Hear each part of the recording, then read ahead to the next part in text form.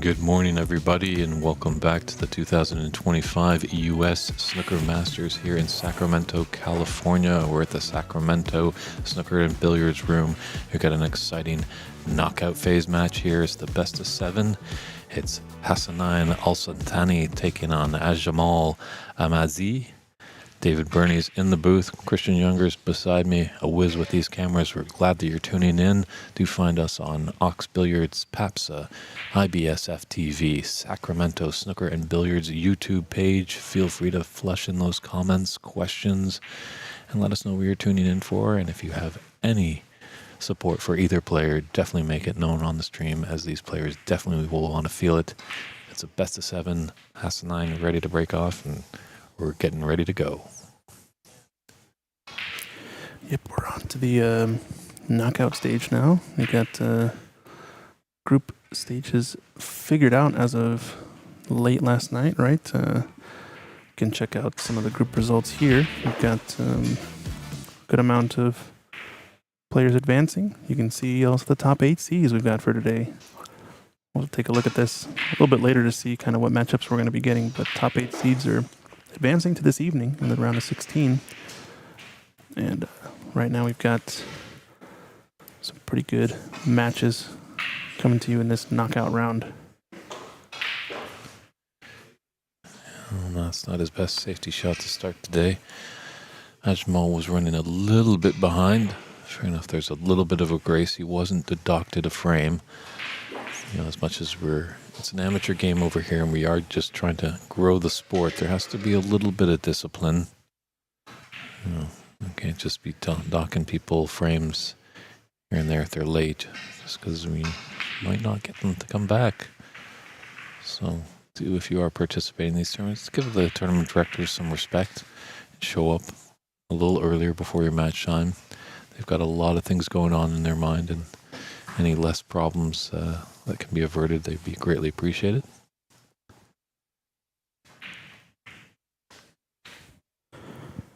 First chance right here for Ajmal. I believe both players are local here to Sacramento area, from what I understand.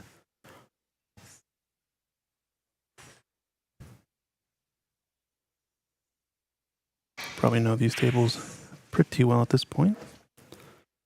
I think Ajmal as well was helping us out, taking some photography, from what I understand, yesterday.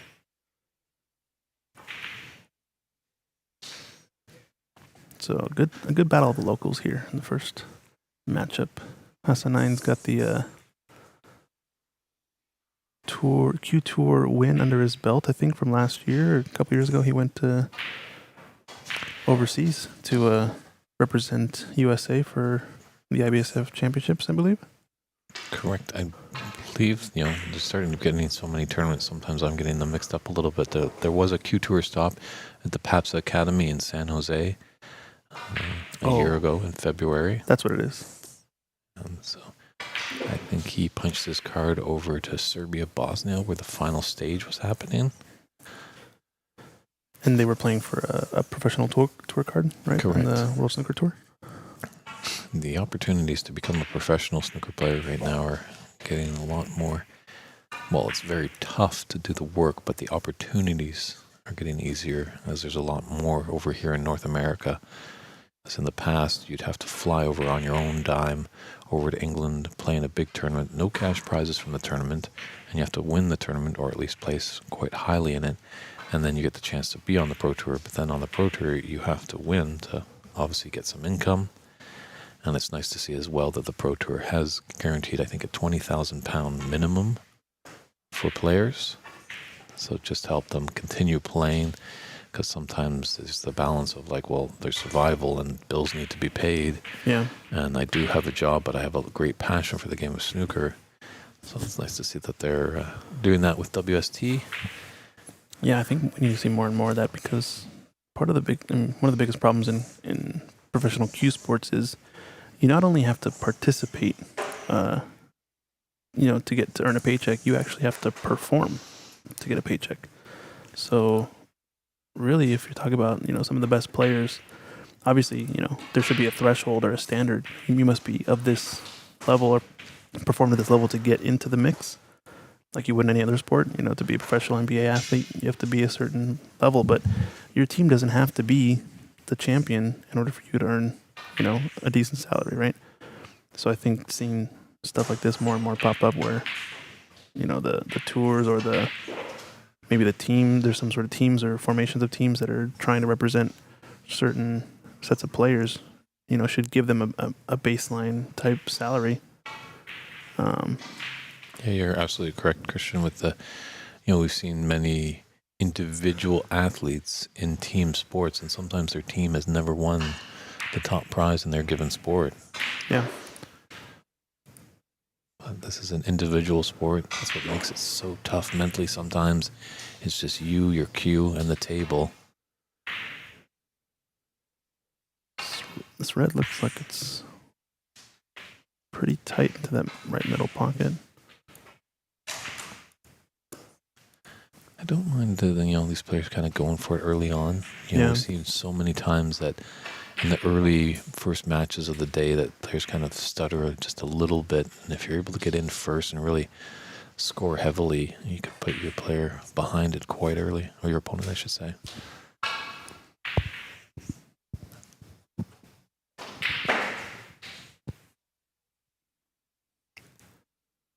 And just for everyone tuning in, that is Jamal at the table.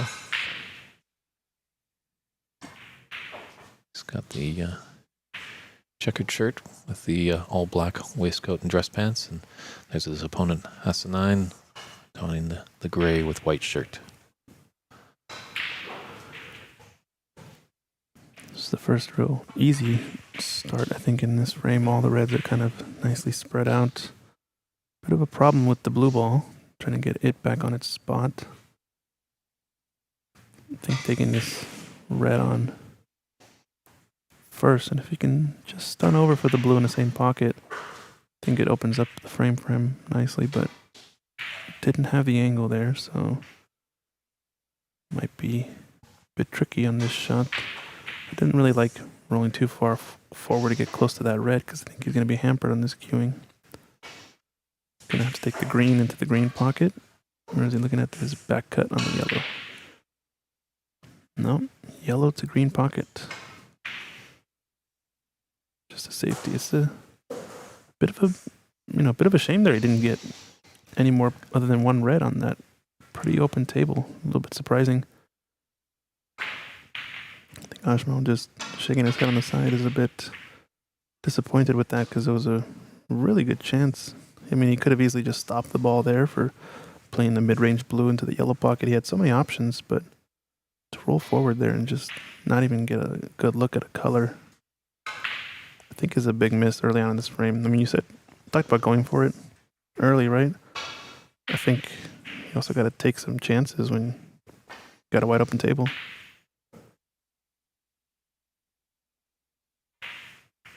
Yeah, because we're getting into deeper into the tournament, just the caliber of play is going to be that much better, and sometimes you just got to seize that opportunity.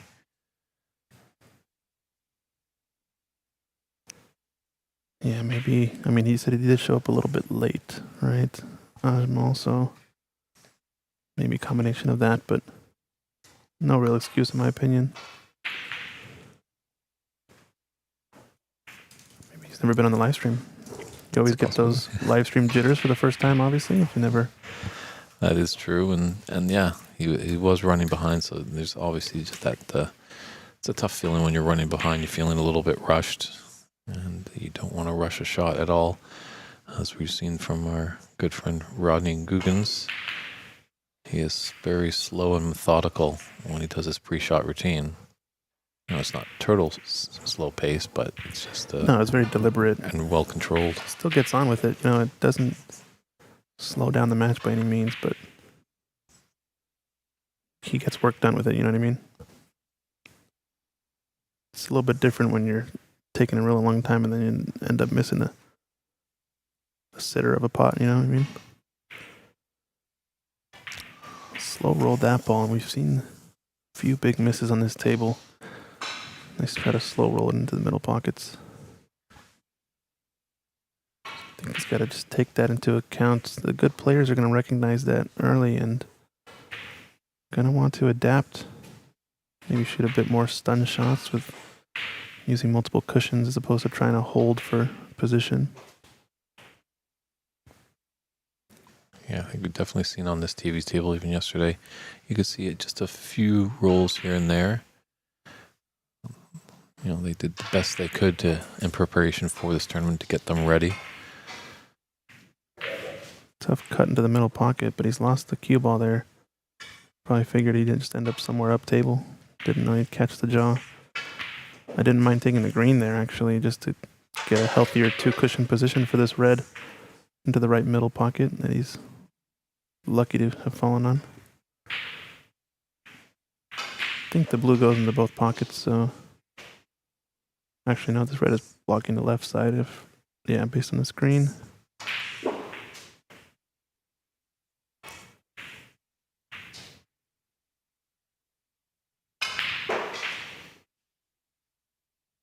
Just lost the cue ball again. Just getting a bit too loose with it. I don't know if...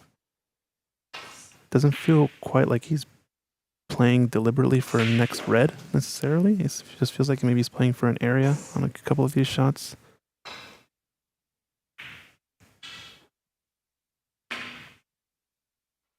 It's a nice recovery shot. Almost sounded like a miscue there, but...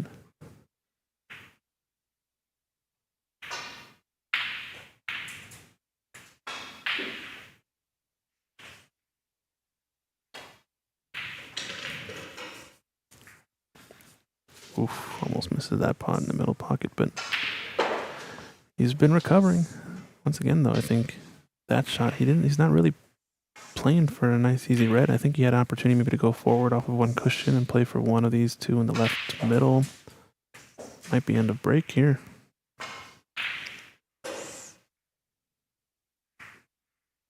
Yeah, I think just a bit of first round, first match jitters. Kind of trying to settle in and not being too tidy with the white yet. It does have a 21-point advantage in this first frame of a best-of-7 match. We'll see how Halsantana responds. Or Hassanin, I mean. Halsantana's last name. Halsultani, yeah.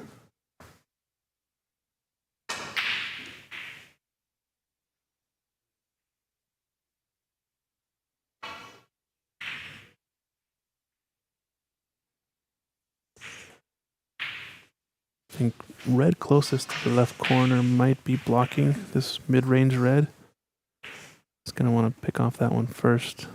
Black's not available, neither is the pink. So look for him to go forward here and try to get back up for the blue. That's the way you typically miss those shots, because you're trying to get, create a bit more angle than the shot really has. He was a bit straight on it. I think this red does pass by the pink into the top left corner. Yeah, it's there. See how tidy he is with his cue ball now, though, because can definitely stun it. One cushion across and play for the yellow into the right pocket. I think that's what he was trying there. Yeah, I missed that by quite a lot. Maybe he was just thinking just a bit too much about that yellow, not concentrating on the task at hand with the red. Can stun run this forward and play blue into the right middle next. Get pretty straight on it. Can also just draw back for yellow. Oh, the middle pocket was available. He's going to get away with it too. Ooh, not quite. Might have just gotten a bit of space there. Might be able to cut this into the left middle pocket. Can definitely get to the more loose red to the corner. It's going to be a tougher shot though. Playing middle pocket.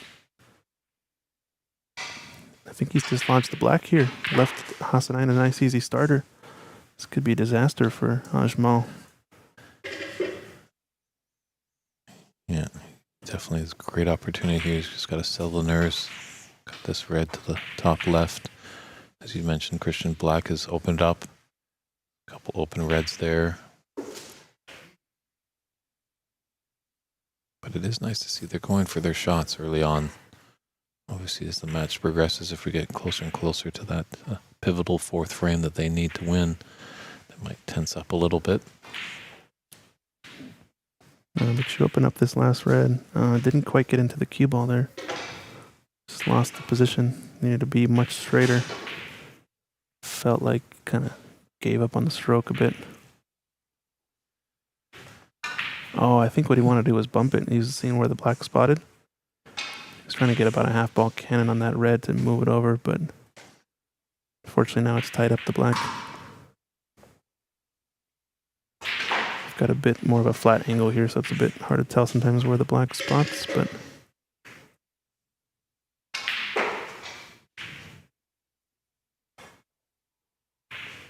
it's just going to clear the blue there for a thin one into the middle. Funny, I thought that would run a little bit more. They were running a bit quicker yesterday. Yeah, it feels like it. Maybe humidity is a little bit different today. It was a little bit cloudy on the way here from the hotel, so you can always change things in the room. And the more action on the table, obviously a little bit more chalk will come off the cue and be on the table. Might just slow things down just very microscopically, but it's a game of millimeters. Yeah, that happens over time, right? When tables get worn in. Mm-hmm. Andy's been doing a great job here getting all the tables brushed down and ironed properly in between matches. So I think if it was a matter of chalk dust during this event, I don't imagine that being an issue with the amount of maintenance they're putting into the tables.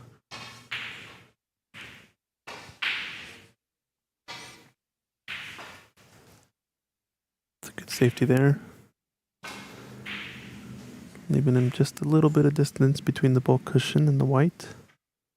Gonna make it tough to cue at this a little bit.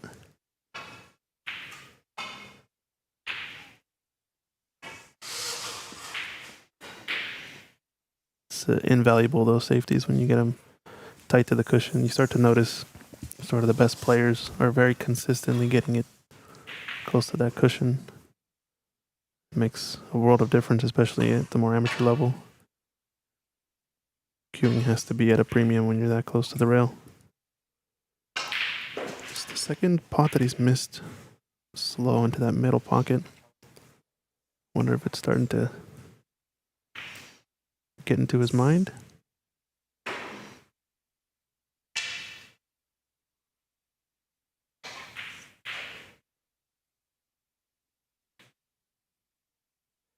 Feels kind of more like a shot maker Ajmal as opposed to a real break builder is the feeling I get.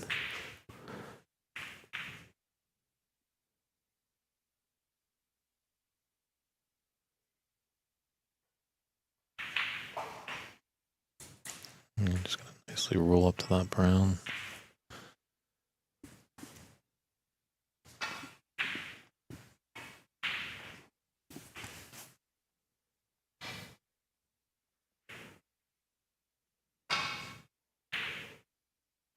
To avoid the blue here.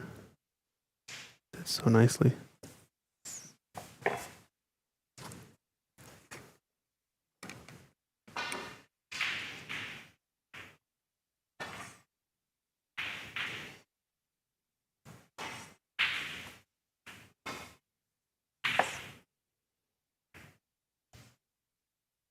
Yeah, good read on that shot.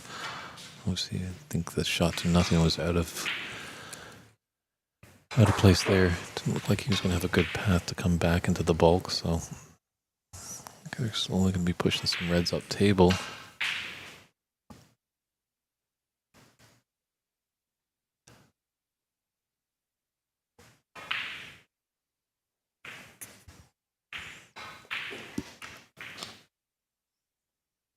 Interesting. Might be a touching ball. Yeah, that's the 9 points at the offending red ball. Thanks. So in that case, he can shoot away as that touching red acts as the first contact. Hopefully in top 16 we'll get that other camera angle and be able to show you some of those touching balls from the other side.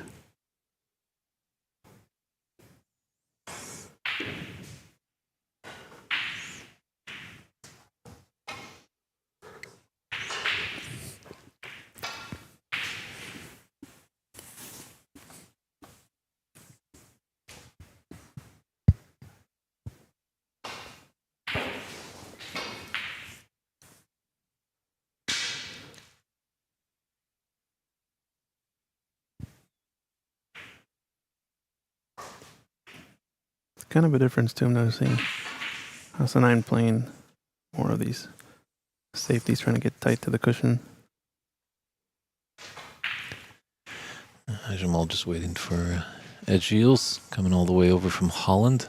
As you can see on the top of the screen, it is a big room here at the Sacramento Snooker and Billiards room, but every so often there is just a little bit of a log jam, so great sportsmanship by the players, allowing an adjacent table to take their turn.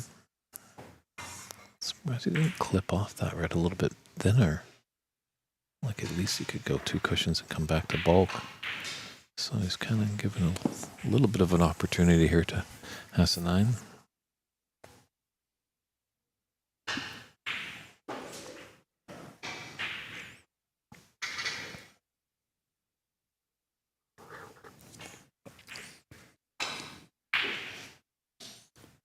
Yeah, I think Hassanine's just kind of leaving him some bait shots, it feels like here.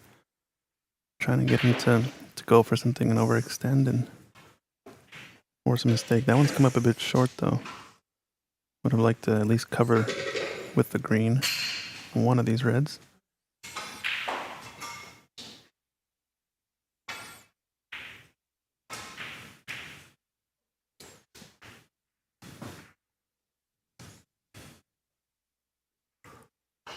I'd like to hit off that jaw and kind of straighten it out towards the blue, but still at the table. I've never seen a snooker player win when they're sitting in their chair.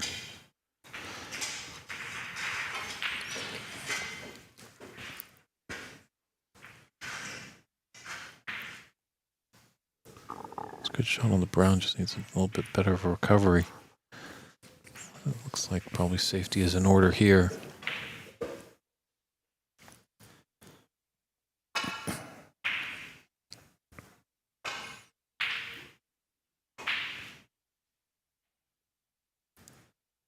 A little bit loose there with the cue ball, trying to get it tight to the top cushion. If he's left this red into the green pocket, I think it's a shot to nothing. Fortunately, Martin, this is the only table that is being streamed, but if you do want updates and live scoring, head over to cloudsnooker.com. It's cloudsnooker.com.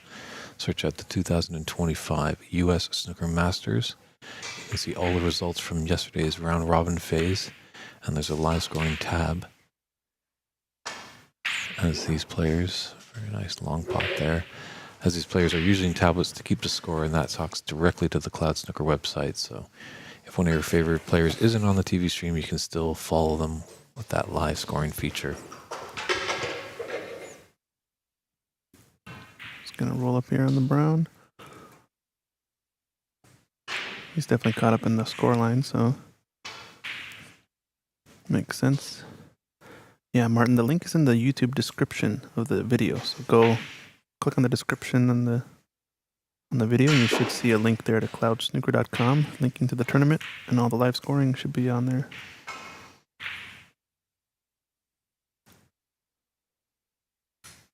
Yep, and he's definitely forced enough of a mistake to leave a shot onto this middle pocket, although gotta wonder, with 2 misses into that middle, Hassanine might pass this up and play a safety here again.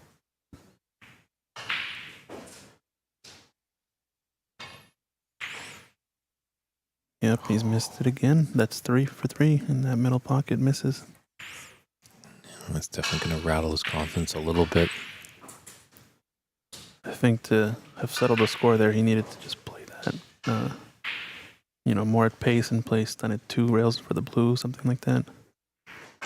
Just a bit tentative on the shot, and that's kind of the zone you get into when you start missing. You start to play shots a bit too tentative, and then all your confidence starts to wane little by little. So you got to get that recovery shot. It's interesting. So he's taking the yellow into the middle pocket. Just needs to hold up for the red. That increases his lead to 5. And 35 on the table, so this frame definitely looking... It's in his hands if he wants to take it. And you can see he worked most angle he could have out of that shot, potting it to the left jaw of the pocket from his angle, giving him enough of a stun line to get up for this pink.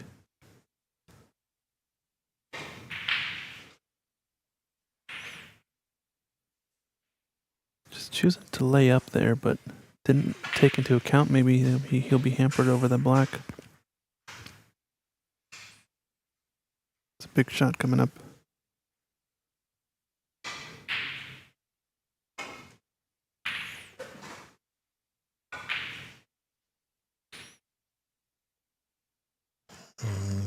Everyone else pulled up enough for him. Thought I was going to just roll over the pocket, but it's okay.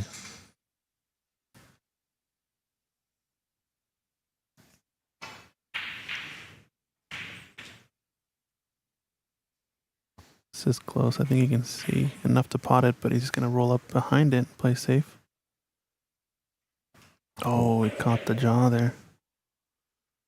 Don't like shooting that shot, especially knowing some of the tables might have a bit of a roll.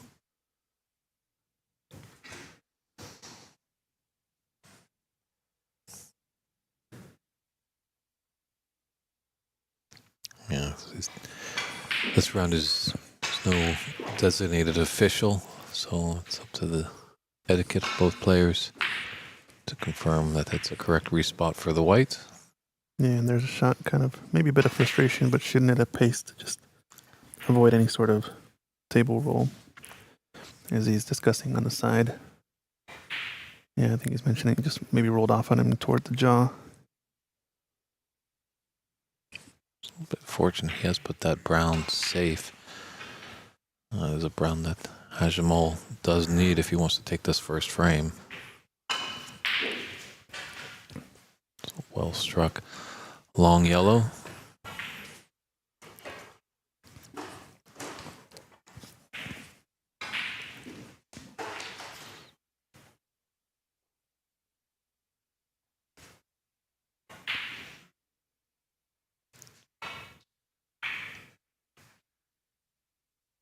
Does he take this green on to the corner? If he plays middle, he's playing a bit more two ways, I think. He's just playing safety.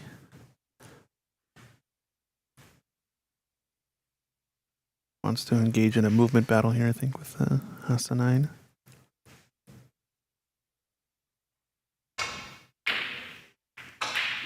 Smart shot there, dislodging the brown as he knows he's going to need it for clearance if he gets a starter on the green. Sure, and he's put the green nice and safe. Brown's much more potable now, so pressure's on for Hashmal to get this safe. Black is a big obstacle, or a big target, I mean. This is a mistake. Yeah, that's come off the cushion quite aggressively, giving Hassanine a long green into the yellow pocket.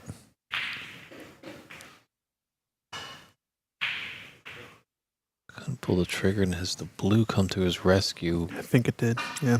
No potting angle here. Maybe has an edge of this green on the left side, but with the middle pocket looming large, it's going to be tough to play good safety here. He's going to have to go for it cushion first. Want to contact the top side of this green to send it down below the pink and black, in between the pink and black, excuse me. He's just caught it way too full. It's a shot where a pool player would know what to do.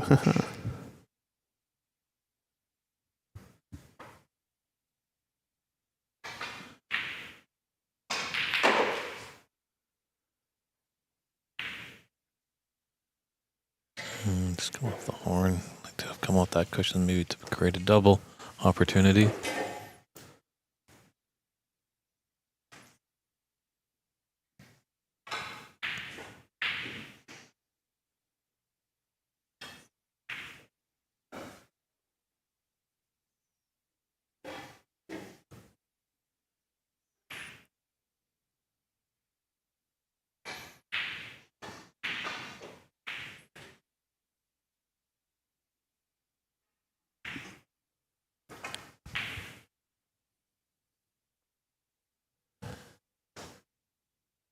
Nice shot there.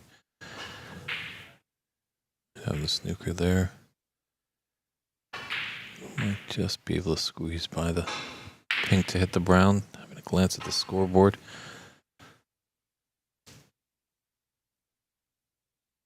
Jamal does need brown and blue.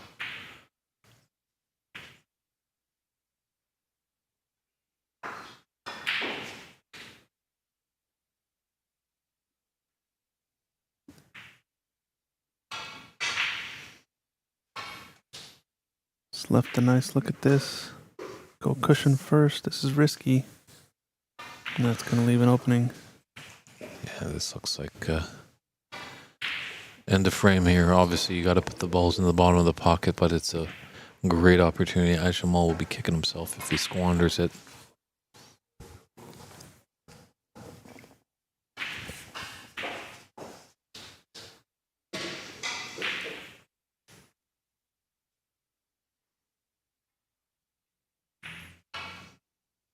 Oh, wow.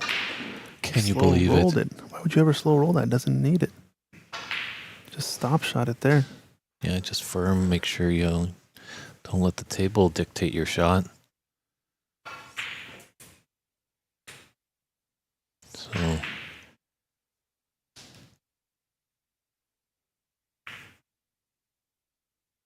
actually, the brown was. So actually, House 9 does need one snooker, as there's 19 in it right now and 18 on the table.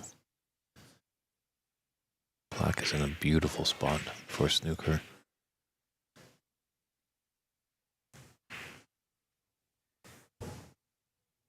So another little twist in this first frame.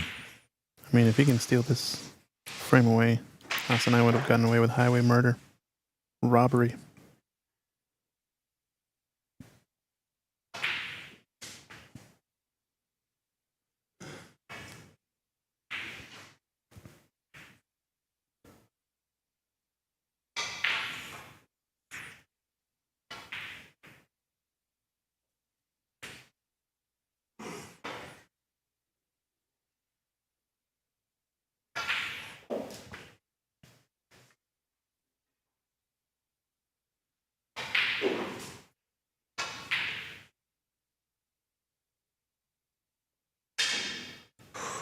Wow.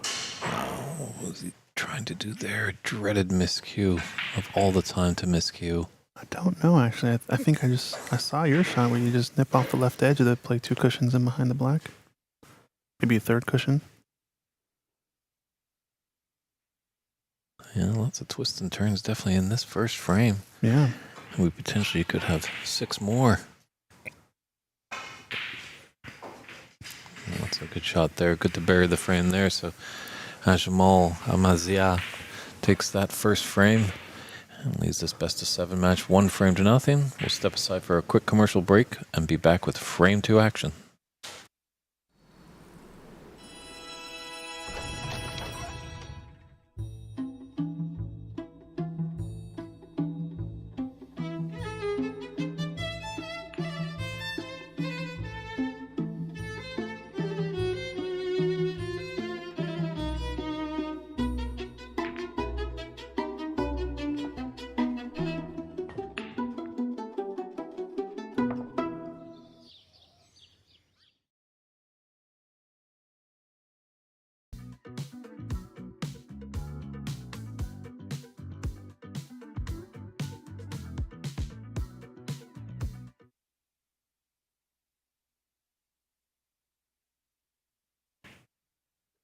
We're back here at the 2025 U.S. Snooker Masters in Sacramento, California.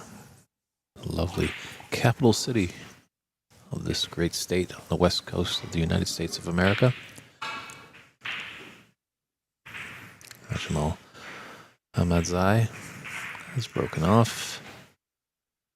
And just maybe a little wardrobe fixing over there.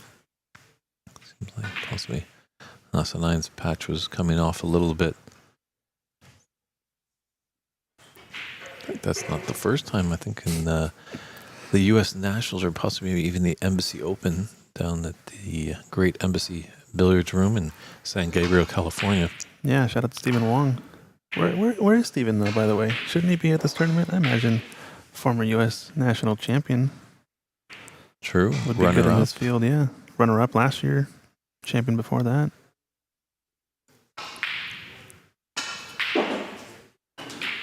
Somebody in the chat saying, "Hey, chat," and then just crickets.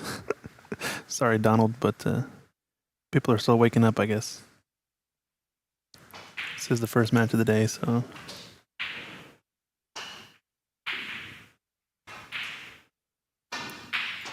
Paul Giles. Unfortunately, no, we can't switch to the table up top since we are focusing on this TV table. This is orders from the tournament director above, so if you really want to watch a certain match, best I can do is give you the live scoring. You might be able to switch to it in between matches if we have some delays and whatnot, but this is the angle we got for the table we got. You're concerned, Paul, if pretty sure you're rooting for your boy Ed. And if he is to move on, maybe we'll just pass that along to tournament director Andy McCloskey. That we've got some friends from the Netherlands that are tuning in, and they want to see some of their fellow countrymen.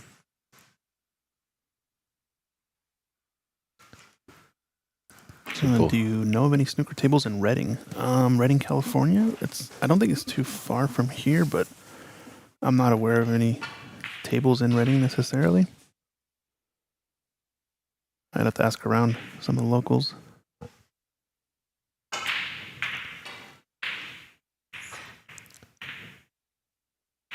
Big miss, splitting up a lot of the reds, but not going to leave anything easy. Going for this one up into the yellow pocket. Maybe just play a safety and force a mistake. He's got to be a bit rattled from the past few shots. He's had a third miscue now in the frame, right? Or the match. True, and I think he's terrified of that left middle pocket. 150 miles north, yeah. Couldn't tell you. I'm not from this area, but you can always ask around.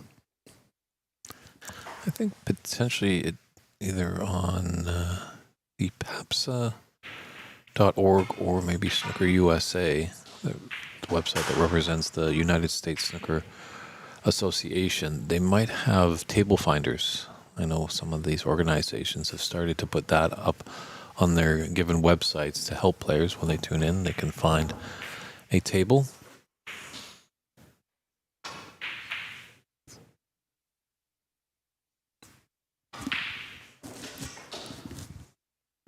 Don't know much about Ajmal's game. I haven't seen him play too much.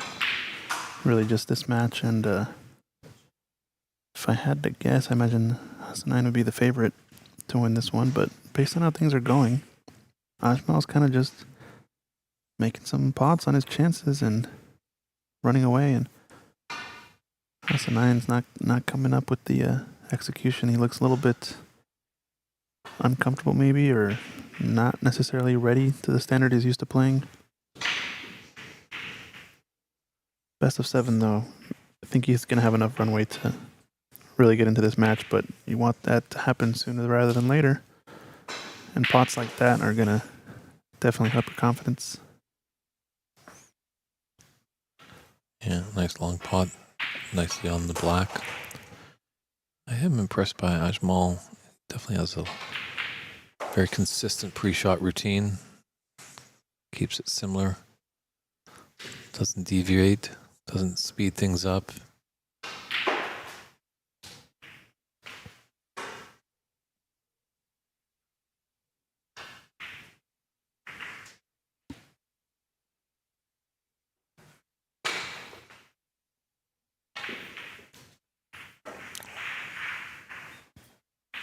Can't believe it.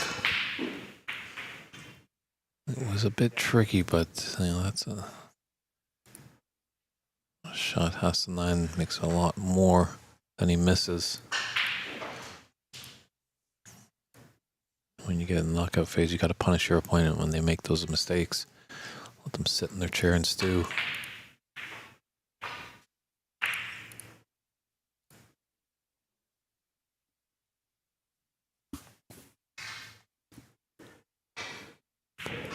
Someone asking about the referees. Unfortunately, we don't have the staff for referees at this stage in the tournament, but we will be having referees hopefully for the quarterfinals onward. I believe quarterfinals start tomorrow. Our good friend Dave Daly up there in the Seattle area usually does a lot of great refereeing, but unfortunately he just couldn't make the trip down this weekend, as obviously this is not the main profession for most of us. Some of us have other jobs to help pay the bills.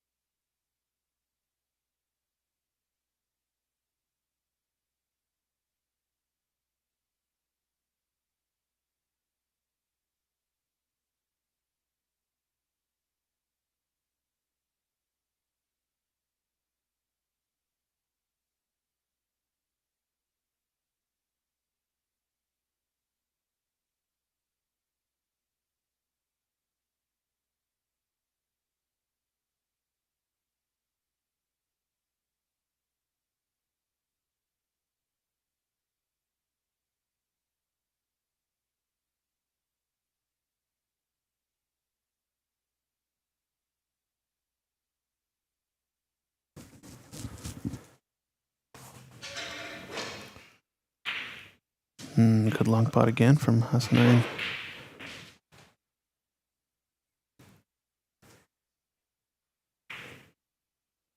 Sorry, we just had to take a quick break. Some administrative stuff in the back end, but got things figured out now.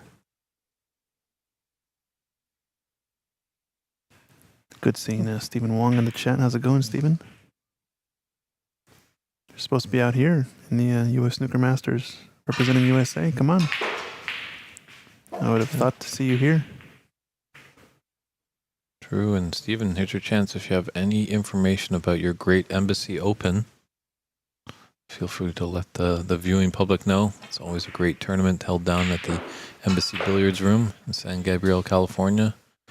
The team down there at Embassy always makes us feel welcome when Christian and I come into town.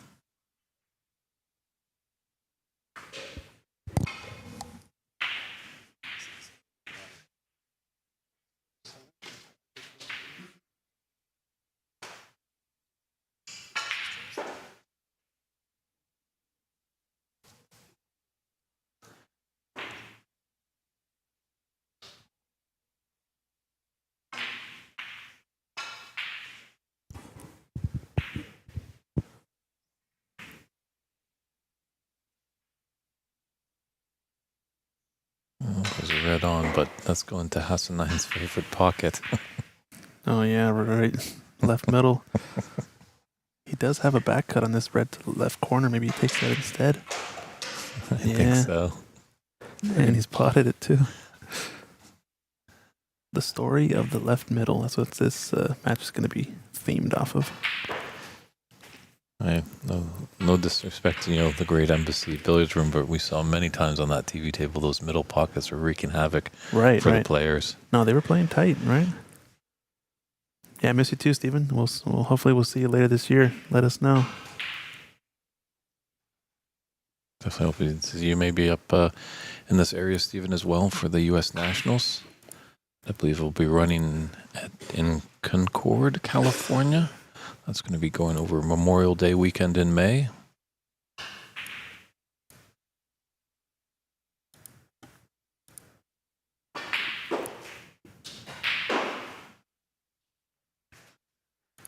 I do appreciate a lot of Dutch fans tuning in. I think they can just see a little glimpse of their native man, Ed Giles. Unfortunately, just in conversation with our tournament director, he felt that this was the match to put on this TV stream table, but we'll definitely pass along these votes to get the Dutch on the stream. I know one way he'll definitely get on the stream is if he gets into the semis and the final, right? There you go. Just get your guy to this final, and he'll definitely be on the stream in that case. It's funny, and then you probably talk to these players, and they don't want to be on the stream. Right? Or you actually ask him in person. Yeah. Like, get me away from it farther away possible. I think he actually did tell us that. We were hanging out inside the hotel earlier, and he said, "Yeah, don't put me up on there." I think talking about Ed, right? That's correct. Yes.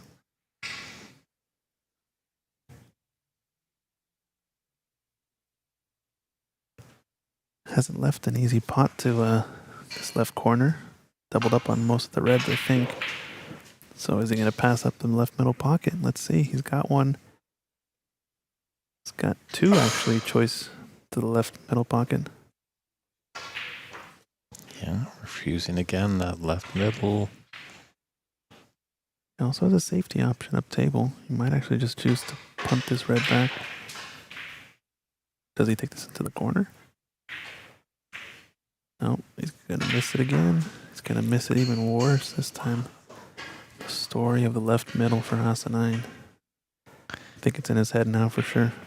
That wasn't a bad attempt because it wasn't really a gimme. That other left middle pocket shots he's missed have been a little bit more easier. So I don't blame him kind of trying to take that one on. But it looks like Jamal's having trouble too. No, but it's still timid. You know what I mean? Like he's not shooting it at pace with confidence. He needs a good confident stroke into that pocket just to settle the score and put it out of his mind. Like this is a great opportunity here.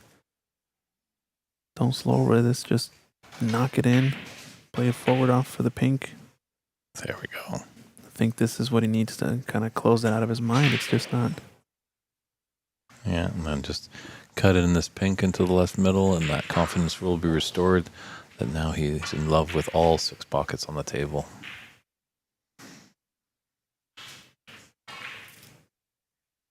Yeah, should be good to go now.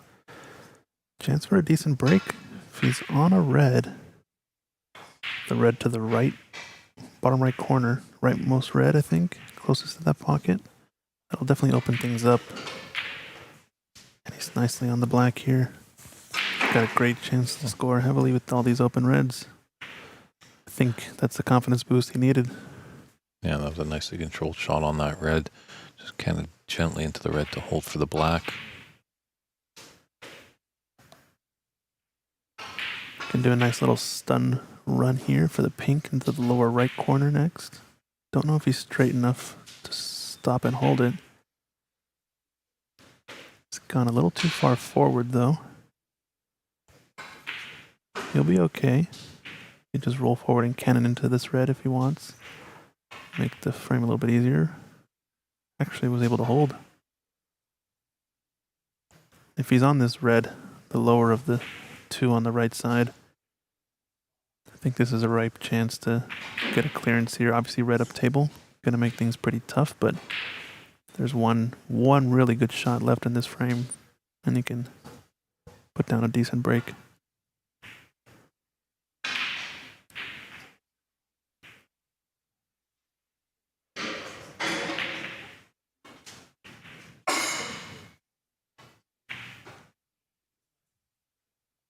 This is a tricky black here.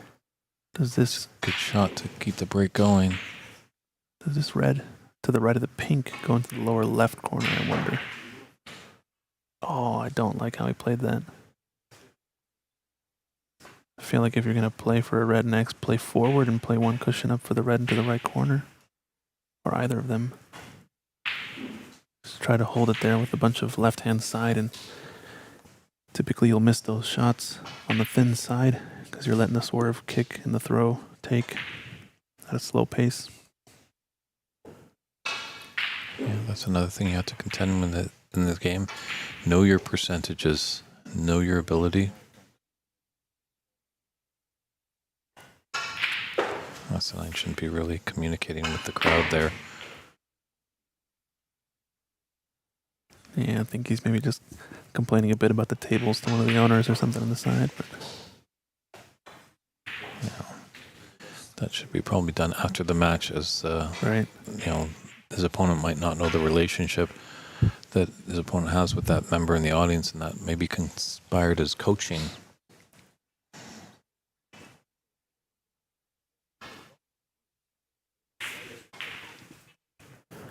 It's gonna be a bit short. Yeah, just caught that near jaw. Just the way you usually miss those when you slow roll them at dead weight. The nap is going opposite direction of what you're shooting, so it's gonna tend to want to curve upriver.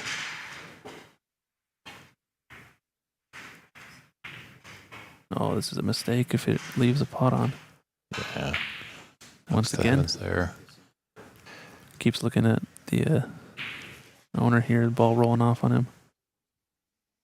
But can't sit there and complain about it. Both players have to deal with the conditions. What you have to do is adapt. Don't slow roll it. Play a different shot. It's the difference between a great player and a good player. Yeah. The great player will adapt. The good player will just find the owner and complain. Yeah, exactly. The great Ronnie O'Sullivan came to America once. I think his series was called American Hustlers. And he went all around America playing pool in various venues. Yeah, on their own turf. Yeah, and the conditions obviously varied, but Ronnie did quite well.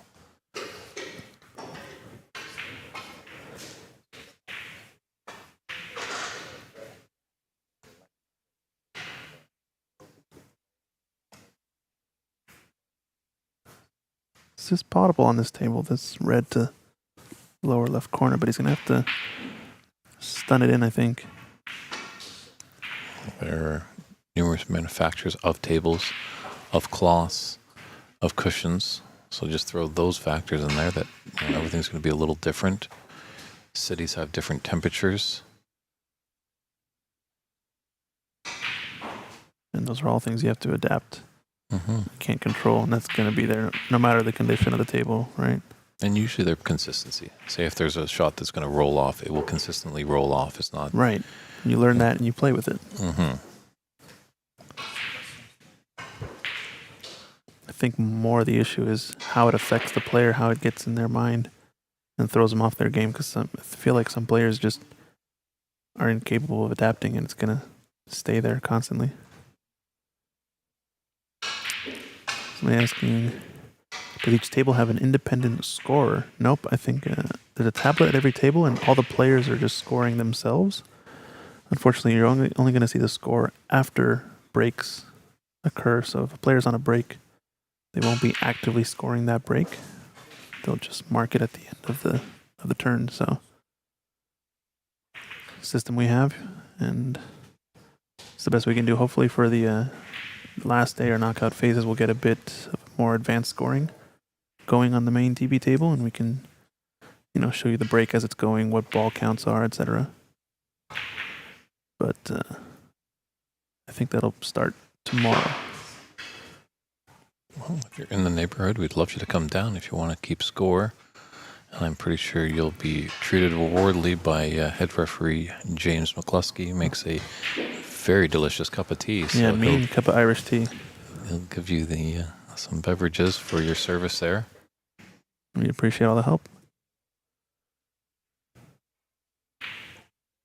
And just going back to the tables, it's not like, unfortunately, we don't have table mechanics on call to come and fix any problem, or sometimes even the budget as well.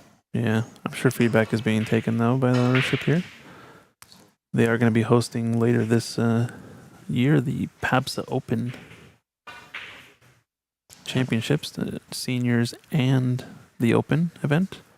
I think the Open event up for the winner is going to be a professional tour card as well, so stay tuned for that. You're going to get to check that out. Later on, August the 30th through September 7th, it's going to be hosted here, the Pan American Snooker Championship of 2025. Going to be crowning a new professional on the tour to represent their respective country.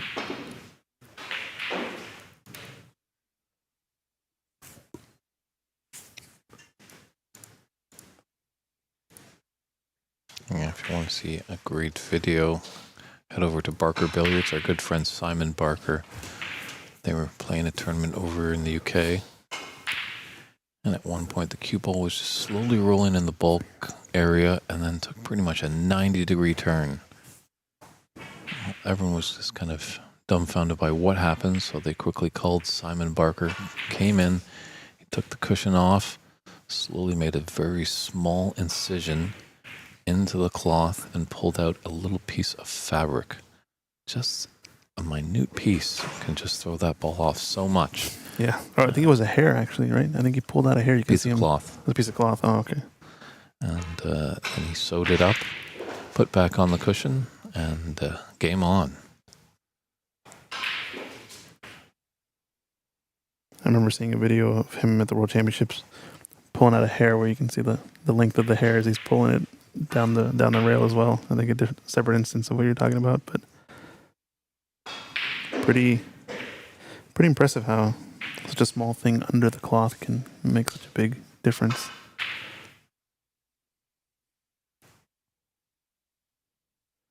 Donald B. Shaw. Let me know which channel you're viewing on. Right now we're streaming on, I believe, 4 different channels. The Pan American Billiards and Snooker Association. Ox Billiards is my channel. Sacramento Snooker is the venue channel. And IBSF, another international organization for snooker and billiards. If you check out my channel, Ox Billiards, I can speak for what we host. We host a lot of stuff at our club in Seattle, Washington on this channel, as well as other live streams that we go out and help stream, like this event, for example, is held in Sacramento. You can check out the last 3 years worth of U.S. national tournaments. 2 of them have been held at Embassy. We were talking about Stephen Wong earlier. Yeah, you're on the Pan Am. So the Pan Am is going to be all the Pan American tournaments. You'll get a different array of events there. There's Q Tour events. There's PABSA Championship event from last year in Montreal. Yeah, they're going to be focusing mostly on the Pan American stuff. For Ox Billiards, we've got snooker and pool. We're going to be hosting Seattle 9-Ball Open coming up next weekend. So you can come check that out over on the Ox channel. And then Sacramento Snooker and Billiards is our venue here that we're playing at with these awesome, 12 tables in this room? 14 tables in this room, I think. 12 down tables. Here in Sacramento, yeah. We're also broadcasting on their YouTube channel to give them some growth and some viewership.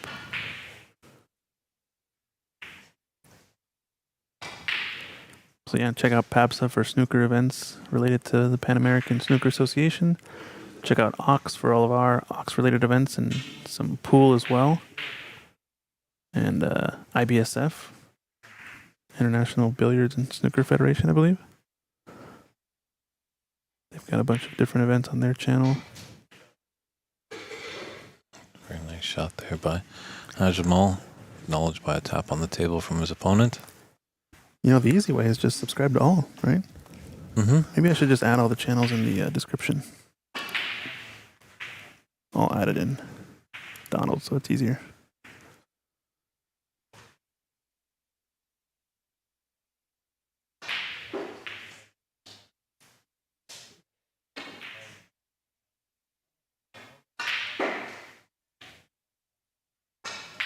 Oh, nice weight there. Might be able to slide by that pink Rajamal.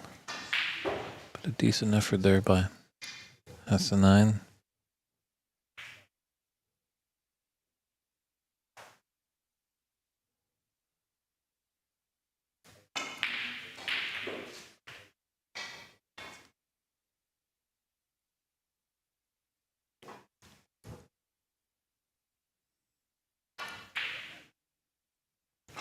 Almost had a bit of a run of luck. Getting that yellow off the blue, almost found the bottom of the pocket there. Cue ball and yellow very tight together. This is a delicate shot if he wants to try and put it into the green pocket.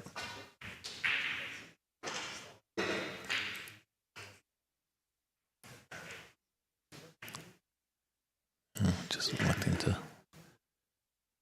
play the snooker and just coming to see if he's got the cover.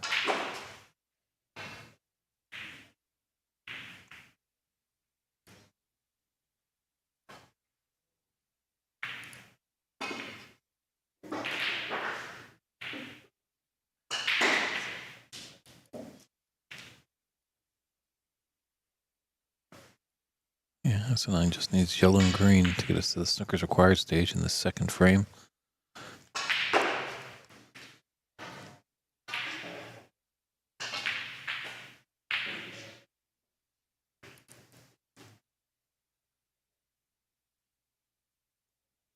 He's got a nice angle on the screen to float down to make us certainly get that brown in there. Now that left middle pocket is receiving shots that Hassan is taking on. Yeah, he seems much more comfortable now, and I think this might be a good turning point in the match for him. Yeah, a lot of the times we see in these matches, sometimes the more experienced, more proficient player might stutter a little bit. And then they finally realize, hey, I'm a little bit behind in the match. Their back's against it, and they kick it into high gear.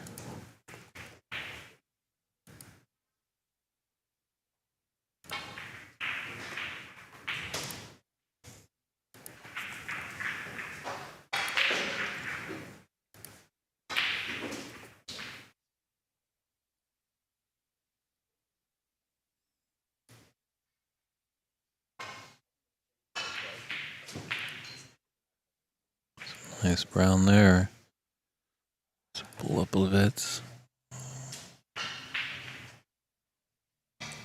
Thin blue. I think he's just going to try and come off a couple cushions, get behind that black. Delicate shot.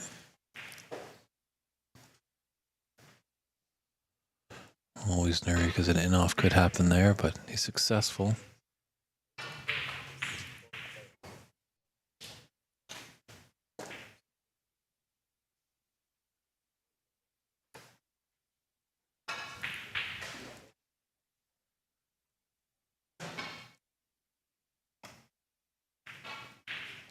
It's a good hit. Watch out, cue ball, wow. Hey, thanks, Donald. Stay tuned. We'll show some more content on there. No problem.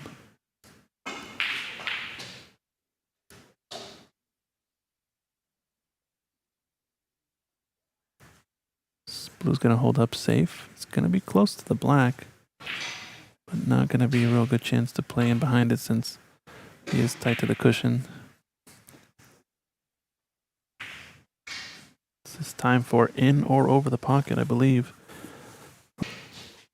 I almost prefer potting the blue since you only need one snooker. It's going to be just as hard playing with the pink as it is the blue. And you're going to need the blue eventually anyway, so. It's a good opportunity just to roll that blue over the top right. In or over. He's just trying to knock it in, which, you know, might be a confidence boosting type shot, but the more misses you have like that, the more this match will drag on. If you're House of 9, you got to close this frame out quickly and get on with it. Yeah, you don't want to be reeling. You know, when you've got the frame pretty much in your hands, get it done and dusted, move on, keep that momentum going into the next frame.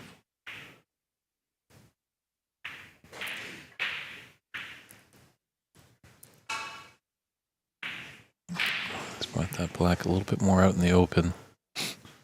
Still potential to snooker behind it, but when it's close to that yellow pocket, just if Jamal can make the snooker there, it would leave a deadly one for him.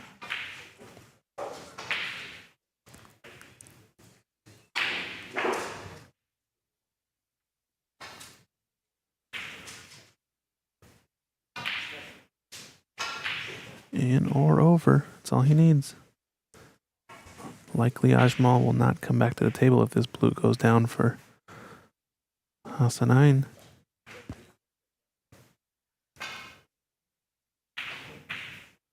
This is a good chance. Yeah, he's got the snooker there. It's going to be an easy escape, however. And then there are snookers required. It's not the end of the world. Just make sure you make a good contact on that object ball. Just left it out in the open near the black too, so another possibility for a snooker behind this black.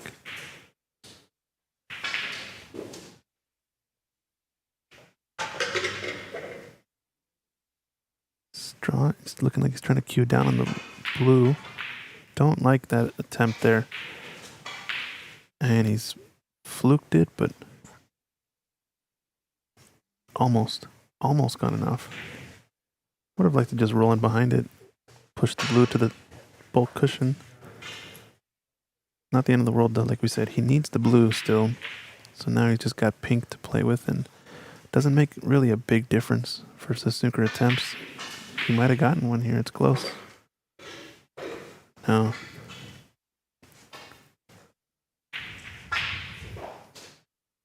Oh, with that blue gone, that's less of a chance that Hassan9's going to, get into a ball he doesn't want to, so. It's a yin or yang kind of thing sometimes.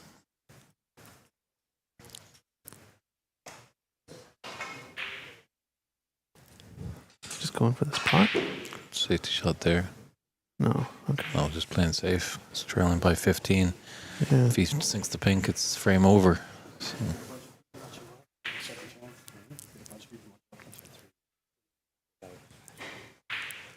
Don't invite him next year.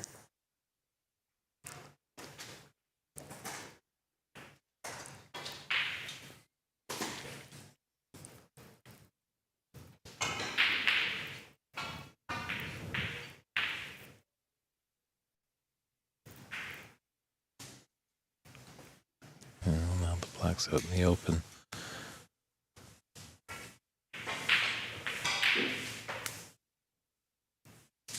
The only problem with this attempt here is... Oh, that's Hassan9, excuse me. No, this is the right shot, then push it over the pocket. I think what he should have been doing that on the blue earlier, but now it's getting close to quitting time.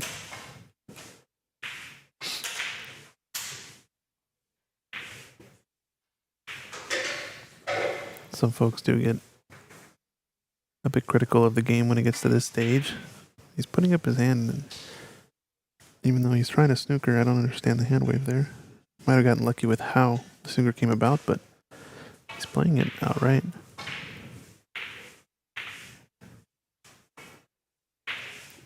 You know, when there's one snooker left in the match, or in the frame, excuse me, and 2 balls out on the table, I think it's still definitely worth going for. Yeah, all Hassan9 is to be concerned if he is in a snooker, just hit that pink ball. This is another shot though, in or over. You don't need to rifle this in. Yep, it's going to be close. There it is. Yes, Hassan9. Al-Santani ties up this match 1 frame apiece. We will step aside as the players set up for frame 3, which will happen very shortly at this 2025 U.S. Snooker Masters.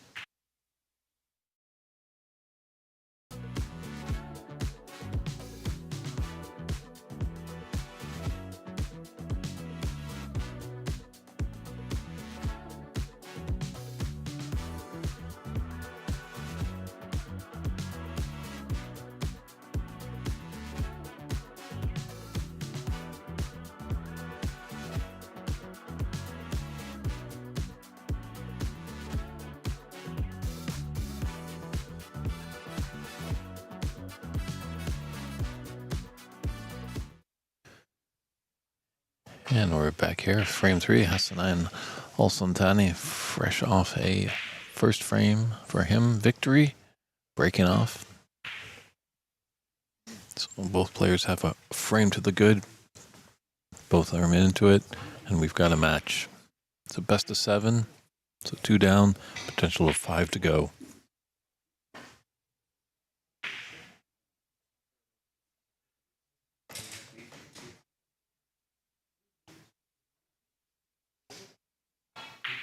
Just shows you how slick these cloths are. I thought that red ball was going to stop just before the middle pocket.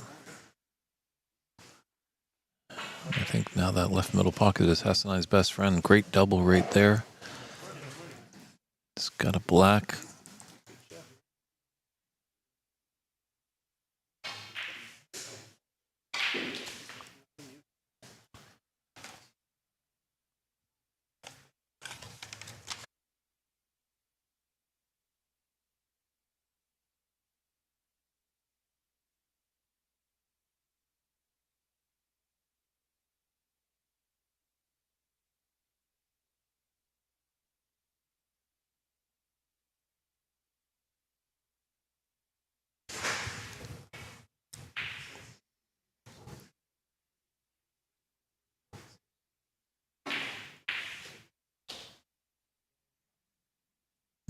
want that to run just a bit more. It's a tough blind cut. Put this in, it should be all right. Oh, wonderful shot there. S9 is finding a higher gear.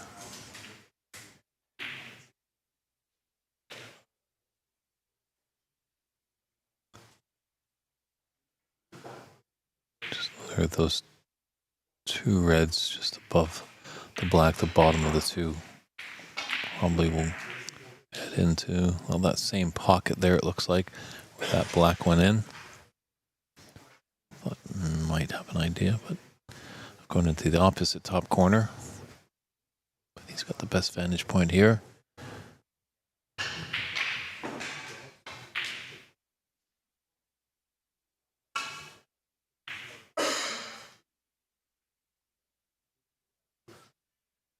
He's got a safe little red there by the left middle, just above it, so he can put a lot of concentration into this black.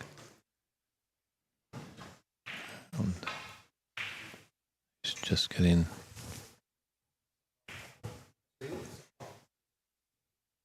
wanting to get someone to take a look at this as S9 is queuing over the red here. Obviously any little fabric of clothing that hits that ball, he'll be in trouble, but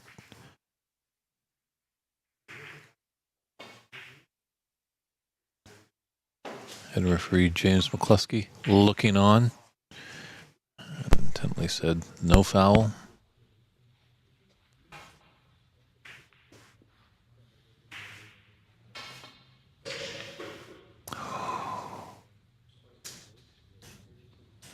Middle pocket comes back with a vengeance.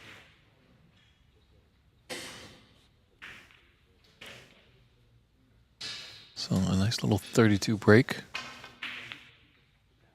Get this third frame starting for S9.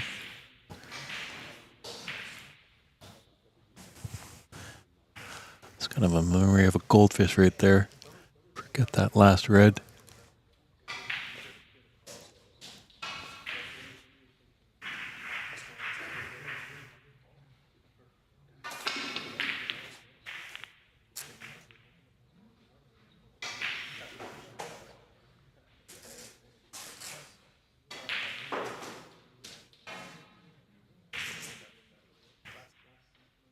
And now Jamal just waiting for Gilles to take his shot.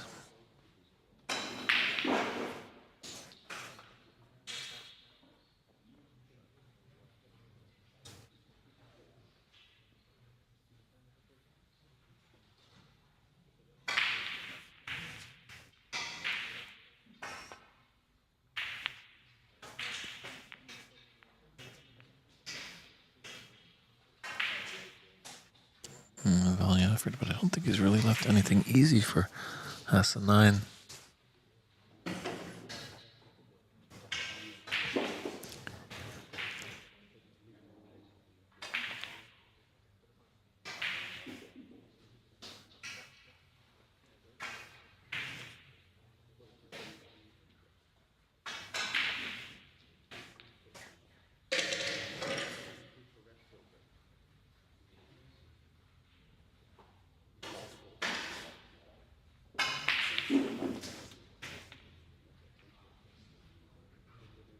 Very nicely done. It's come just enough.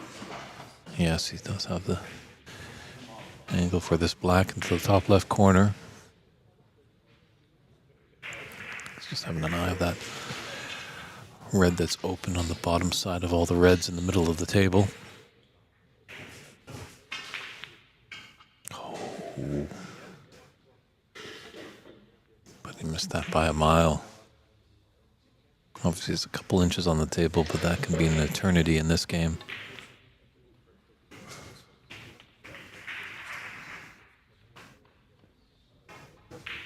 Just wanted to skate past that blue, didn't want to cannon into it.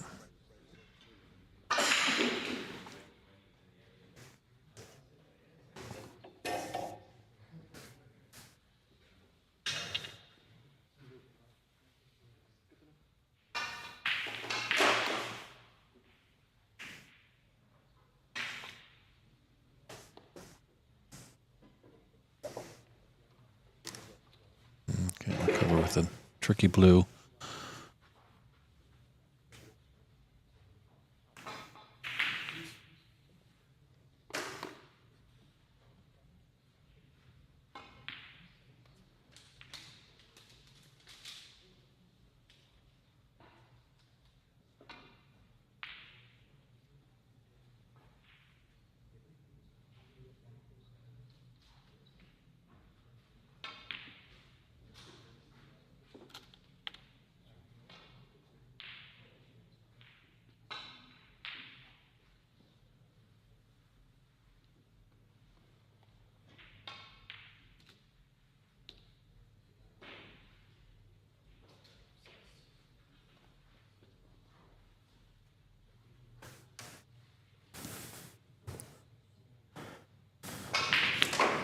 All right, so I took a step out of the booth for a little bit. How's this one coming along?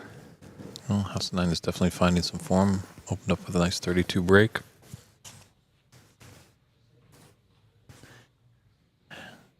And yeah, it seems like Hajamal is just kind of faltering a little bit, and House 9 is taking advantage of that. He's getting into that tunnel vision. Yeah. It's just him and the table. The rest of the world can just be quiet for a couple hours as he focuses heavily, wants to put his card into the last 16. Oh, beautiful shot there, opening it up perfectly and getting on the pink. Well, definitely a good frame-winning chance here.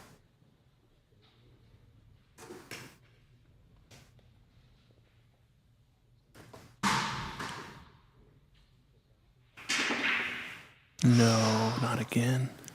There was definitely a little bit of noise in the room when he was down on the shot. I think his tip, though, is having some issues. That's the third or fourth miscue now he's had on a screwback shot. I haven't seen him do any tip maintenance since the start of the match. So yeah, there he is reaching for his case. So might just have a big old bald spot on the top of his tip now that it's miscued so many times. There's one thing about the snooker players is what is taught typically is to hold the cue upright the same direction. So the chevrons are facing up on these ash cues, or the grain, you know. And as a result, the tip starts to gain a certain type of shape over time. Since, you know, you start hitting the same part of the tip whenever you do a screw shot. Same part of the tip when you do a follow shot. And so it can happen over time if you hit a lot more screw shots, for example, in a match. You can start to change his tip shape over time. Looks like we got an update. I think, yeah, Ed has won his match there in the background. He's moving on into a round of 16 now. So we're starting to get down to it here. We're going to have a 7:30 start time for the round of 16 later tonight. Top 8 seeded players that we have after the group stage are going to be playing then. They're going to be playing the winners of all of these matches that we've got starting at 10:30 and at 12:30.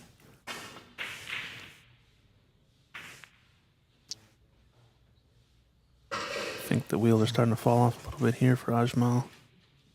I just didn't want to cannon into that black. Killed the pace. And just drift this in and be onto the pink to the opposite corner pocket.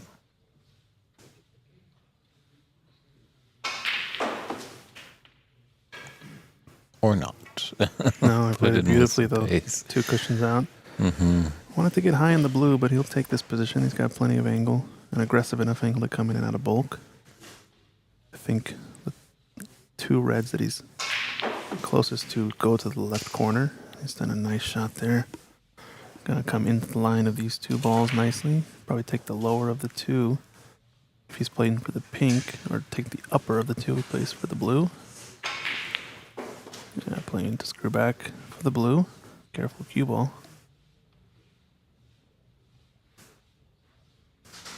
You're gonna see a highlight reel shot here. A little bit of forward 3 cushions. It's gonna be a bit short of pace. Needed some more oomph behind that shot, right? A little zip on the cue ball. It didn't quite get it. Would have put him right around center table near the blue. But he started definitely to get comfortable now. Yeah, he's finding some form. So he's waking up. All those sometimes, takes a little bit. Obviously, each player before the match, they're entitled to 5 minutes of practice time before their match goes. That's going to just loosely kind of warm up.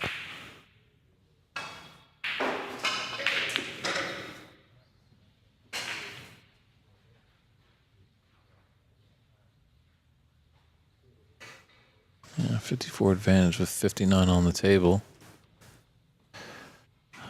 Well, Hassanai needs is a red to put us into the snooker's required stage. Still playing tighty though with his white. Playing a good safety here. Decent safety. It's got a good result with the yellow blocking the pocket for these two reds.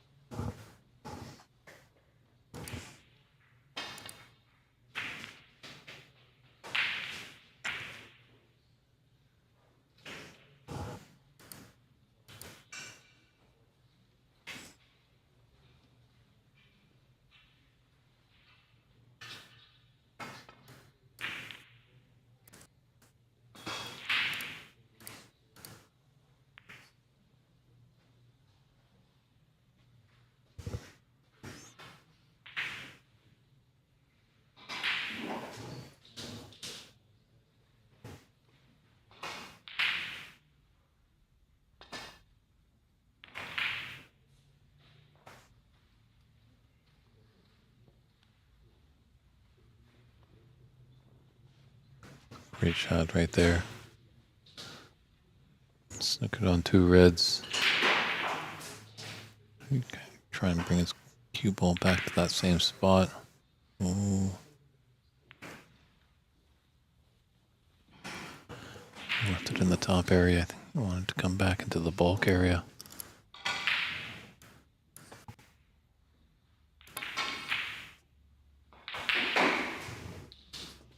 Very nice double there. I don't know if you can get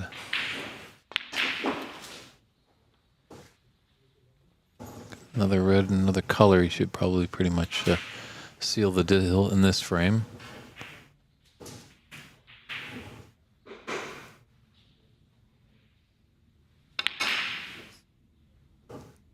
See what Jamal does here. Black's in kind of a tough spot.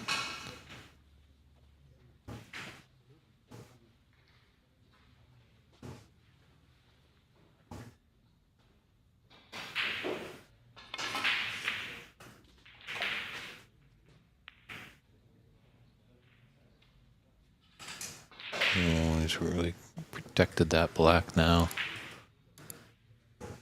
61 points. Actually, with that red, it's 60.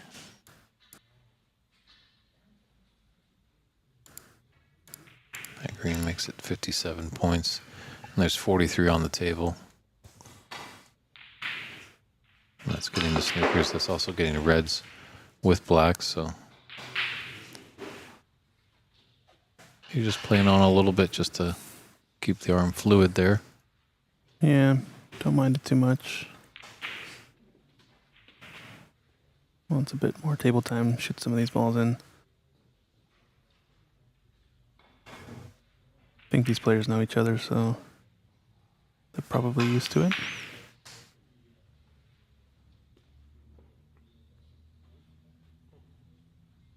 Well, no concession right now. It's a bit surprising. Didn't mind him playing on a little bit there, but it's down by 51. There's 35 on the table.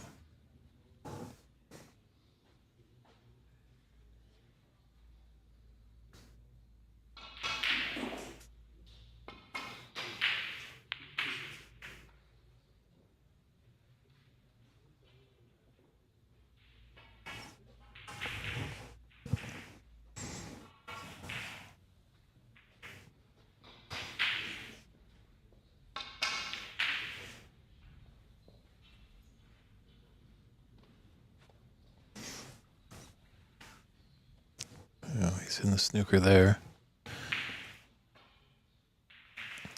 Piece to miss here. There's going to be a concession. Well done. Always tricky playing those masses.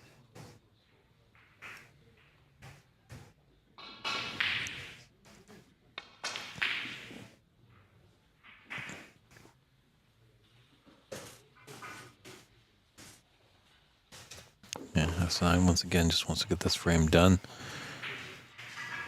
Just put that red down.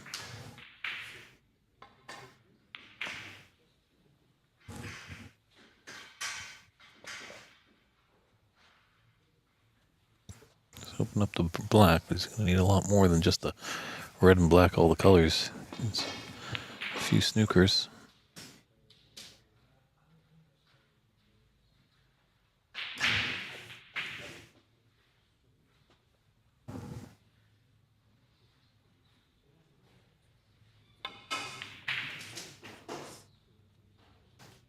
He's not really doing him any favors of potting that last red. Obviously, with the final red, there's potential of a free ball, and some more points can be scored.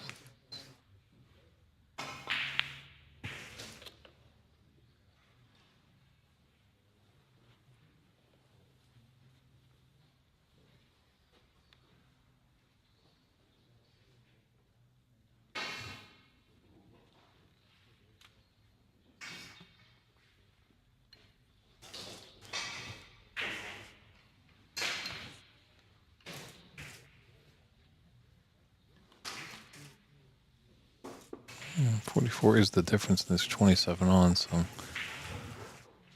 1-2, skip as many snookers he needs.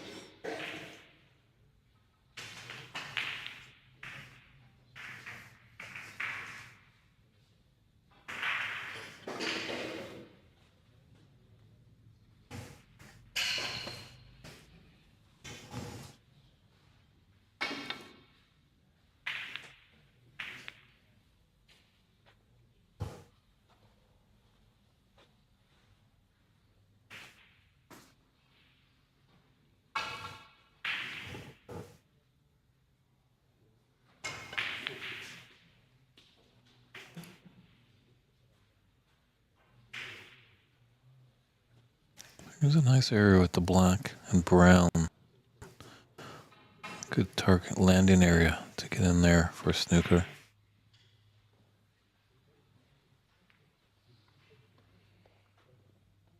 As the song goes, when or where is he going to find that opportunity to take it? Oh, this surely has to be concession here. I don't think Jamal is going to come back to the table. It's looking really good as a... And there is the concession there, so Hassanin Al-Sultani takes that frame by scoreline 62-18, takes the third frame, has a 2-1 lead, and will return shortly for frame 4.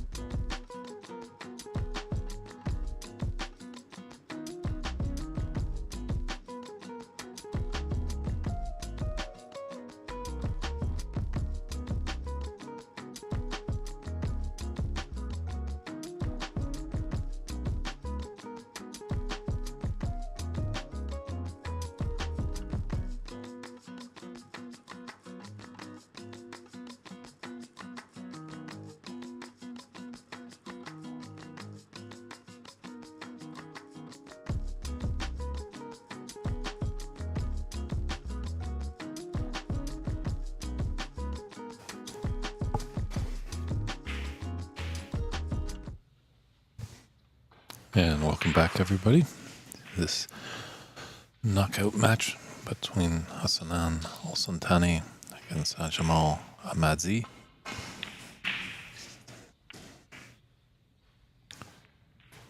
Jamal breaks us off. Frame he'd like to get on the board, get us at 2, put us into a best of 3 phase. But I think Hassanan would love to get the 5th frame or the 4th frame to him, so he can take a commanding 3-1 lead with only needing 1 frame to punch him into the last 16.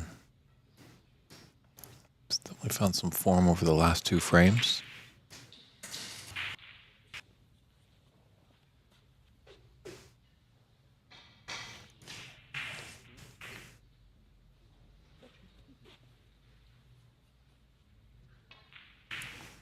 Both players just having a peek. See if it's a touching ball. Doesn't look like it. Could clip this into the green pocket. Very nicely done.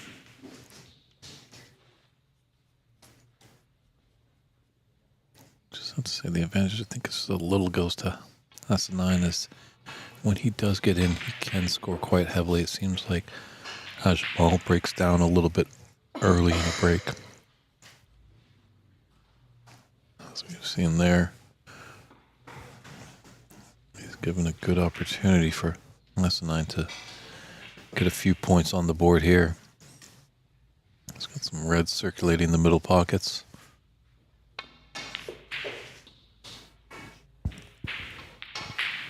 Yeah, I think we're starting to get some new players in the building as we have 12:30 matches going to be starting here soon. This stream table match taking a little longer maybe than scheduled, but got plenty of time today. A nice big long break after the next match before we start the top 16 happening later on. 7:30 start time this evening. True, but we do have the second chance semifinals at 3:30 today scheduled. Oh, okay. So we might be streaming that one next? That is up to our tournament director, so probably at the conclusion of this match we can find out some information. Got it. To see how the programming is going to go. But definitely, yes, at the conclusion of this match we'll have another last 24 knockout match. Nice cannon, but how's your luck?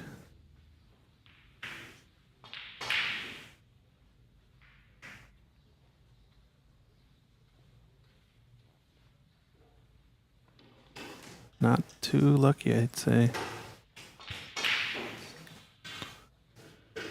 Not as lucky as we're seeing a lot of these Irish players in this tournament. They're getting quite the luck. Luck of the Irish, huh? It's luck for conspiracy theorists, as they're probably going wild with a Irish tournament director and how it all goes, but Something tells me Andy's not going to be fresh enough to be winning this tournament. He's been putting in a lot of work behind the scenes, staying up late and showing up early to brush the tables and get matches going. I think he wasn't planning to play at all, which I think makes a lot of sense, but just to round out the field, he was stuck at 35 players as a lot of folks dropped out last minute, so felt like he had to play. it's true. You know, as much as players sometimes are in the heat of the battle, they do just need to sometimes remember to check themselves as these tournament directors and the people behind the scenes. They certainly are putting a lot of hours to making these tournaments a success. And you know, when it runs along smoothly, you know that means it's even more hours and hours behind the scenes. So foul shot there from Ajmal, accidentally tapping the cue ball.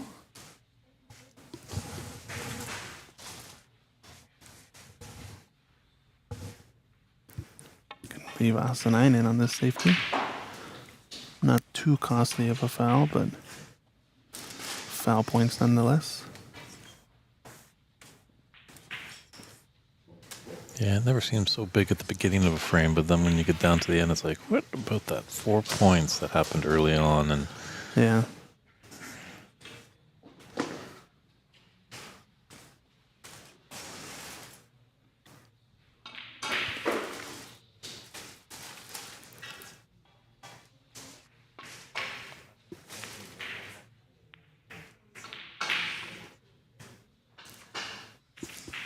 Yeah, he's left open a mid to long range red into the top right.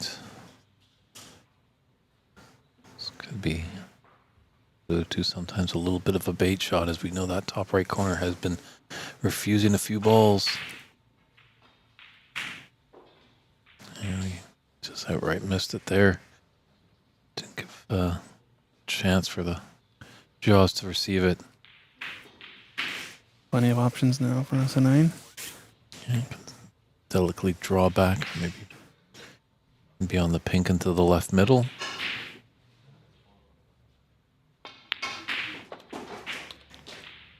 It's a good shot there, the cue action for SN9 as he follows through on that. Going to replace the pink here. Might be blocked to the left corner by this last red, but the left middle pocket strikes again. I think that one was just a miss. Outright.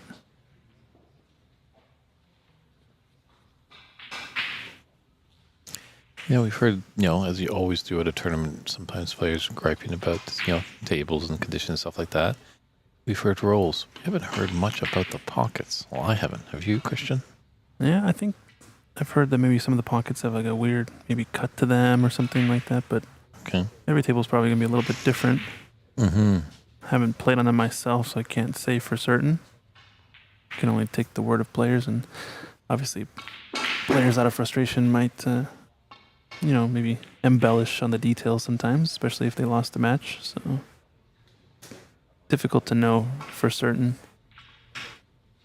Yeah, I've never heard a champion of a tournament complain about the table conditions.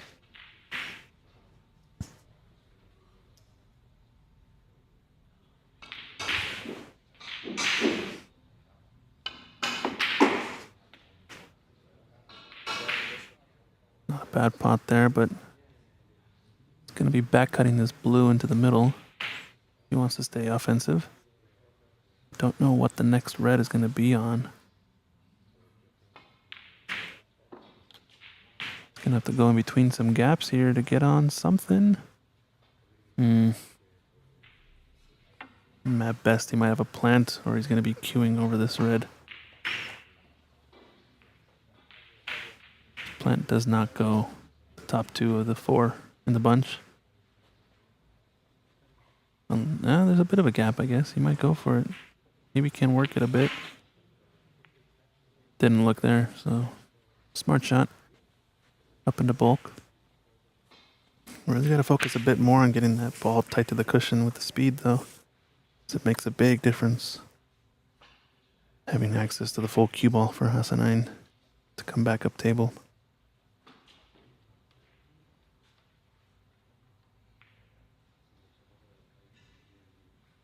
Yeah, it's getting a little bit of a messy of a table down there. Watch out, pink here.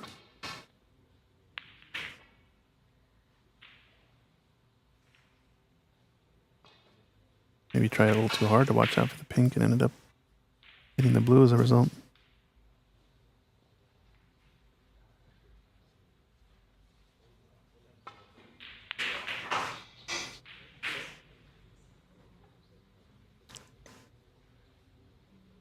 Look at the cover with this red. He has, that's certainly a long stem rose right there. That plant going down the cushion. Extremely difficult. If he's just going to try and swerve around that red to get to this.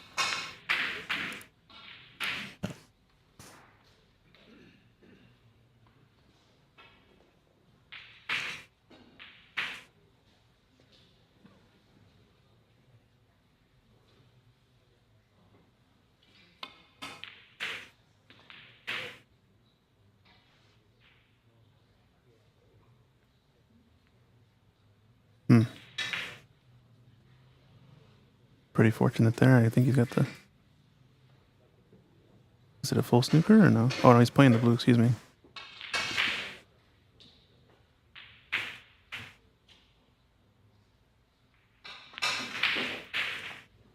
This is going to be close. Center pocket.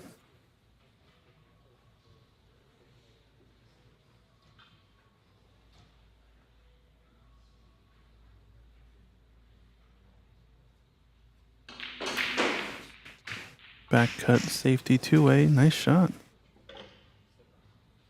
Starting to see some pots now from Ajmal in this frame. And he is starting to string some breaks. I think that was the big kind of difference that I was noticing, that Asinine, when he gets in, he can really put together a substantial break.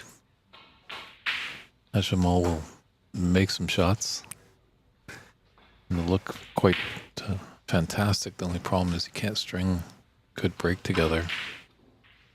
That might be the difference in this match. Highest break we've seen on this table is, what, 83? 83 by David Morris yesterday. Yeah. The Wolf of Walken Street. I think we're going to start seeing some more, obviously, later on in the tournament, but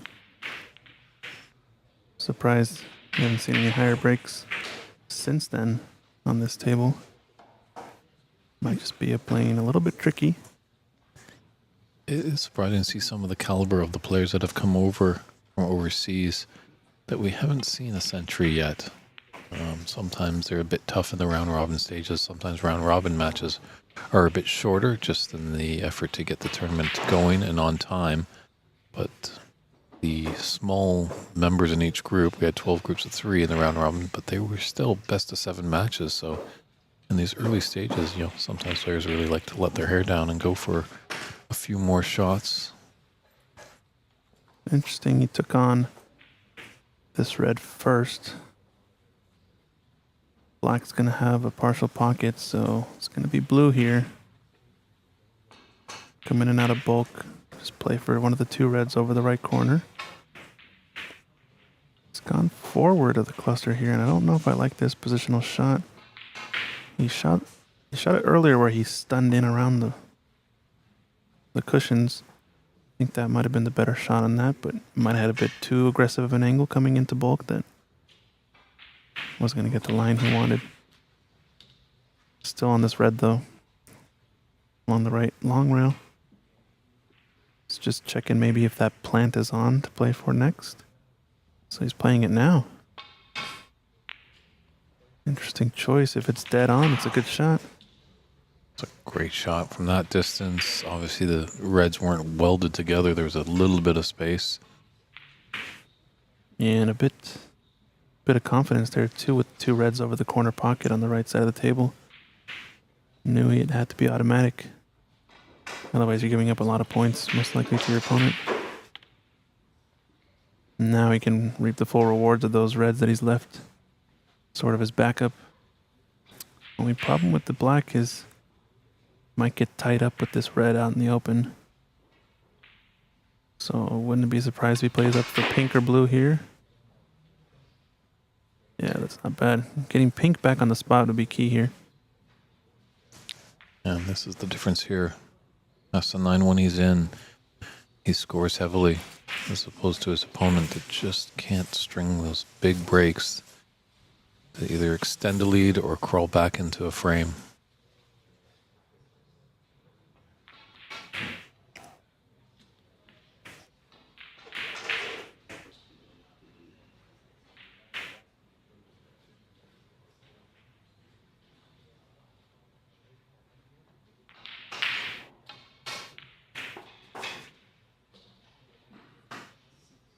Just doesn't want to be hampered over the brown, but I think he's all right. Maybe a little bit. A little bit in this sight line would just be, a little bit of a pain, but nothing too... We've seen worse situations. Yeah, as long as it doesn't affect the queuing, he's okay.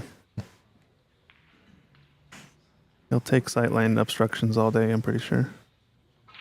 Yes, it's bridge hand obstructions that are the tough one when you're nasty. Bending the fingers, almost breaking them in the joints. He's overcut that pink by quite a ways. That's all right, he'll take it. Only problem is, full ball snooker here, huh? It looks like it from here. I think still plenty of reds on, so not going to be enough to close out this frame. And as we saw in the last one, his opponent looks like he's probably going to come back to the table with, even if there's many snookers on, so I think in Hassanine's position, you want to be the player that's really just closing out the frame. kind of putting it to bed, killing it off, kind of, in a sense.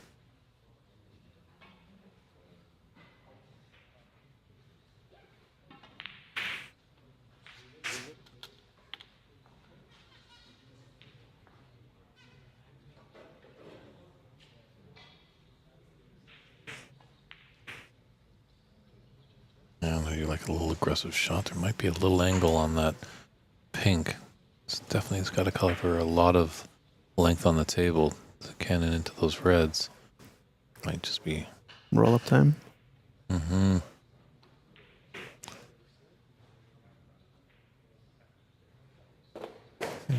Get the snooker, but still with those reds there.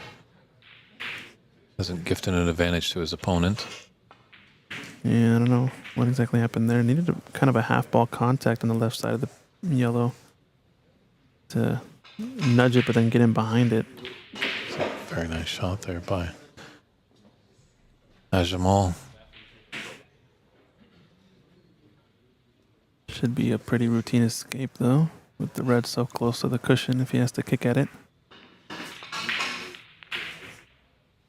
Oh, and this could go in. Nope. Dicey, dicey, dicey. Yeah, we're in that stage where obviously when you're in a snooker, you gotta make sure you hit that object ball, but as a result, where the cue ball and object ball go afterwards, Uh-oh. you have to have that concern in the back of your mind. Got away with one here. This doesn't go to the other pocket. How do you play safe here? Nip off the right edge. Bump it. Oh, was he playing behind the brown? I think he was trying to do that. I think that was just a missed trick. Looking at the pace of that shot. Now, is there a thin double here? Double or plant? Or plant, I mean. My apologies. Thank you. Very close together. Great view right there. No, not quite. Had to hit it a little bit thicker. Unless there was a big enough gap to cut it.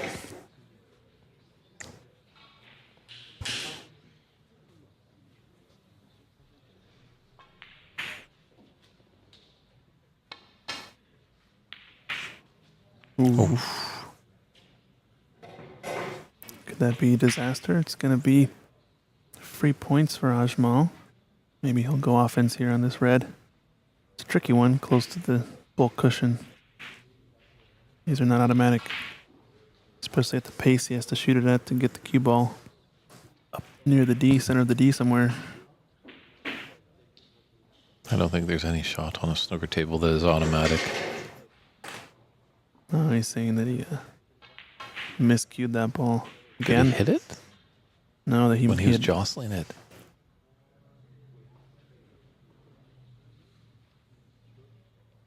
I'm not sure what's happening. We'll see. Very interesting. I was alluding to that in Charlie Brown's match yesterday, that just always be mindful when you have ball in hand. A lot of these players like to kind of just jostle it with their cue, kind of look like almost a hurling stick with that ball. And if you hit it with the tip of your cue, that acts as a legal stroke. And obviously, if you don't hit an object ball, it is a foul of 4 points. So I think that's what the discussion is going on here.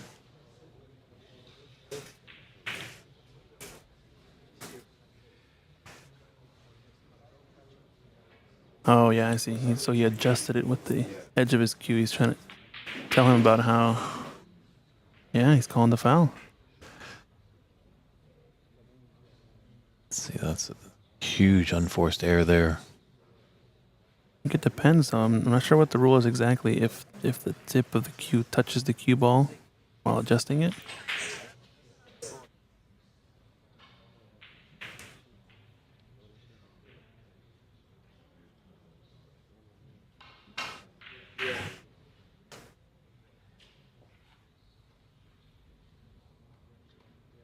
It certainly is close. It's definitely tough without the referee at the table. See, that would be a referee judgment call there.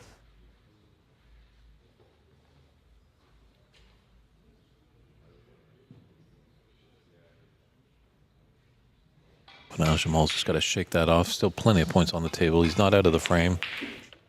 Not out of the match. Great long pot there. That'll stoke up his confidence.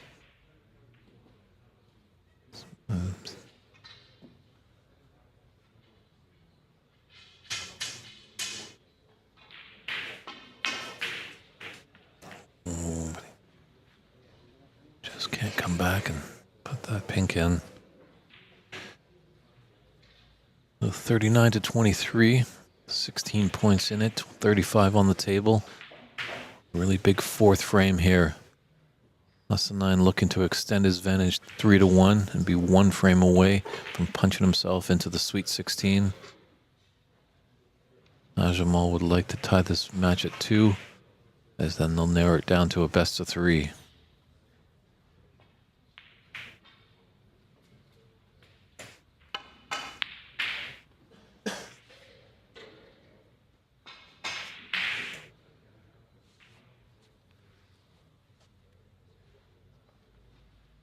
Let's come up. There's a cut into the left middle.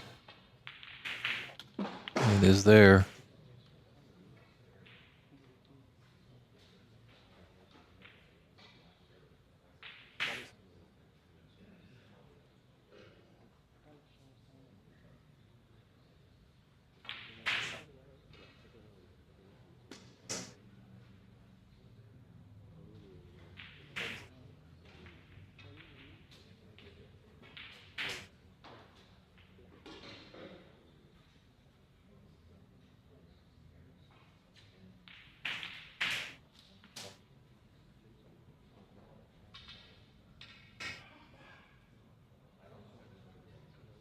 So I'm just taking a look at the score. He's got a 17-point advantage. Just has to ever so delicately roll up to this. Gotta watch out for a push shot.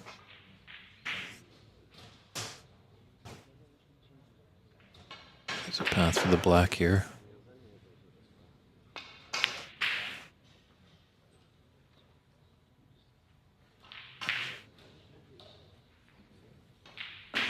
Worked out as he does have the snooker. Not full ball, so a little bit of swerve that Jamal needs.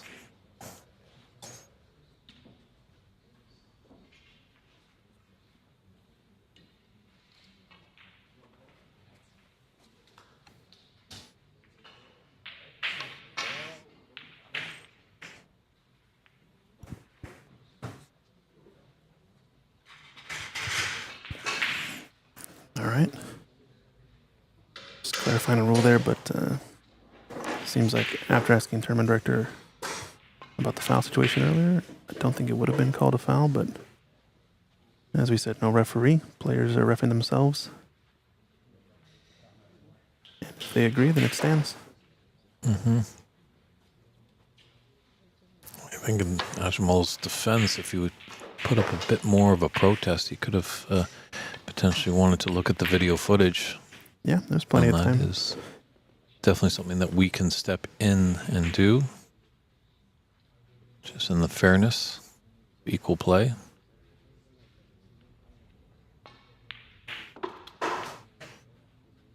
This fourth frame definitely looked like it's going to the way of SN9.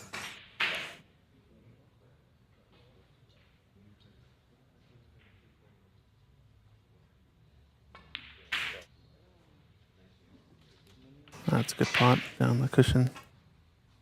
Unfortunately, I don't know if blue passes the black here, so If it does, it's really thin. is Ashmal going to come back? It's a full snooker here. Might be a bit of an edge, actually. Just a snick. Yeah, you can see a bit of it. 49-23. It's going to be 26-point difference with 18 on. A couple of snookers needed. Plus blue, pink, and black. For Ashmal to get this frame.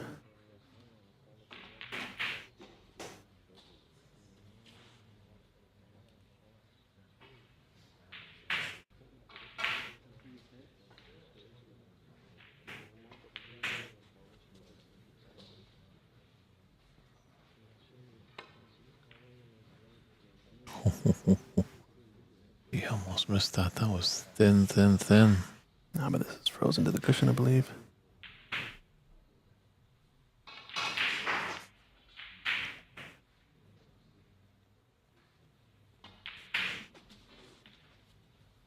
He's not trying to risk it, obviously, in a knockout match. Doesn't want to go off the cushion and maybe put in that blue. Smart shot, just, play the safe. Make sure you hit the blue. Don't want to just carelessly give up 5 points, especially when your opponent needs the 2 snookers.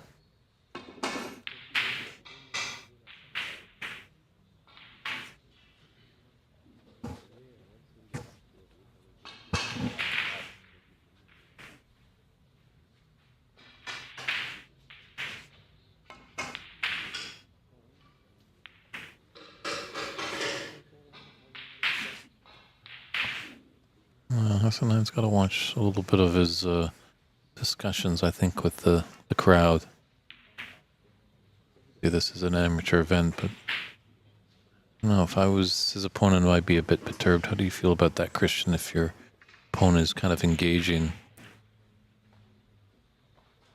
Yeah, I think there's going to be a line to be drawn at some point, for sure, with that, discussing things with the crowd. And I think both players probably know each other fairly well, and I think they're both local to here, so they're just talking to each other and some other friends that are sitting there watching. So yeah, it's interesting that the Calgary Open, Alex Pagulayan is definitely known to yak it up with the crowd. That's for sure. Yeah. So some of it, I think, is fine.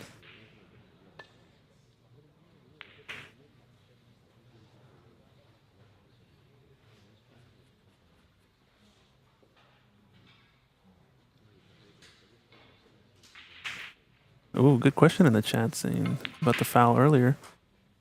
If the opponent, let's say it was a foul, and the opponent had touched it with his tip, and actually counted as a foul, I would imagine you would deem it as like a strike on the ball, right? So you'd have to play it from where it lies. Correct. Yes. You wouldn't get to just respot it. Mm-hmm. So I wonder did Hassan respot it? I don't know. It's over now. It's in the past. That frame is done, Hassan has taken it. He's got a 3-1 advantage. And let's see if Jamal can make it a match and crawl back, or will be a 4-1 victory for Hassan. Time will tell when we return with the 5th frame of this exciting knockout round match. Stay tuned, everybody. We'll be right back.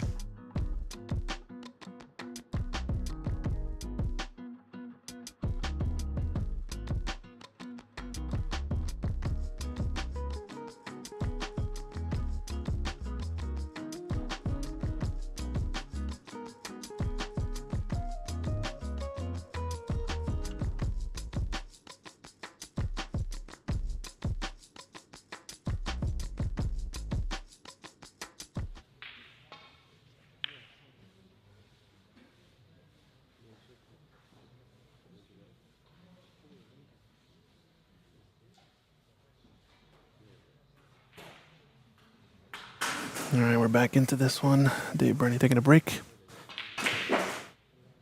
Graham Biffin asking, yeah, but he respotted. Yeah, so that's a good question. Good point. If he respotted it, I think that would have been an additional foul after that, because I think that would have been counted as a strike. But, I went to the side, asked some of the guys here, what were the thoughts? Tournament director Andy McCloskey as well.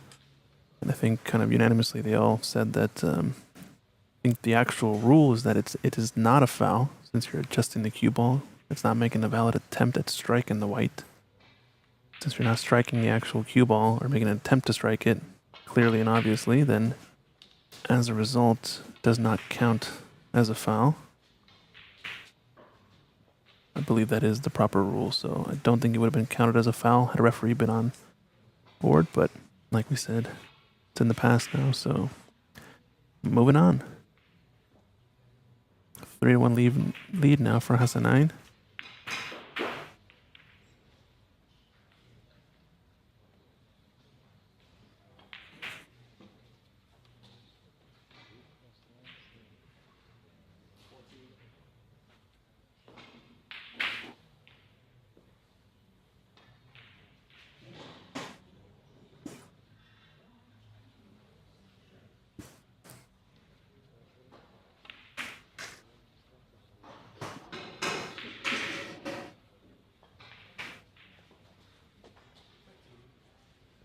couple of misses here. The start of this one. Maybe a pot on to the right corner. It's going to be disrupting the reds, though. He's lost his cue ball as well. At best, going to have a look at the pink or blue. Gotten quite fortunate if he's on this pink here. Dead straight. It's a good shot. Doesn't get tight to the blue. Ouch. This could be brutal. I think he has the red that's in between the loose one and the cluster, so... Oh no, he has the rightmost red. Pardon my French. Got a real chance to score here, as I say it.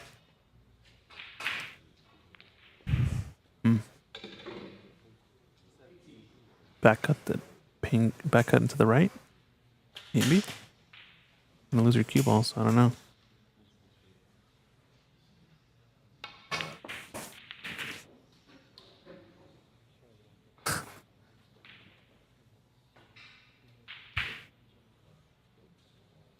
Yeah, hopefully,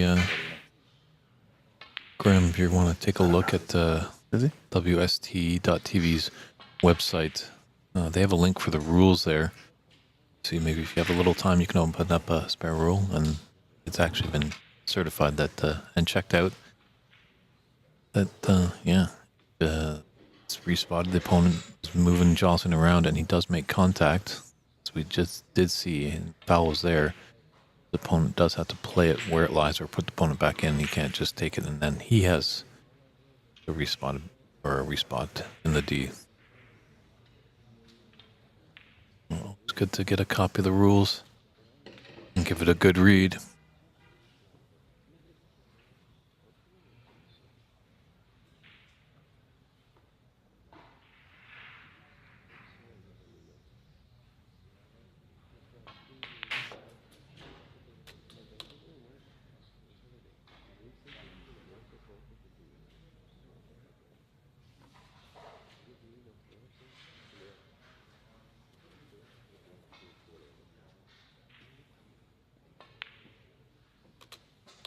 Nice little response here by Hassanin. Ashamal was in first.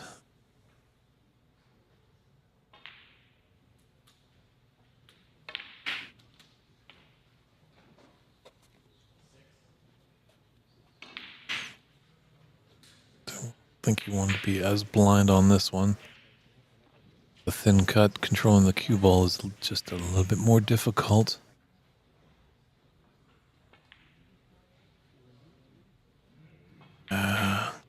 Oh boy.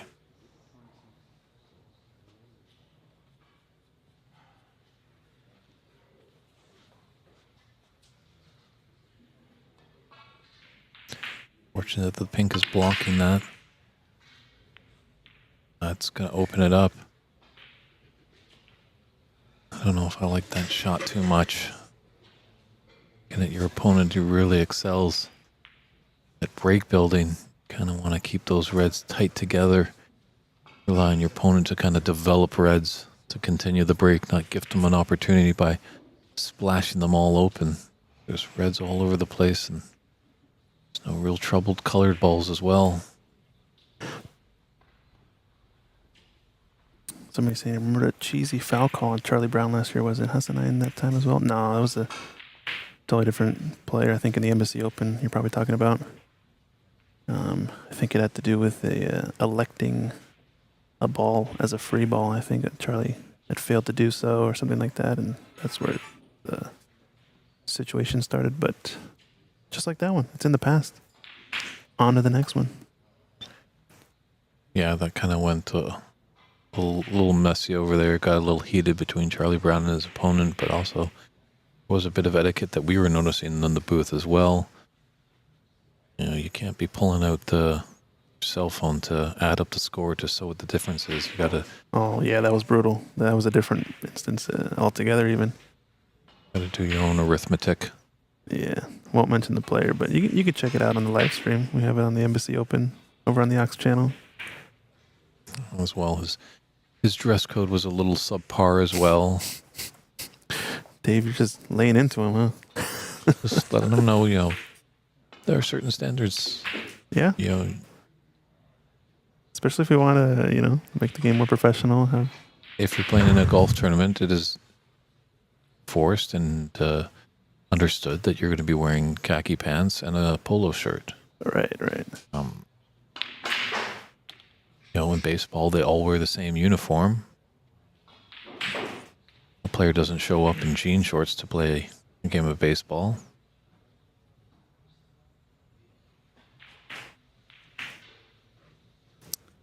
Anyway, it's got a wide open table. So Ajmal missing the pot earlier, smashing open the reds, and Asa9 not taking advantage of it means Ajmal's going to try to reap the rewards of this. He's got a few straightforward open reds here. Black would be respotting on the pink spot, and both pockets are open. So after this red, take a blue. Based on the angle, might need to go forward one cushion. There could have been a method to the madness that Ajmal broke him up. I thought it was a bad move as Asa9 has been scoring well, putting in decent sized breaks. Yeah, but errant pot attempt. He's playing for the black here. It's okay. Angle is more natural to play here as opposed to going up for blue into left middle. It's going to be a trickier black though. Let's see. He's got it down, but does he double himself up? Oh, This is close. it is close. Oh, I think you can see it though. He got lucky there. When in doubt. And the cameras are showing it close, he can see it. Alright, choice of reds here. Screw back, stand over for the left red. No, that's the wrong shot, I think. He's trying to hold for the left red into the left middle pocket. No need to do that, in my opinion. Could have stun run through for the red into the left corner. Rolled forward for the red into the right corner on the right side of the table. Just think it was the wrong choice, really, there. Not giving himself the best chance, you know what I mean? So many times when you don't have to play for a single red, and you can play for an area that gives you options, you want to maximize that as much as you can. Completely agree. Yeah, you want to there's many reds on the table. You want to give yourself options. He played into a space where he was maybe going to be on one of them. Instead of, up table middle area, he could have had choice of reds. It is so difficult sometimes to be just that pinpoint precise. You do need to be in this game, but sometimes, a little area, you can have a little buffer room. So advantageous.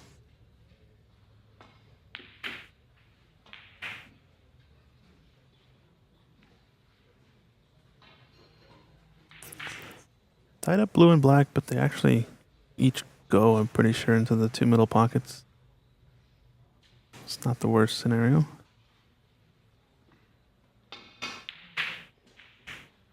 Ajmal doesn't want those balls to be tied up.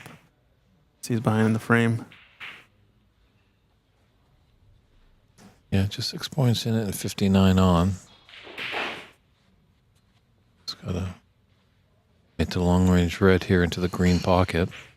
Play on some bottom just to stun his red right there. The idea just didn't execute the shot. Just left a mid-ranger.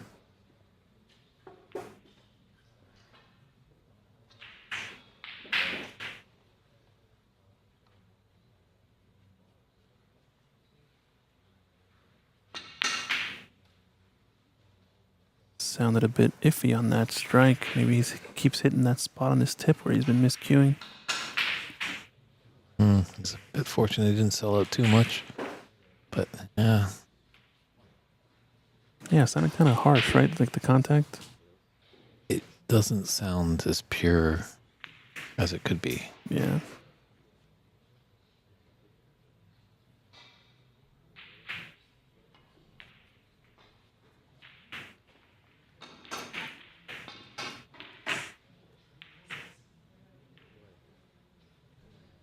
this is a sellout, I think, for at least a few shots. Like I said, I think both black or blue, one or the other, will go into this left or right middle pocket. So Yeah, you definitely want to make your opponent earn it. Don't just gift them a shot. based on this angle, I think the black probably goes to the right middle. They're frozen. It would only be the black, most likely.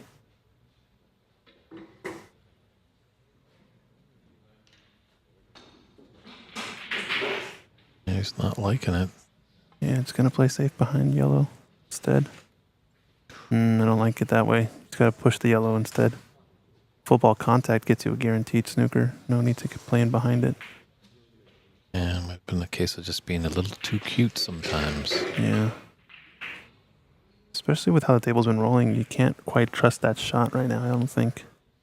To kind of roll up behind it off of one cushion. It's also very touchy on the speed. It's just percentage play, really.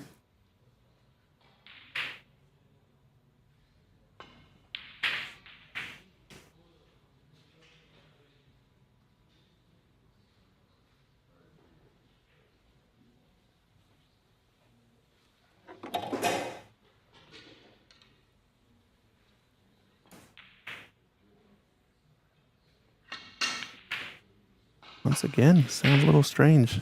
Hear that? Sharp contact. So anytime he puts a bit of backspin, some screw on the ball, might be his tip is starting to get a little thin. He might be contacting the metal ferrule underneath a bit. Just sounds off. Sometimes that also can be a loose ferrule as well. So I'm pretty sure he's moving on, be going to his cue doctor. Not sure what happened there by Ajmal. It's a shot he'd definitely like to take back. Pop in the DeLorean with Doc Brown and go back in time.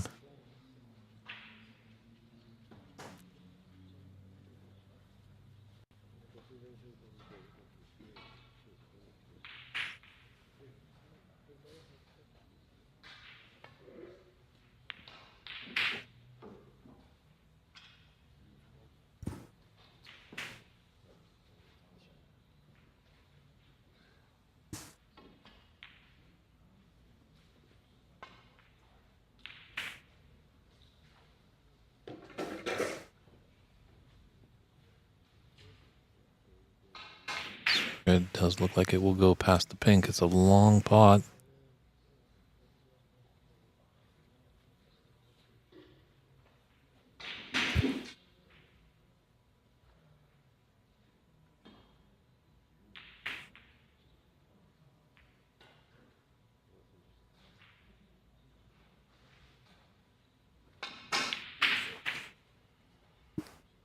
Just overcut that one by decent margin.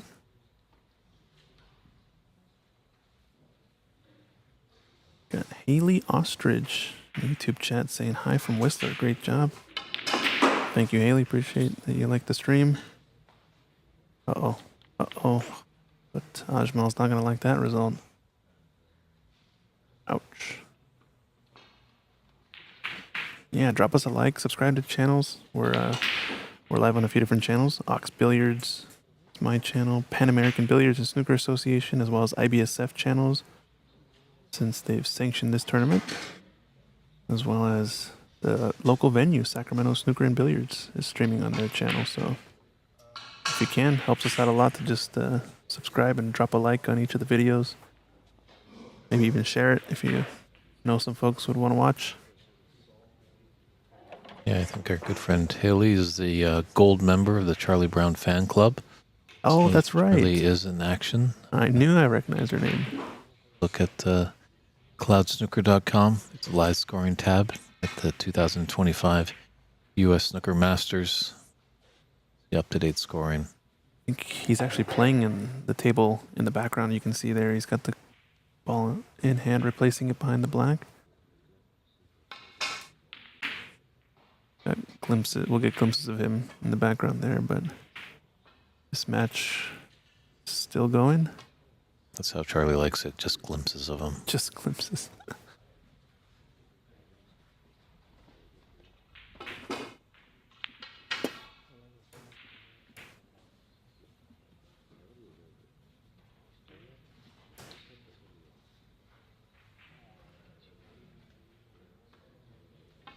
nice snooker there by Hassanan on his previous shot, but Najmal done well, and look at this return. Great snooker there. Hassanan definitely putting Najmal all sorts of bother here in this fifth frame.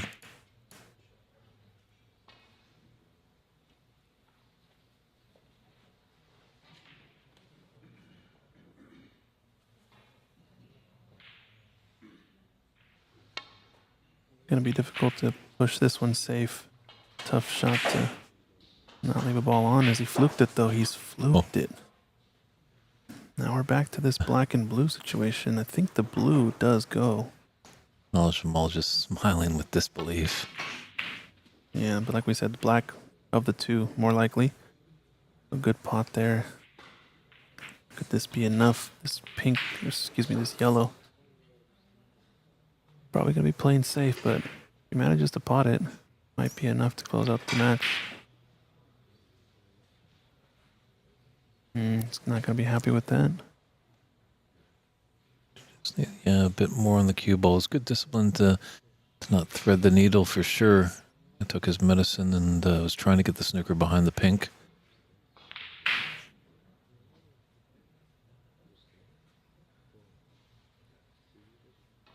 This is going to be close, but 15-point difference, 27 on in the frame. So S9 just needs the bulk colors to put us into the snooker's required stage. And he swerved offline there. Just loaded it up with a bunch of right-hand side, and there's a foul.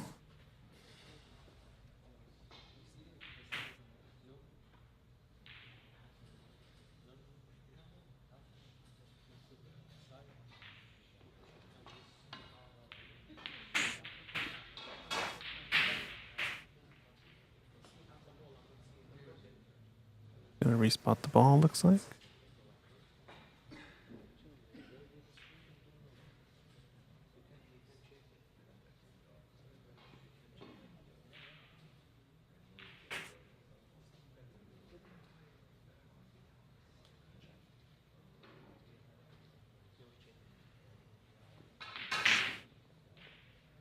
It's like Hassan just calling in the video evidence just to see the respot on the cue ball. These players should take a little responsibility, you know.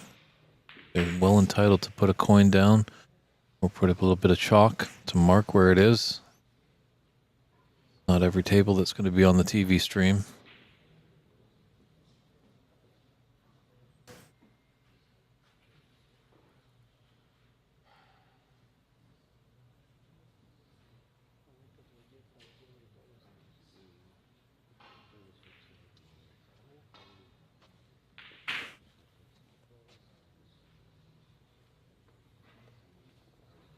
Yeah, with the unofficiated tables, sometimes this is, I think, where both players should be coming together and agreeing on it. This kind of can just really bring a match into a snail's pace a bit.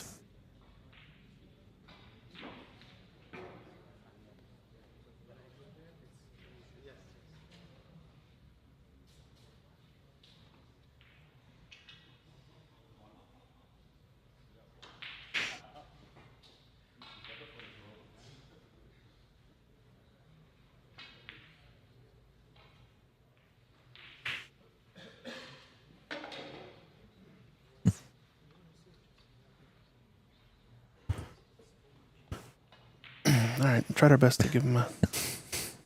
Jamal just kind of shakes it off. He's like, yeah, looks good to me.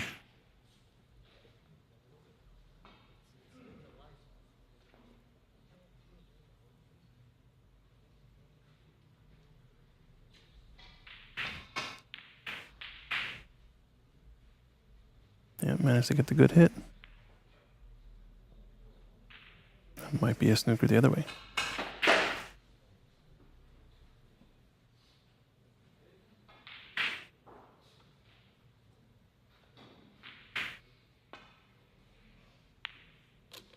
Oh, nice pot from Ajmal. And he's nicely on the green. If this holds up, I think he'll take it. Yeah, he can come off the cushion, out the brown into the yellow pocket. He's got to get a good judgment of pace.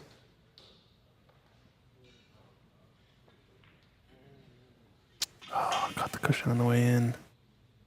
He's trying too hard to hold the pace there, and tendency will be to miss that thick. Yeah, this could be match over. Jamal could be going home pretty soon. A great opportunity for Hassanine. Be furious with himself if he missed this opportunity to get this frame to the good, and that would make him the winner of the match. Their best of sevens. So if we can get to 4 frames to the good is the winner. Hassanine's on the threshold of achieving that feat.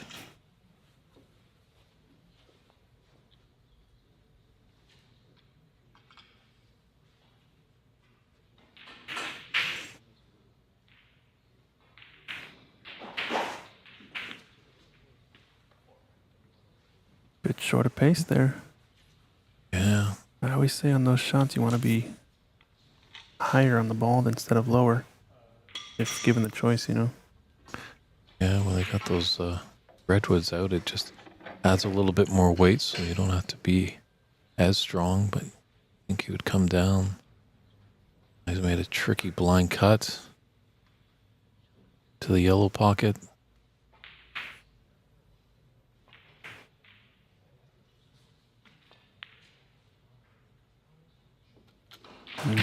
Looking to get the brown.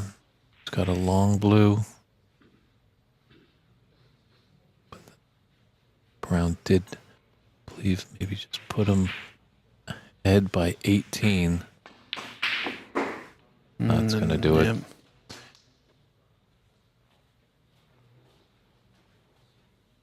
Well, he knows better than us, Christian. That's for sure. He knows the shot he wants. So taking that brown into the left middle. Handshakes, there we are. So Hassanine Olsson-Tana, and he takes that match 4 frames to 1. He is going to be moving on to the knockout phase. There's a nice, good wide shot of this beautiful room here at the Sacramento Snooker and Billiards room.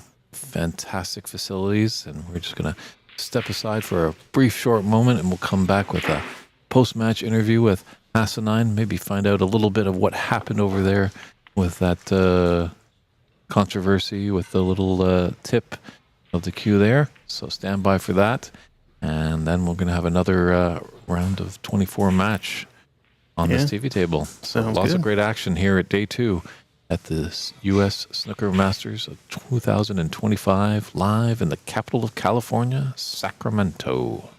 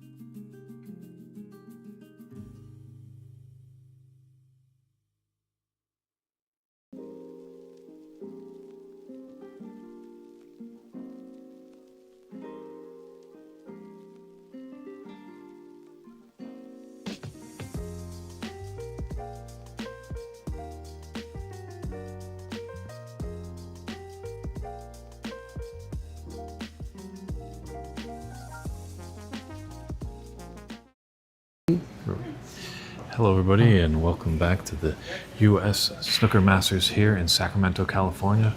Fresh off his knockout round victory, Hassanin Al-Santani. Great match there. How are you feeling from that? Everything good. Tournament, it's so beautiful, and everybody comes. Too much professional players come, and I'm not that much good speak English, but it's okay, you know. And I like everything. I like you guys and your friend. Any tournament you cover the tournament. Thank you for your work. Well, thank you for the kind compliments. Your check is in the mail. Thank you. Thank you. Yeah, it seems like you're much stronger, I guess, with your cue than actually speaking. Would that be a fair assessment? Yeah. And you're from here in Sacramento? Yeah, I live in Sacramento. Do you play at this club regularly? No, I'm not playing this club, but still, I just maybe sometime I come here.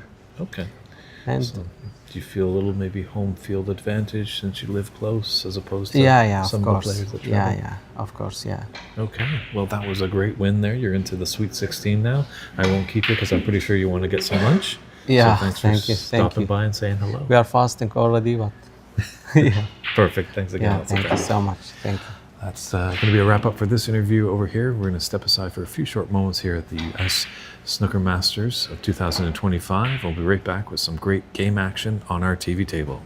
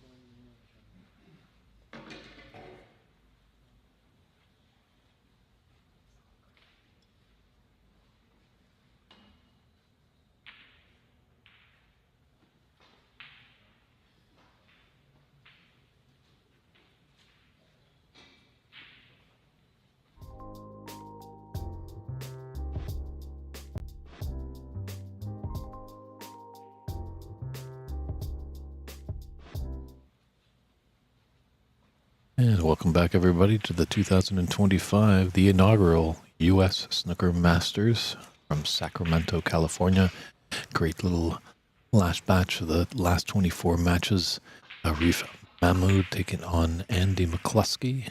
Andy McCloskey is the tournament director, doing a lot of things here.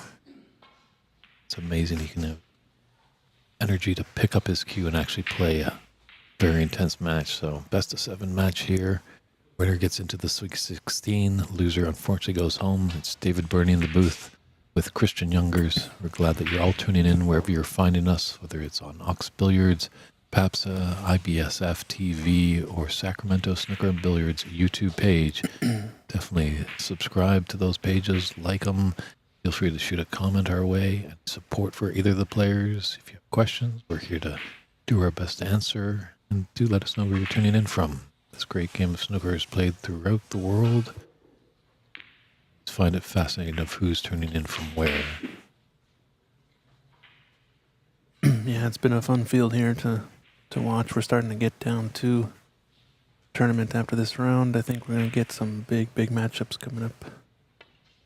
There's a nice mix of kind of some of the top U.S. players here in America playing some guys from overseas. We got a good bit of Irish lads in the field, a couple of folks from the Netherlands, and I think a gentleman from the UK, Leeds area, I think, Dan Womersley. Yeah. Got a good field. Good friend Ali from Qatar. As well, Ali from Qatar, yeah. My new best friend, as he has invited us to go over to Qatar to do an event. That would be lots of fun, Christian. Yeah, we'll see. I'm down. Let me know the details. Talk. And that's Arif at the table, wearing pretty much the gray suit with the black shirt. And Andy donning those Dennis Taylor fame glasses. Invented by actually Jack Carham. Great snooker announcer.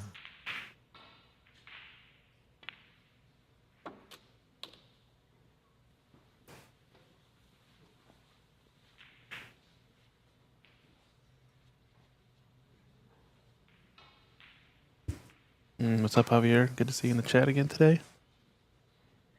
Mr. Valenzuela. Valenzuela. That's how you pronounce it.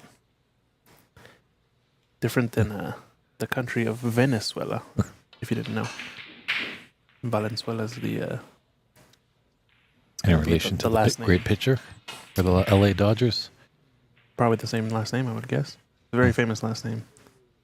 But a lot of people confuse it with the name of the country of Venezuela, which is actually a different spelling. Anyway. Yes, he's Valenzuela. Yeah. Like Van Halen. Yeah.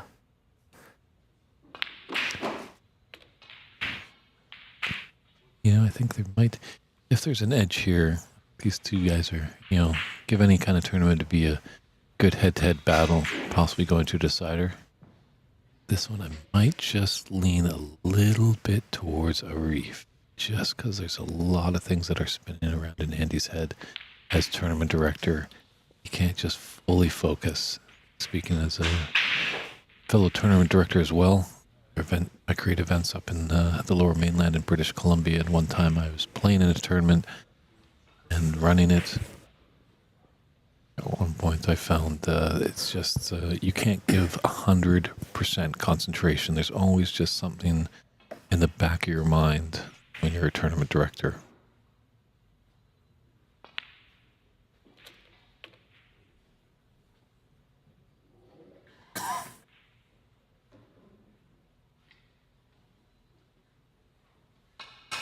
It's a good starting position here for Arif. Might have to go into the pack here, possibly, or play for the loose red to the right of the pack. Yeah, he's playing into them. Trying to get something to stick out, but don't think this leftmost red is going to go anywhere into the right pocket, so it might be end of break here unless there's some sort of plant on. Taking his time to look at a few options, but maybe he can pot this red into the right corner. Is there a gap? No way. playing safe behind the black. Oh, he played the plant. Yeah, it's far too aggressive a shot in my opinion, but it is early in the frame. You know, he's up against a pretty good player in Andy, so... He didn't leave anything on after that, so it was forcing Andy to take the safe shot, but obviously he just gave Andy the control of the frame. As you alluded to, Christian, it's early. I don't mind sometimes these players taking a few chances in these best of sevens. Yeah, kind of test the waters, and if a couple of those work, then you're going to get a good lead and put your opponent on some pressure, but he's missed the ball here completely. I think where it's landed, Andy might force him to play back from here. No, he's going to put him back. Yeah, it's a little bit tougher to hit it from this angle, but should still be pretty routine. Escape. Got plenty of the ball to hit these left two reds. The key safety here, once these two reds get pushed to the right side of the table, it's going to be about trying to get the cue ball up into the upper right quadrant of the table, kind of close to that green pocket. Because that way you use the pink to take away the left side of the stack. Then the moment you get a red out into the right cushion, makes things really difficult, but he's going to leave a shot on Arif, so don't think we're going to get to that scenario. Got a nice line on the black here, Andy. He's done a lot of hard work to get this tournament set up. And all along he wasn't planning to play at all. Didn't want to, but a lot of folks dropped out last minute and he wanted to fill up the field to 36 players, so. Which I say, good on him. Good for you, Andy. A lot of, organizers that sometimes, play as well, and it can be tricky because sometimes there's a ruling that needs to happen. Just an issue has arisen, and when you see the tournament director on a table playing a match, you don't want to disturb them with something, and you're not sure where to turn. Yeah. So fortunate for Andy, he does have a good support team. His father, James McCloskey, is acting as referee for the event. Brendan O'Donoghue has been helping out a lot in between his matches. Mr. Table Rusher and Ironer of the tournament. Although Oliver is still playing on that previous table. He's playing against Prathamesh Sawant. I think there's a link in the description on the YouTube channel if you want to check out the bracket. There's a live scoring link there. You should be able to look under live scoring for that tournament and check out the current score of each of the tables that are going actively. I think it's cloudsnooker.com somewhere. Unfortunately, players also are only scoring at the end of their break, so you'll just kind of get like a lagging score as things are going on.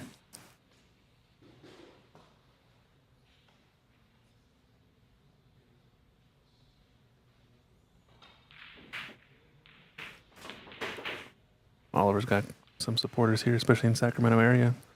Wolf, talking about being from the Post Up world. Shout out to Post Up. Doing some good streams over here in Sacramento, as well as over at Griff's.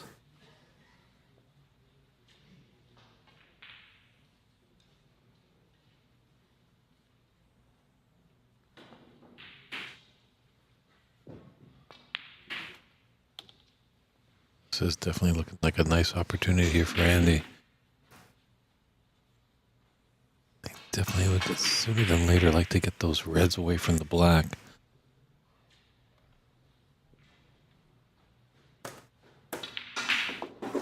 Yeah, he's going to have to use the blue here for quite some shots.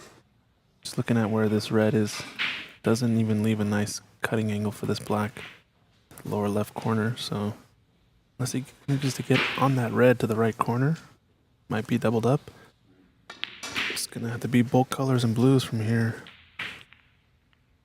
Did well to get a Ken in there, and I think he's perfect on this red, actually.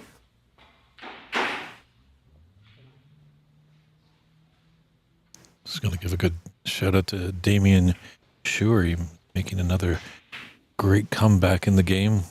Wishing him all the best in the back of the world in snooker. Great competitor. Hope you're doing all right, and hope to see you out there soon enough.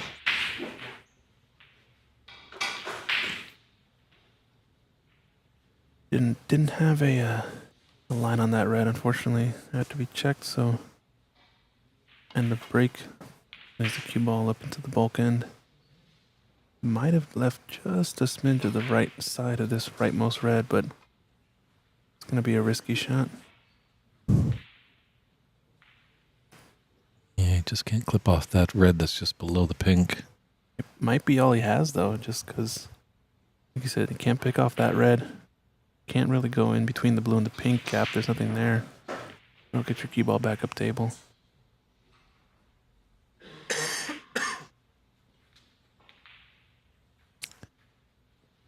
Go. Good job, Arif. Everyone take note. He just dabbed his finger in a little bit of chalk and just marked the cue ball just in case it needs to be respotted. In case he's misses here, as this tournament is a 3 putbacks on foul and a misses. So a total of 4 attempts.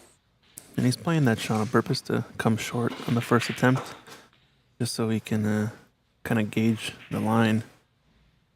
So he wants to catch this red just below the pink, thin on the left side, so that his cue ball comes back up table in the classic 2-cushion escape. You see it all over. Needs to widen a little more. Catches the pink.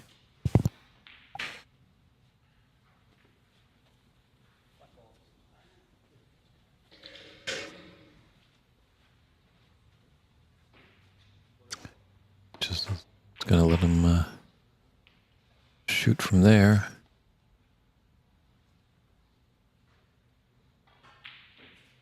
A bad idea by Andy, because probably Arif was making a few adjustments and probably would have been successful on that third shot.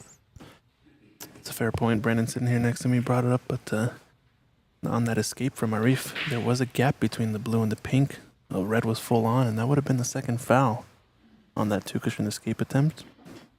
Andy could have put him back in and warned him about the third foul and a miss rule for end of frame, but I don't think he saw it, and as a result ended up putting him back in when the cue ball got up to the right corner pocket. So that is an interesting rule. It's kind of like a 3 foul rule in pool or a 9-ball, where if you foul 3 consecutive shots in a row, you lose the rack. But in this case, since there's a red on, full in the face, somewhere on the table, and you foul 3 consecutive times with a warning on the second, after the second, you're in end of frame territory. So interesting. Again, he just missed it.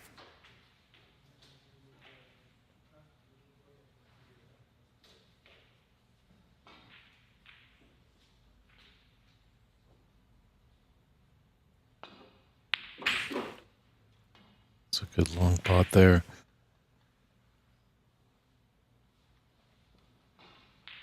An angle on the brown to come back down table.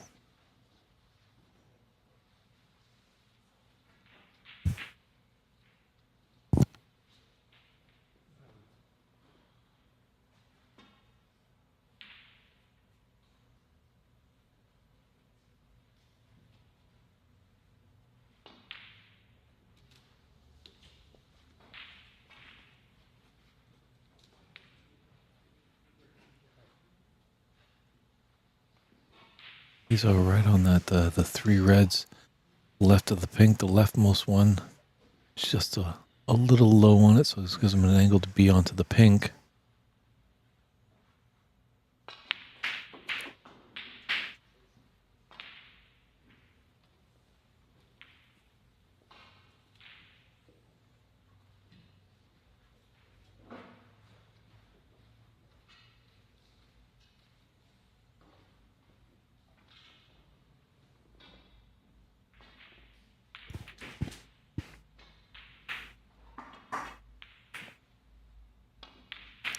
Okay. Did he just get enough of it that he's got this pink's not going to go there, so when a spot is covered, color ball, that their spot is taken, they go to the highest point value available, in this case the green. I think he does have actually a path for this red into the top left corner.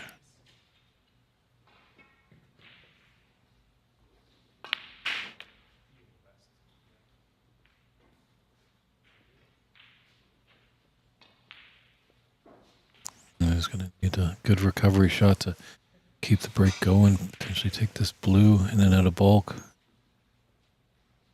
Maybe even a long pink come off the bulk cushion.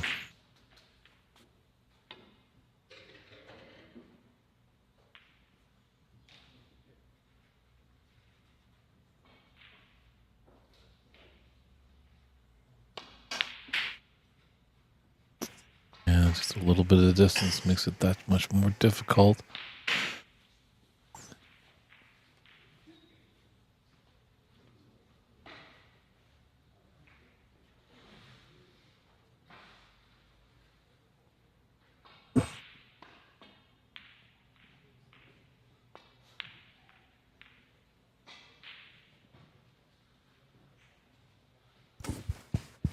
Push that red close to the top right corner, but he's got the he's blocked it. Is there a path between the yellow and blue? Tough to say from this vantage point. Like he's taking it on. Yeah, I think it's on. When in doubt, cameras deceive. Just caught a roll at the end of the strike there. He didn't quite hit it hard enough for it not to roll off, so it might have affected him a little bit, but missed it by a good amount, so I don't think really was enough there. This red does pass the black into the top left corner. Oh, he's cannoned it, but he's come too close. Yeah, this is tough.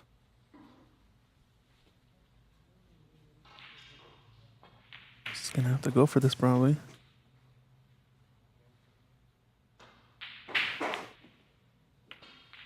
Good strike, good strike. Yeah, he knows he's got a few open reds up there in the bulk end of the table. See one near the left middle, another one in the bulk area. Get on brown here. Nice little stun angle on this one. Leave him a nice angle on that last red in the bulk area, like you said. Yeah, real good. Can play a couple options here now. Don't know if you like to stun in to get this green, have an angle on the green, or come in for pink here. He's playing blue. He's gotten the cannon there and kind of ended up wrong on a lot of shots. He's off angle on the green, so he doesn't have a natural line. Gonna have to pot this blue, I think, now and roll up into the gap between the two reds. The red does pot, I believe. And hit the gap. Oh, didn't want that cannon. Wanted to bounce off the cushion there and end up on that last red. He's just having a good look at that red. Let's see if it might slide past the black. I think it does. It's going to be a heck of a shot. Good cue ball. Nicely done. Looking good in the first frame for the tournament director. Might just roll up here, or he's got the green. Yeah. Going to kill this frame off. More so the Andy style. Let's see it, Andy. Can we get a first full clearance of the table? No, it's going to be a bit short.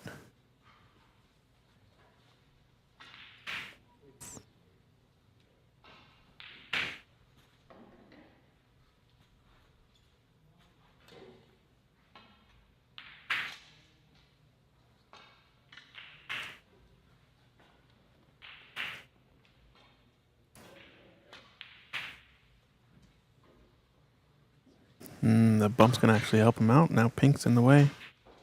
Really fortunate with that red going off the horn there. Yeah. It's just like he was going to be short of pace. He's trying to get behind that black for the snooker, but fortunate enough that red kicked off the horn and the pink has helped him out to adhere a straight shot for Arif to hit that red ball.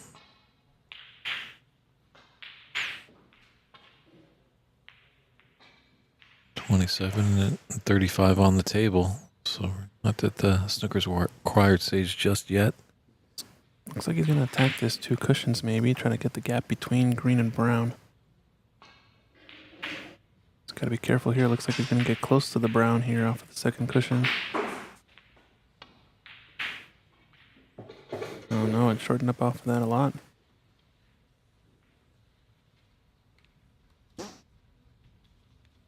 I'll be putting them back.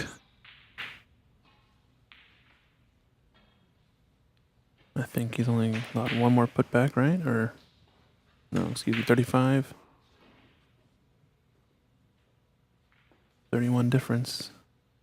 35 means he can put him back with a tie or no? Mm-hmm. Ooh.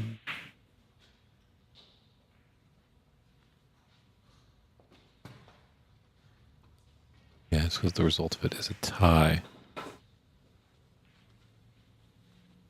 Yeah, looks like Andy's coming back, so we'll have to respot it.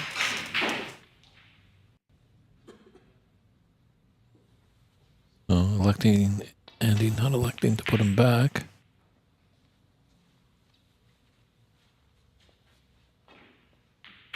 Yeah, just pulling it up to see if I needed to respot, but didn't put him back, so.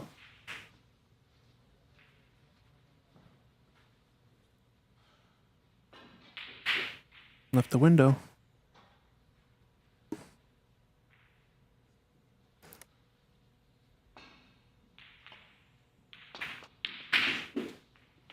This is danger zone now. It's nice on the black. He Maybe needs that the was black. Yeah, maybe a tactical error from Andy there. Big shot from Arif here. Black and to run the table. It's do or die though.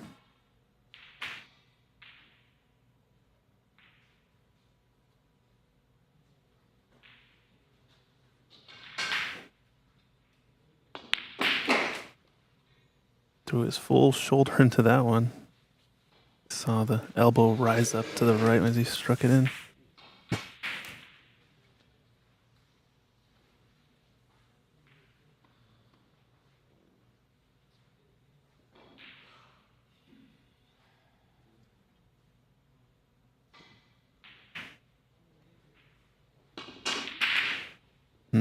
That's going to be... And the foul too? Nope. It's going to be enough, I think. Yeah. Would be in a tall order to clear the table from there. But at least maybe just could have done something better there because that yellow is relatively easy for a man of Andy's caliber in shot making. So Yeah, he's a favorite to clear up here. the Irish-born, now living American tournament director, Seattle Snooker Open champion 2024 is going to take this first frame. It's all about getting on this brown, really, for the clearance, but don't imagine Arif is back to the table, so just checking the score to see if it's any worth it. Don't think so with 22 on. I think it'll be 2 snookers, 7 points each direction. And there's a concession there by Arif. So Andy McCloskey takes this first frame of a best-of-7 match, and we'll step aside for a few short moments and be back with frame 2.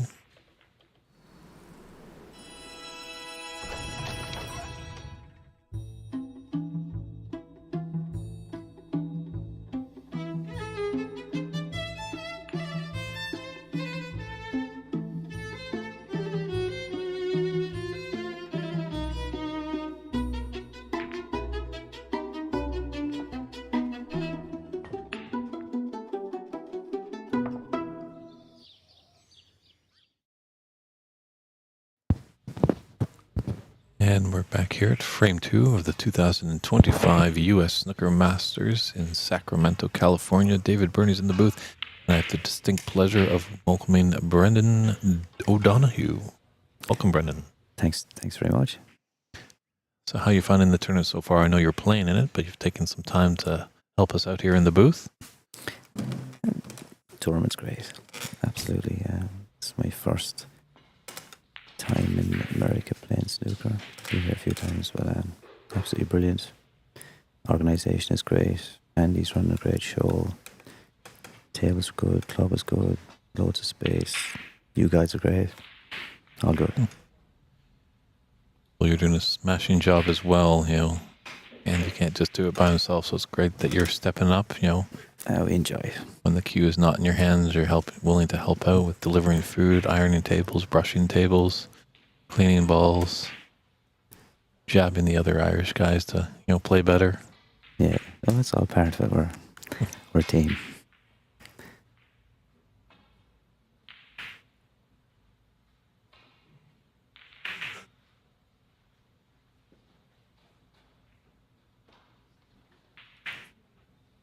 All the brown. A little foul on the feather. That's twice we've seen that today. But appreciate the sportsmanship. Yeah. The players there.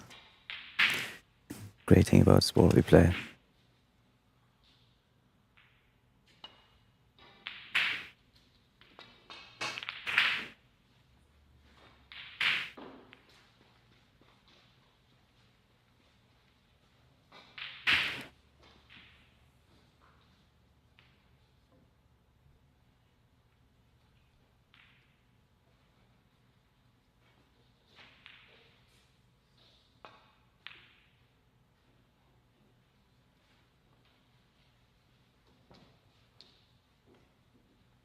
Whereabouts in Ireland are you from, Brennan?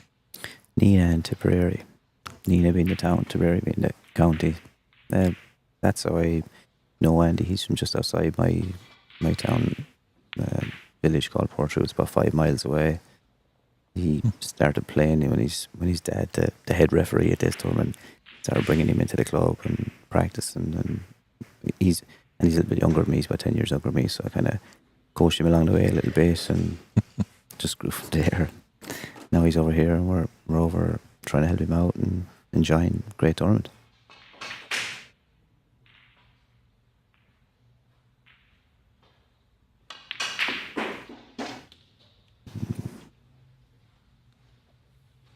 He won't be happy there.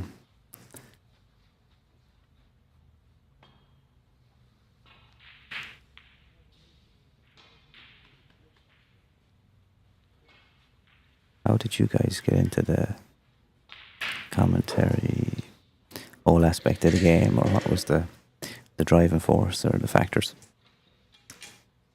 Well, story for me. Many years ago, back in the late 80s, on the Canadian Sports Network, they sometimes would show a whole slew of things just because they were in their infancy trying to find an audience for various things. And this game, Snooker, came on. And there was a young Scotsman that was just potting them off the lampshades. The nod of your head, I'm pretty sure you can probably know that it wasn't Graham Dodd, it was Stephen Hendry. Yeah. So was amazed by what he could do. But what really was interesting was John Pullman, who I found out later, the commentator, as he had a classic catchphrase of, he's going to need a plenty number of sneakers to win this one. And I would say that to my mates on the schoolyard the following day just to wind them up and they'd have a good laugh. Yeah. So that's kind of was my introduction to snooker. Class. Then it kind of disappeared really from the scene in Canada. I think there's a lot of more focus on 9-ball. Maybe there were other factors at play because we do have a rich history in Canada of snooker, some great players, a world champion in Cliff Thorburn. So nothing really happened, went along with my life, fell into the film world. The art world really inspired me, and that's what I do as my main profession, but this is also a great secondary thing and maybe could be a primary thing, hopefully in the future. And as you do, you find different art forms. And one time I was watching a movie, and there's a great song by the great Brian Eno, a musician from Britain. It just fascinated me and followed it. And as we know, back in 2013, he was in Vancouver doing an artist talk. So I'm going to go check it out. See, he described his philosophies of how he multi-tracks and all that good stuff. And then he said at one point, I'm not really much of an athlete, but I do enjoy a game of snooker from time to time. Boom, a light bulb went off. I went to search out what was going on in Canada. Found this organization called Snooker Canada. So, because there must be events or something like that. At that time, they had a BC Open going on. So I'm like, I might as well try this out and enter and see how I do. Well, I went undefeated in coin tosses. I lost every match. but still the passion was there, and I enjoyed just once this game gets into you, it's tough to let it go. Then they put a call out for do you fancy yourself as a commentator? And throughout my life, I've had a lot of people just ask me if I'm on radio, to something with my voice. I'm like, well, it just comes naturally and stuff like that. So I gave them a call. They enjoyed what I did because I did a match. I ripped one off of YouTube, put my voice to it. They're like, would you like to come out to Montreal in 2016? And that was it for me. They kept some events going, and this guy named Mike Dominguez from Seattle, Washington would come up and play in some tournaments that I was running in Vancouver, British Columbia. And we just got along famously. And he started to build things down in Seattle. And they had a great club that they were going to open up called Bays, 4 star tables right down in the Pioneer Square area. That's where I got to know Christian, our streaming producer here. Got to know the gang, and things were looking bright. Things were happening in Seattle. And this was February 29th, 2020. So we all know what happened 2 weeks later. Cool. The world shut down. But these guys in Seattle are resilient. They took it on the chin. They up and moved out of Pioneer Square and now into the Capitol Hill area where they have Ox Billiards. And just the relationship has continued to grow with those guys. They bring me down and put me in the commentating booth, and love hanging out with them and having some good laughs. And That's that's the nuts and bolts of it. Yeah, because there's lots of streaming out there for snooker, but there's no commentary at all. I don't think really on any of them. The odd one in Qatar maybe or something like that, but nothing to this kind of scale. You have a second camera. You're very knowledgeable. You've got all the history, the background. You're knowledgeable on the players that are here as well, and you have a story to tell about all of them and their background or what happened and different things like that. It's really good to to feel involved in the people and the players, not just the balls that are happening. Right. And yeah, we're continuing to grow. Like, obviously, these are all amateur players. We don't have huge dossiers on them. We're kind of building their resumes as we're all going along. Yeah. But they're all nice chaps. We do have a few actually ladies playing up in Vancouver. We do the US Open, the Women's Championship, up at Ox Billiards each year. That's lots of good fun hanging out with Mink and Anyi and Bex Kenna, Mary Talbot, Emma Parker.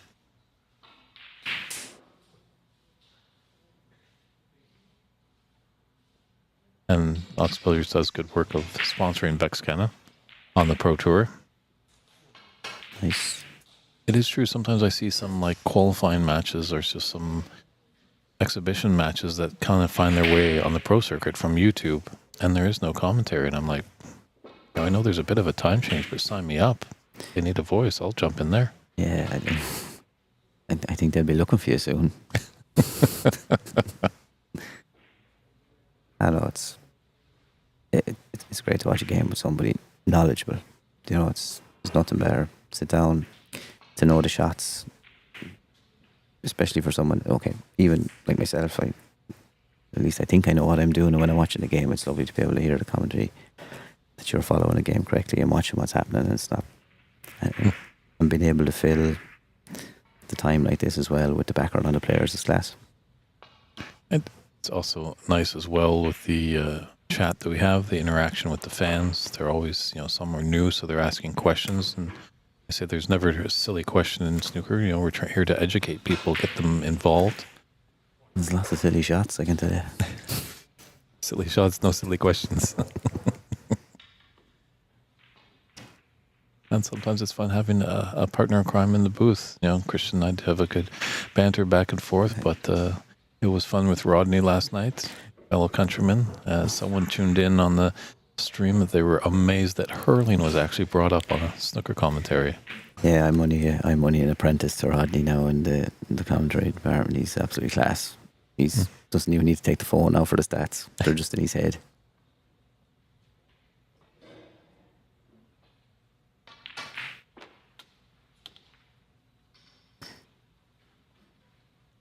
So once again, Andy building a good lead in the second frame. He's doing well. He's running on about 3 hours sleep, I'd say. We were quite late last night getting the draw done, getting everything done.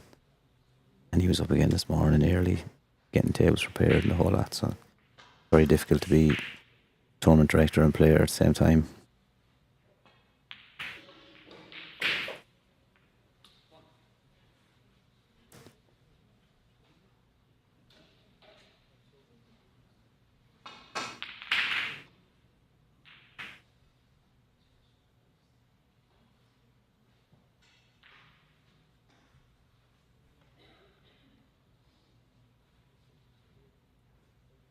Yeah, I don't think he's thinking about the draw later on. He's thinking about what's in front of him.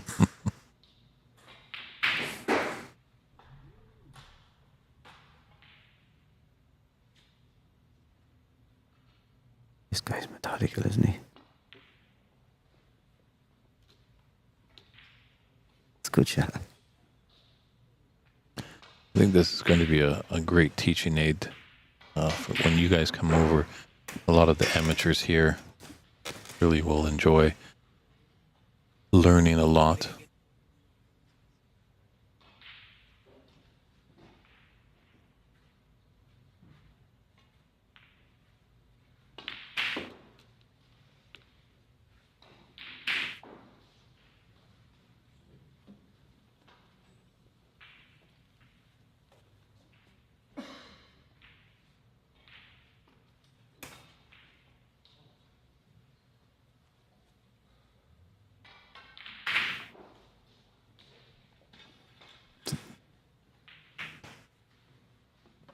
There's no value in going for the one along the cushion at all. He's not going to be able to get that out. He's going to play the other one.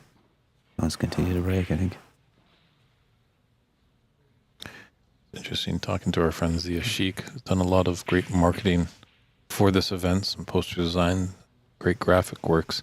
We were talking before the day started, and he's just like, oh, those Irish players are just so good. But he's taking it with the right stride. He's like, I'm learning so much from them. Yeah, I'd say we're so good. There's a good standard in Ireland. I suppose we're playing to a good standard week in, week out. Playing a couple of tournaments every month, and it's very competitive. I suppose the guys you see here, you know, Rodney's former World Under-21 champion, played in the tour for I don't know. I need Rodney here to be exact now, but definitely 4 or 5 years. Davy Morris is Irish champion. 5 years. I've just been told 5 years. Davy's 4 times Irish champion. He was on the tour for 8 or 9 years. Myself, I've won a couple of tournaments here and there. We have a year on the tour. So I suppose we're well experienced. We're around a while. There's none of us new to the game. But like you could, the guys we have playing the tournaments, and I don't really know much about the standard here. This is new to me, and I'm getting to get a look at the players now. But you could pick any of the top, say, you could pick 3 or 4 of any of the top 20 Irish players currently, and they'd be really competitive. You know, against. You're saying, okay, you're looking at us playing. Even with us, it's going to be a tight game. You know, standard's good. I have lots of good young players. A few even in my own club. So it's good. They're, as you said, the lads are willing to learn. Zia, you were saying, like he's, you know, it's not cheap to play in this tournament. I don't know, is he from this neck of the woods? I don't really know where everybody's based. He's actually from Nashville, so he's on the other side of the country. So he's taking a plane. He's paid a big entry fee, you know, and he's coming here knowing, I suppose, if he's done any bit of background work at all and looked at the names in the event, that there's 6, 7, 8 high quality players, 3 or 4, 5 guys have been on the tour, former world champion and stuff. So he's going to find it difficult to, you know, to win the event or maybe to place in the event. But he's here and he's enjoying it, looking to play well, see what he can get out of it. He's watching, he's picking up stuff, and that's like, you know, we all done that. I done that as a junior. We'll say, you know, I'm 42 now, but going at 13, 14, 15, travelling around Ireland, like you're not picking up wins. Like, you know, you're like, if you win a match, that's the win for the day, or get 2 wins against some of the older guys, and you stay on, you learn, you try and learn the shots, learn the safeties, and this kind of stuff. And you go back and you work harder, and then you say, right, okay, I got a month now again, test myself again in the next tournament, and it builds from there, you know. Yeah, it's definitely in North America. The tough part is the travel. Obviously, Ireland a lot smaller, so easy to travel. Yes, tournaments. throughout the land. Yeah, like it was like we'd be giving out about a tournament in Letterkenny, but it's only 4 hours drive, and that's the furthest one away, you know. So it's we have what's it, first world problems with snooker regards. That 4 hour drive is our furthest tournament, you know. So we could be a third world country when it comes to snooker over here. Yeah. Yeah, no, it's even Andy. I think Andy's won the. Has he won the Arizona and the Seattle this year? And neither of them are close by. Oh, Yeah, that's a travel like I think me in Vancouver, and then the guys in Seattle. That's probably a 2.5 hour drive. Yeah, Then you have a border as well, so you can be quite long. I did the first U.S. Open. There's probably where I come up to the border crossing. There's a duty-free shop there, and from that point to crossing the border, typically would be maybe a 15-minute drive at most. okay. It took me 2.5 hours one time to get down because I believe there was a big musician playing in Seattle. So I was like, it's time to apply for a Nexus. And now Nexus's card is they give you an interview and you just become a trusted traveler. So they have a little background history. Like, okay, we don't know. We know this guy has something. We know a bit about him. He's not just some random person trying to come across the border. He's the next Whispering Ted Lowe.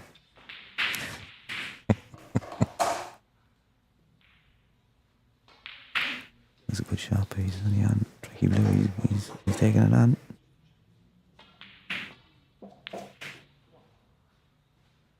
But I guess if an American was to go over to Ireland to play baseball, you guys would all be an honored, or a Canadian playing hockey.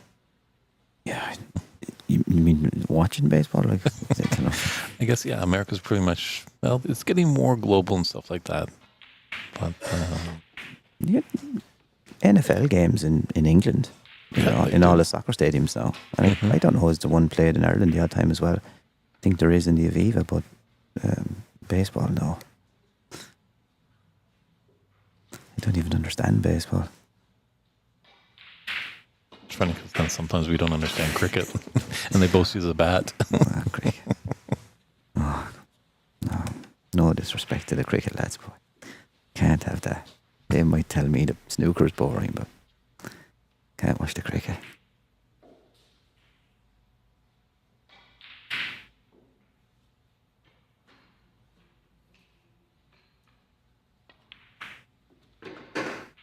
Nice concentration there. That was just a funny bridge there. Negotiating all those reds around and the blue. Yeah, he's got to get the black. If he doesn't get the black, he's in trouble in the frame.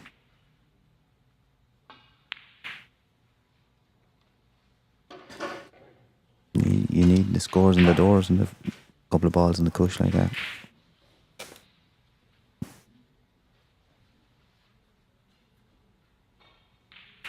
Maybe he'll come to Ireland for a visit and do one of the tournaments. Done and done. And we have you on tape, so we have a witness. So No problem. I feel like I'd have to run a really big event to warrant your standard of commentary coming because you're so good. okay, let me just go get my checkbook.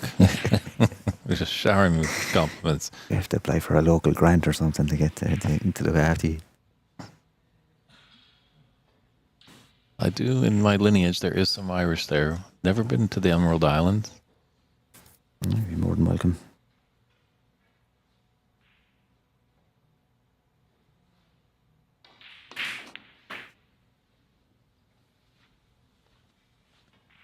That's not a bad shot from what you had there.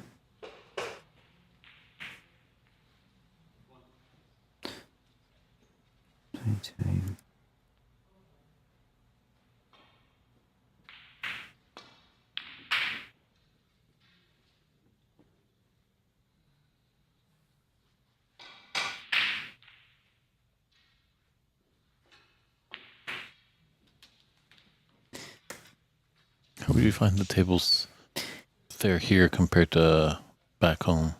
I've never played on Librewin cloth before, and obviously didn't know what to expect, but it's really good. Like you know, the grip and the ball rolling on and stuff. It's excellent. Really, really good cloth to play on. I consider even maybe using it in the future. You know, like obviously we stick to the Strachan or the Hainsworth. They're kind of the two cloths we'd have at home or that the fitters use. But yeah, it's really good because I've played on other ones as I won't mention, say, and have played a little bit different. And you kind of stick to the same two because they have a bit of durability and you know what you're getting. You know how long one's going to last in the club and that. But definitely it's nice to play on. Tables here they're tricky, like balls down the rail. They're not simple. Like, I don't know if obviously people watching at home are seeing balls maybe missed along the cushion and stuff. The tables they're not very forgiving here. It's tricky. Like, we haven't had a century yet. I mean, there's been a lot of, say, 40, 50s. Like, there's an awful lot of that. So when the balls get open out around the pink and the black or out in the centre, it's nice to take them because you can move the white and the balls are splitting well. But if you get a couple of balls on the cushion, you need to hit them pretty perfect.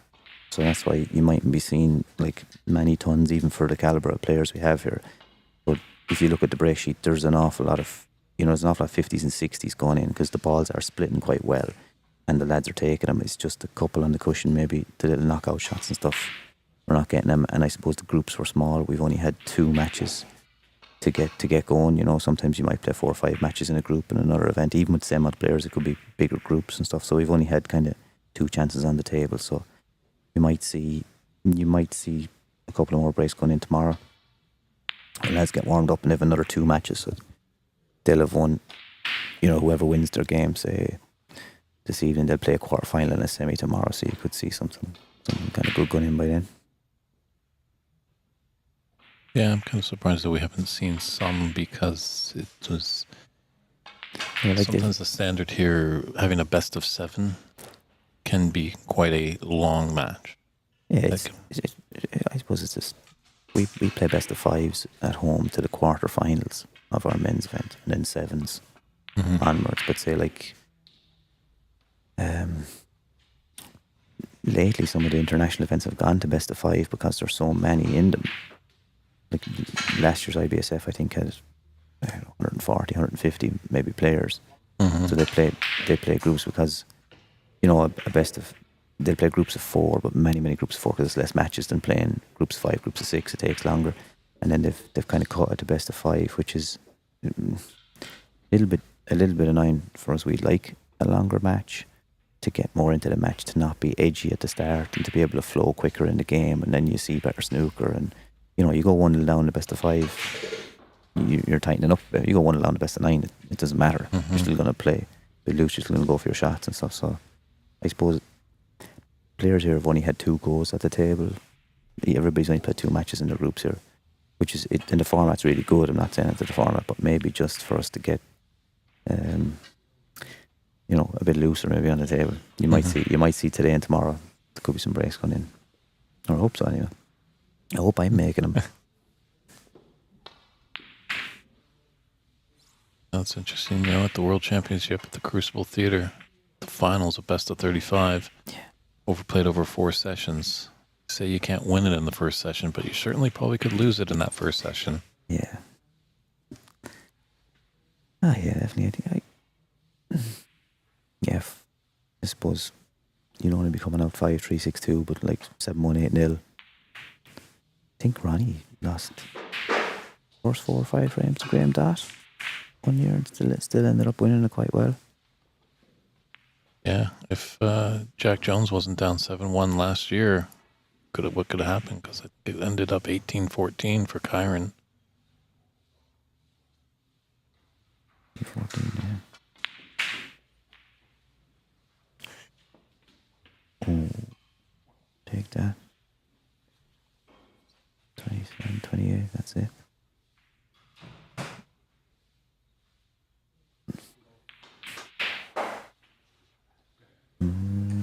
He's going to play on. And he's a little sick with himself there. That was a great opportunity just to stamp this frame and move on and get into the next frame. Yeah, he's just like he's battling tiredness. Like it's tough, you're minding everybody, your clean tails, you're watching everything going on. Even when you're playing, like he's had lads, you know, asking him questions even in the middle of his match and stuff. It's not easy to keep full focus. Again, it's a great shot. Not easy to keep full focus on the game, you know. I'm sure he'll be, if he does come through this game, he'll be fresh for me tonight. So he'll be back. I suppose I probably shouldn't be commentating and playing the winner of this match. That's exactly why you're commentating. Yeah, That's I what want to get Ronnie on. was doing last I'm night. keeping an eye on him. On both these gentlemen.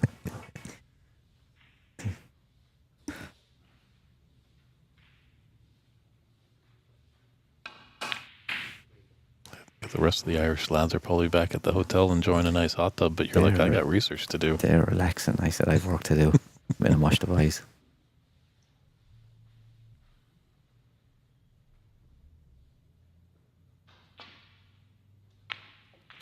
Shot.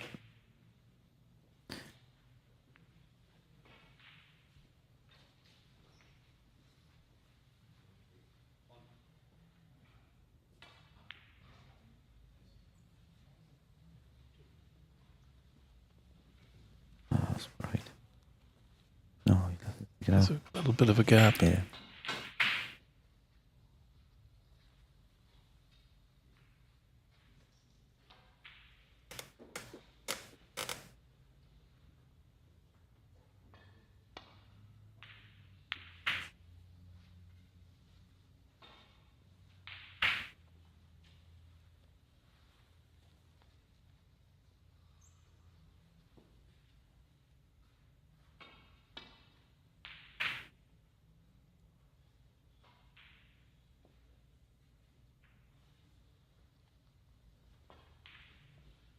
One more.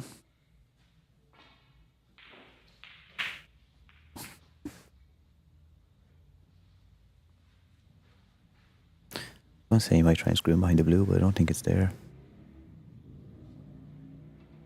Like up centre tail behind the brown. Green at the black spot.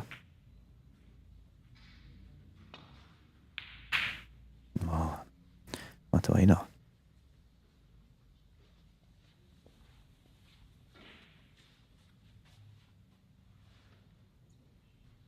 They do have the best vantage point on the table. We're about 10 feet away.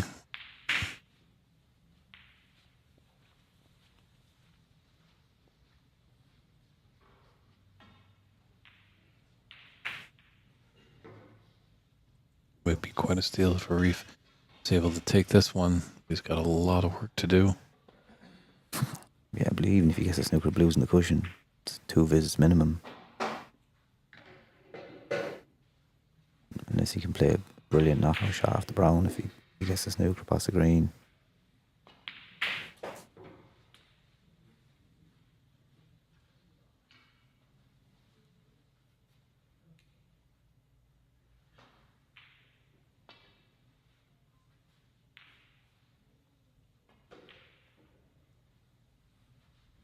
Took a risk there, slow roller.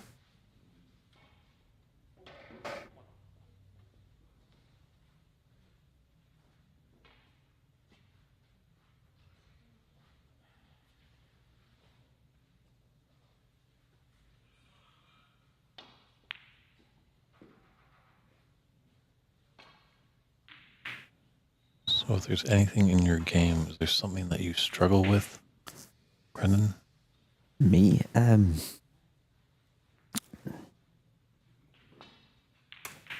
everything. Yeah, I don't know. Oh, it's just day to day. Like I'm happy to be still relevant. I suppose that's the way I'd look at it. I go to the tournaments and I'm still in the mix to win events. That's kind of all I can ask for, you know. I'm still relevant in the tournaments that I play. It's really all I want. Something in my game I struggle with, myself, my own mind probably. I'm my own biggest critic.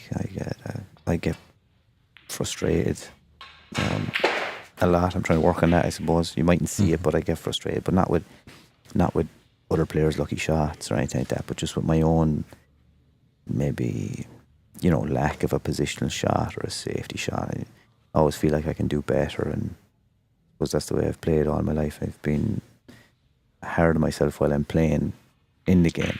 I don't think it really affects me. I think I can shrug it off, but I do get quite annoyed sometimes playing, even though you might be able to see it from the commentary booth. You might spot it this evening. Hopefully not. But not on a really particular shot or a particular area of the game. I don't think so. I'm as good as I'm going to be at those things. I'm not going to hit the heights of top 32 in the world or anything like that. But I think I'm decent in most areas of the game. Try to keep relevant in the amateur scene in the tournaments I play, and hopefully I can pick up the odd win here and there. So just maintaining that kind of positive attitude. Yeah, just like I've won most things in the Irish kind of game, and I think I've done okay internationally. But like, you're never, I had a good friend of mine saying to me lately, "What's the perfect amount of wins?" And one more. So that's kind of, I suppose I thought that was great. Like that's something I'm like, why not keep trying to win, keep playing, keep enjoying it. I like the battle. I love being involved in a good game. It doesn't matter, where it is, what time it is, whatever, as long as it's a good game. If it's a practice game in the club or if it's here in a big tournament, brilliant. The more kind of pressure, the better. Try and test yourself, see if you are still decent. Maybe some people say maybe I was never decent, but like, just still in my own mind, see if I can still play and compete and test myself against really good opposition, really good players. That's what anybody in I suppose high level sport, even if it's high level amateur sport, wants to do. I don't think if you're not thinking like that, then why are you here? Mm-hmm, yes.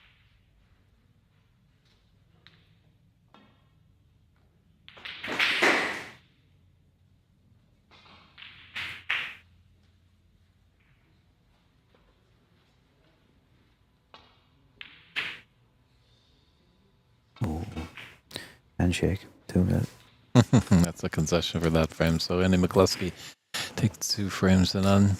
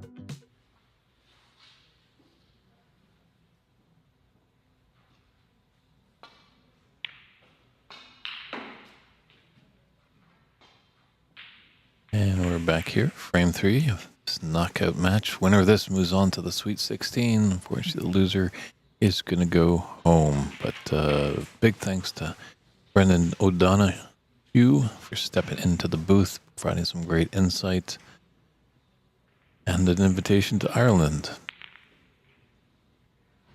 Been a great tournament for me so far. Already a couple invites to various countries in the world. I have headset, will travel. So anyone out there actually is on the stream looking for a commentator for their great snooker events, feel free to reach out to me. Be happy to provide my skills and hopefully elevate your tournament to a great standard. We appreciate everybody tuning in on the stream. Great to hear all the support and the questions and the kind words. We really appreciate it.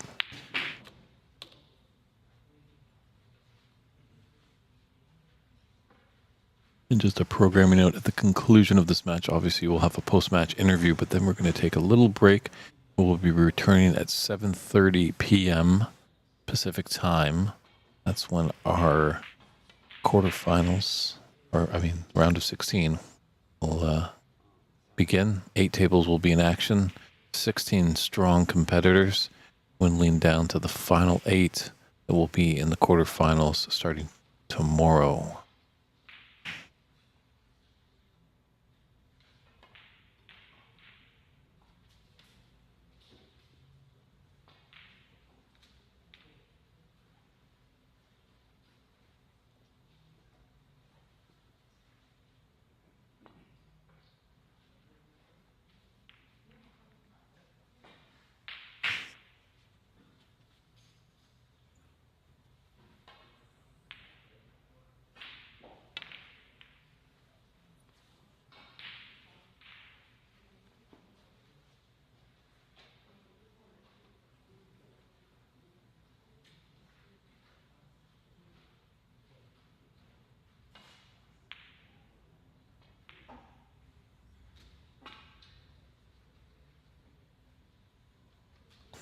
Might be a little bit costly here.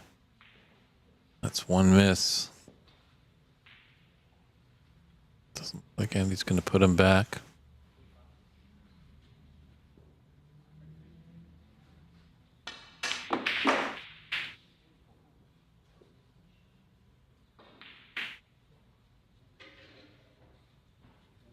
Not sure how much Andy plays at this club. I'm pretty sure he's probably been playing a lot over the last month or so and gearing up for this tournament. I believe he has a beautiful snooker table at home. One of the fortunate people in the world that can have that claim.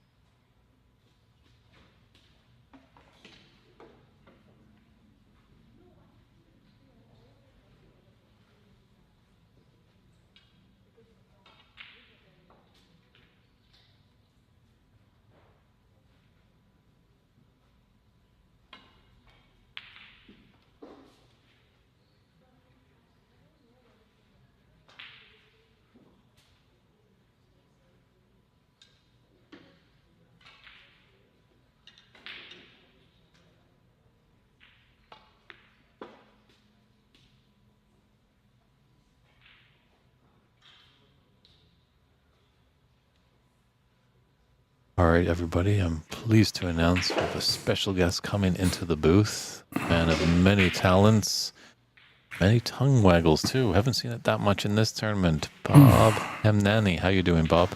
Doing good, doing good. Thank you for having me. And so how did you fare? I know you were in kind of the second place or the second chance tournament, correct? Yeah, I won the last match 3-0. I got a bit lucky, but doing okay. Not very good this tournament. Need some practice. I didn't prepare well, actually, to be honest. So you get what you deserve. True, because you come to this tournament by the way of New Jersey, correct? Yeah, I do. And is there a big snooker scene in New Jersey? There is, but not too many places to play. I think there are only 2 places which have tables, and they have 1 table. So there's always a line out the door to come and play. Yeah, so it's tough to get the table to play. And literally, when you walk in at 11, there are like 5-6 people standing in the morning to come shoot. Wow. So, is there anybody talking about building a room out there or opening something? Yeah, last 10 years, everybody's talking about it, but nobody's taking that step. Looks like I'll have to do it. All right, back to the game. Well, I hear you have a nice pastry chef that you know of that maybe could provide treats if you opened up a billiard room. Yeah, maybe. The Billiards Bakery. The Billiards Bakery is very nice. The Snooker Sweet Cakes.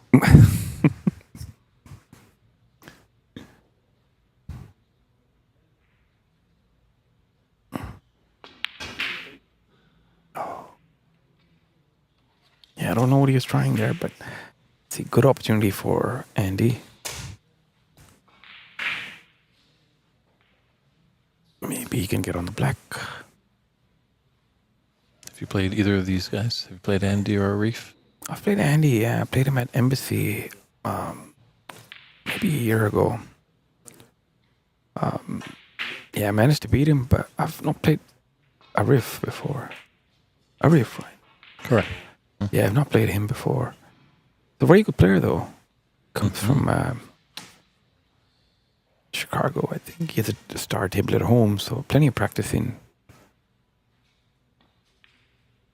He was nice enough to give me a ride this morning to the venue. Yeah, when we come to these snooker tournaments, friendships are formed rather quickly, and it seems like they're friends for life. Yeah, I hope so. With me. I think we always have a good laugh when we see each other in the room. I know.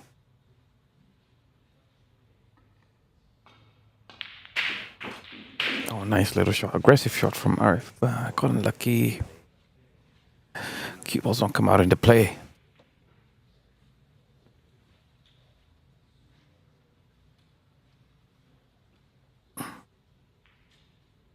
See what he does here. Maybe play safe. Can also, yeah. I think he'll have to go into the pack here. I don't think he has any other option.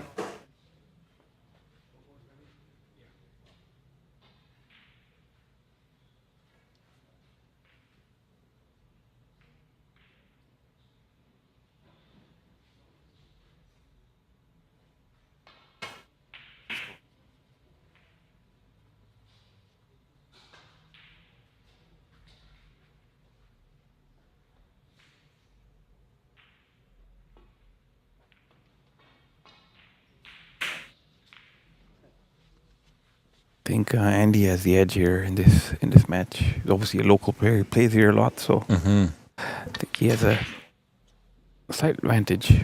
He knows the tables really well. They roll off.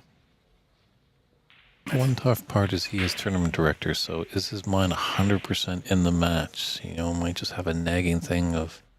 No, I don't think it's in the match. He just walked towards me and told me about my schedule tomorrow, so he's not really focusing, I think. At first, I think he wasn't going to play. And he finally entered the tournament. I'm glad he did, though. Yeah, he was happy to just put his cue aside for the benefit of the tournament. But as a result, at the deadline, when players could sign up, he only had 35 players. So he felt to get that sweet number of 36. Yeah, I think a lot of people sadly opted out. I think he had 46 at first. Yes. And then they opted out. Glad I made it, though. Very nice event. Good to see everybody.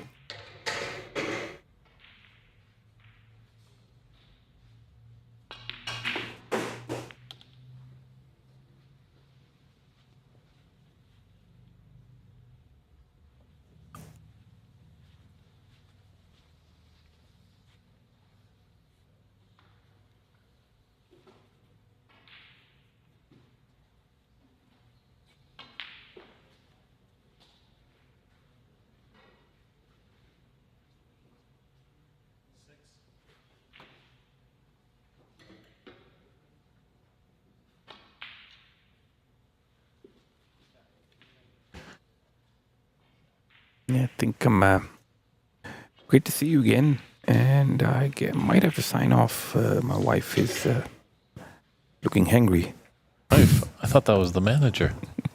Yeah, the manager is hangry. So It's been short and sweet, Bob. We always appreciate you coming into the booth for some insight. Maybe you'll see us again over Saturday or Sunday. yeah, well, I'll stop by tomorrow. Hopefully you let me in again. Oh, most definitely. And, maybe we could get a surprise appearance by the First Lady of Snooker. I will ask her 100%. All right. Well, thanks again, Bob. You guys go get something to eat, and hopefully we'll see you soon enough. You got another match tonight? Or No, I play tomorrow. play tomorrow. All right. Well, good luck, and thanks again, and we'll talk to you soon. Pleasure. See you guys. Bye.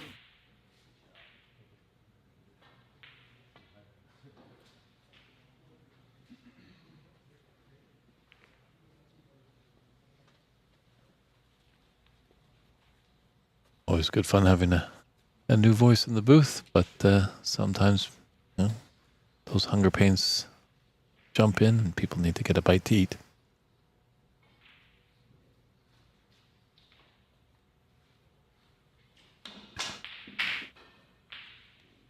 Arif is just getting a little hungry. He wants to get back in this match. Doing a good job in this third frame, leading 33-55.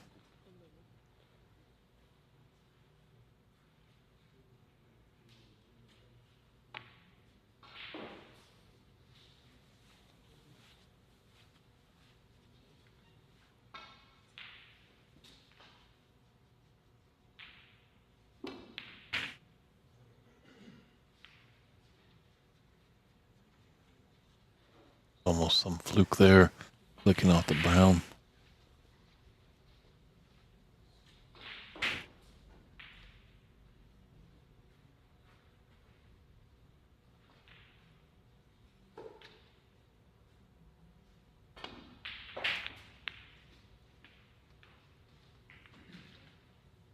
Nice pot there. It's a little bit of a bigger bounce. To be just a little bit higher. That's just a veer blind. Cut on the black. Is fortunate that that red is open to the right middle.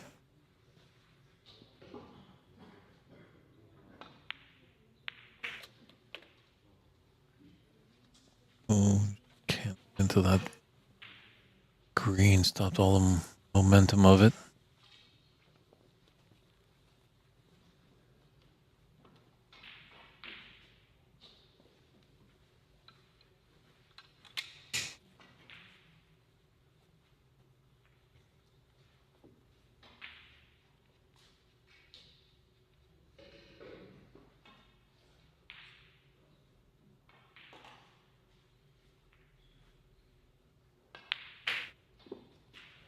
Oh, great pot there. Good recovery to keep the break going.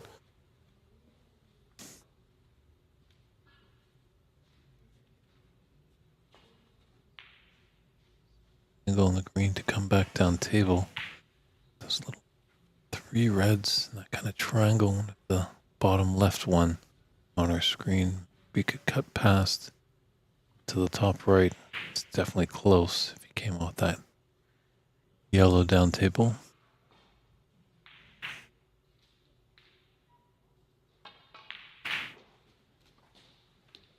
Pretty methodical is Arif. I think this might turn into a grind of a match if he manages to take this frame. I think Andy's in the boat of wanting to just get on with it a little bit.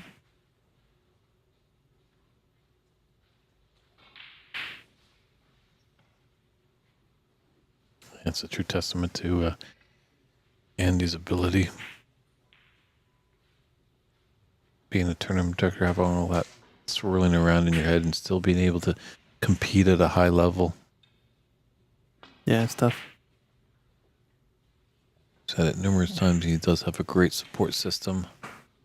That's a little faulty there by Arif as he given a chance to Andy to crawl back into this frame. An important one for Arif. Doesn't want to go down 3-0 in a best of 7.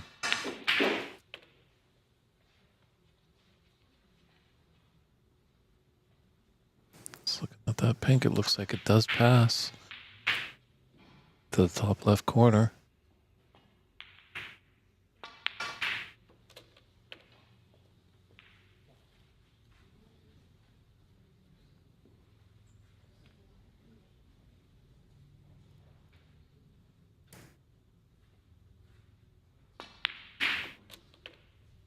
Kind of surprised, actually, Andy, who dons the famous Dennis Taylor glasses, who made this those specs famous way back in the 80s, doesn't have a little Adrian chain from Rocky going around it because he played in the PABSA Open Championships here.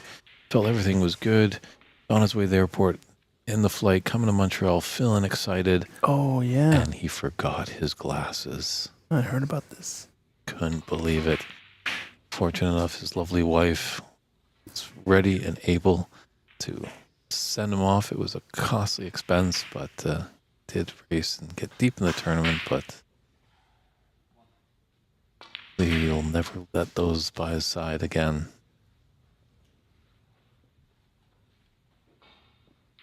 Yeah, quite the moment he said, "What the heck am I doing here? If I can't even see, then there's no point."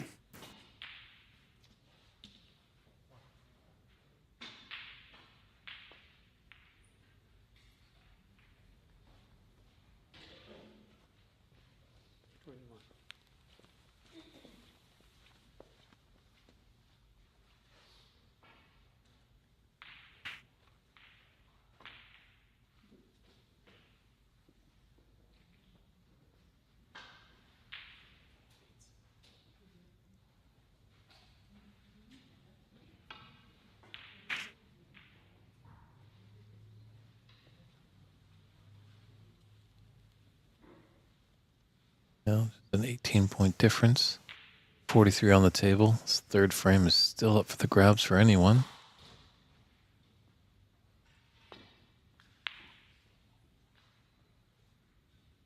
So it's a little calm here on a Friday afternoon, coming to the tail end of these matches before our little bit of a hiatus, a little break that we'll take, coming back at 7:30 tonight Pacific time to kick off the Sweet 16 round. Yeah, it's been nice this tournament. Long first day, but helps make the rest of the tournament nice and smooth.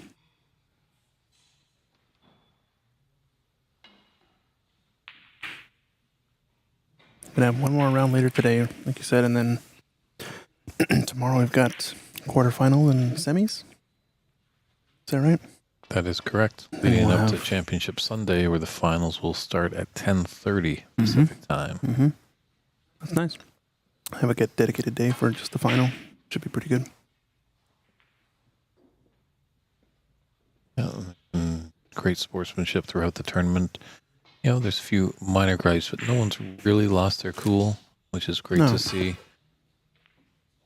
Oof, just managed to get this nick there. Everyone is aware that, you know, we're really trying to grow the sport in America. It's very foreign.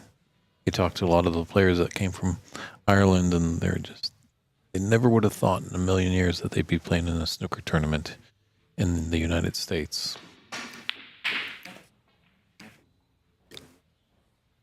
Has a chance. Says it has a chance. Just got the cushion on the way in. I think he was playing it up to the bottom of the table, but he was playing the double just in case it went there.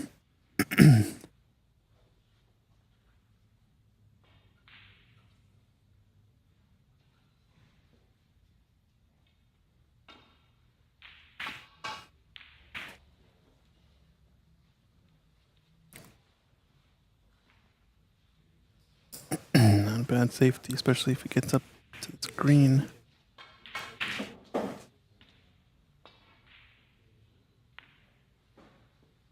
Oh, he's missed that down the cushion. That's tough. Tough.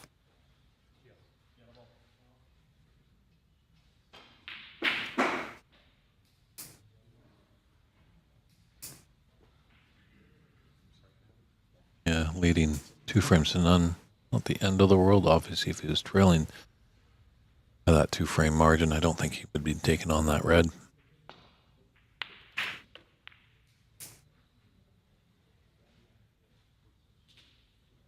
I think Arif could have had a bit better of a color after that. Yeah, it's going to have a weird back cut on this pink. This doesn't have to go.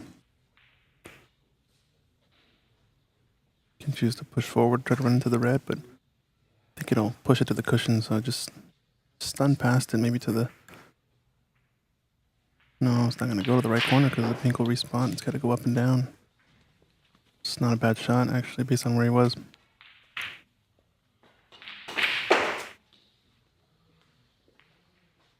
It's another good recovery shot here.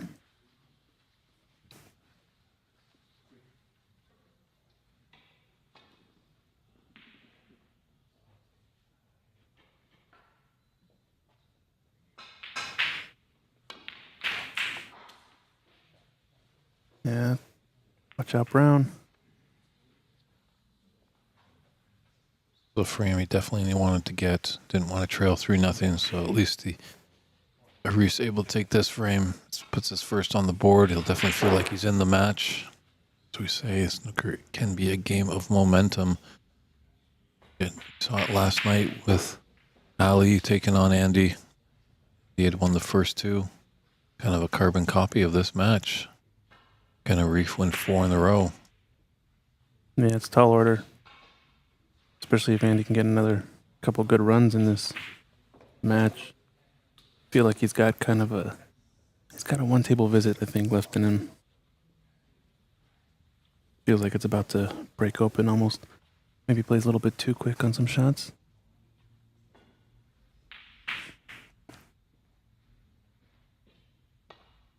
Like we said, table splitting nicely, but not getting anything higher than a 40-50 break for most shots because of those tough ones down the cushions.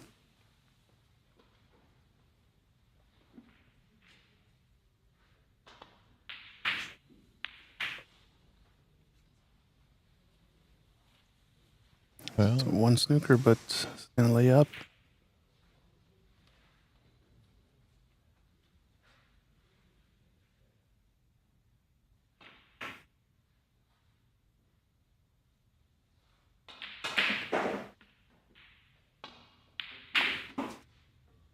nice. Yeah, I'm sure Andy's gonna get on with it here. Probably not come back after this. Probably 2 snookers now.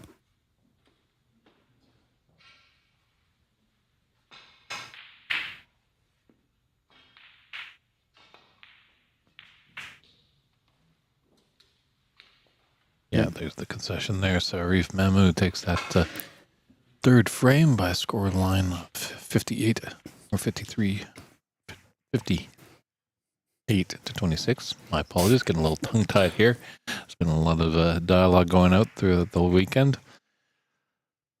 So, any predictions, Christian? I know it's just 2-1. Yeah, I mean, I think Andy's still the favorite to win this, but it's a matter of can he stay with it, stay awake out there. Basically, he's on not a lot of sleep, so he's taking a quick break. We'll do a little ad break and be right back. See you soon, everyone.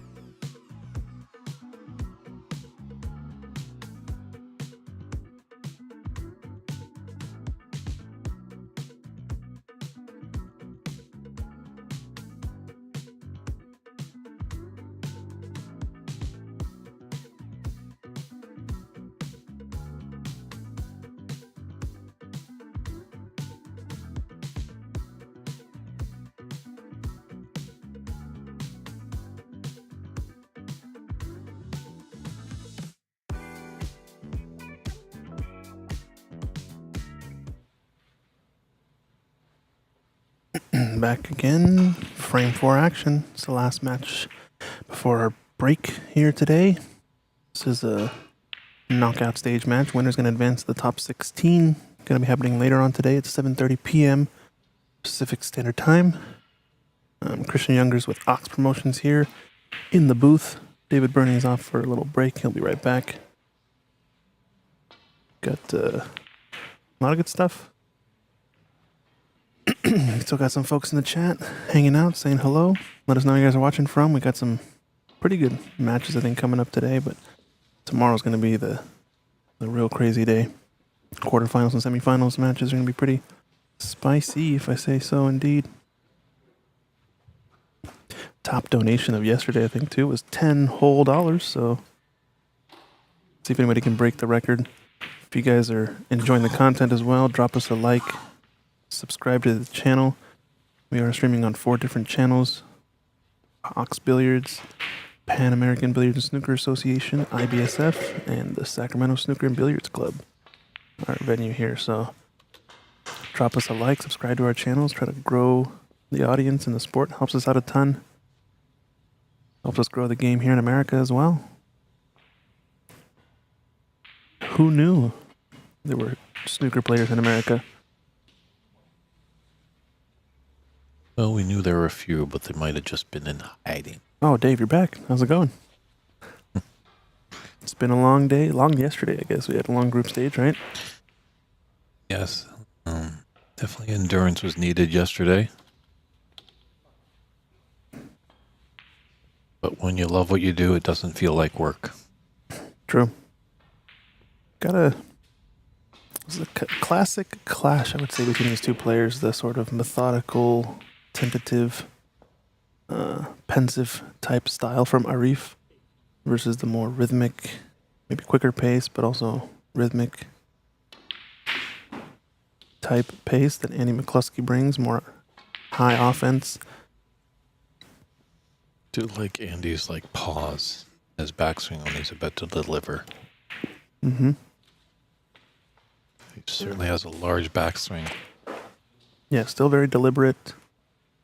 Just a different pace. Like I said, it's more about the style clash here. Arif maybe a little bit stronger in the safety department, playing some of the tactics differently, but Andy can score with the best of them at times. He is a Seattle Snooker Open champion of 2024 and Arizona Q Tour Stop winner over in, I think it was in December or November of last year as well. Got some tournaments under his belt here in the States. And he is the official USSA coach for the United States National Snooker Association.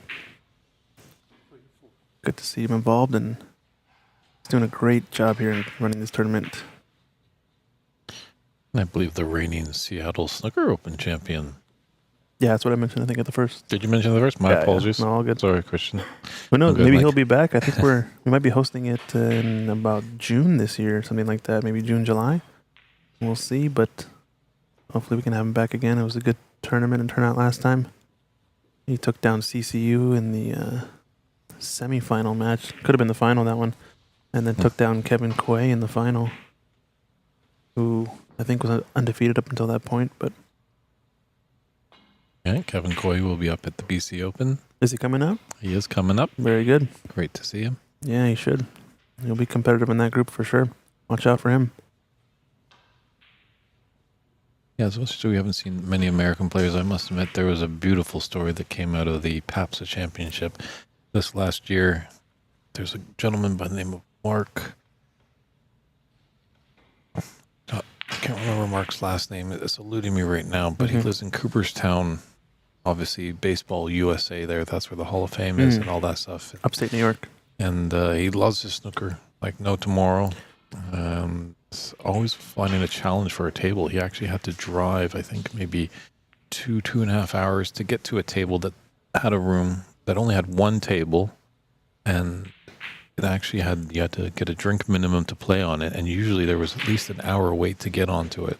Oh, yeah, he lived in North Carolina, right? Mark, I know you're talking about tall gentleman.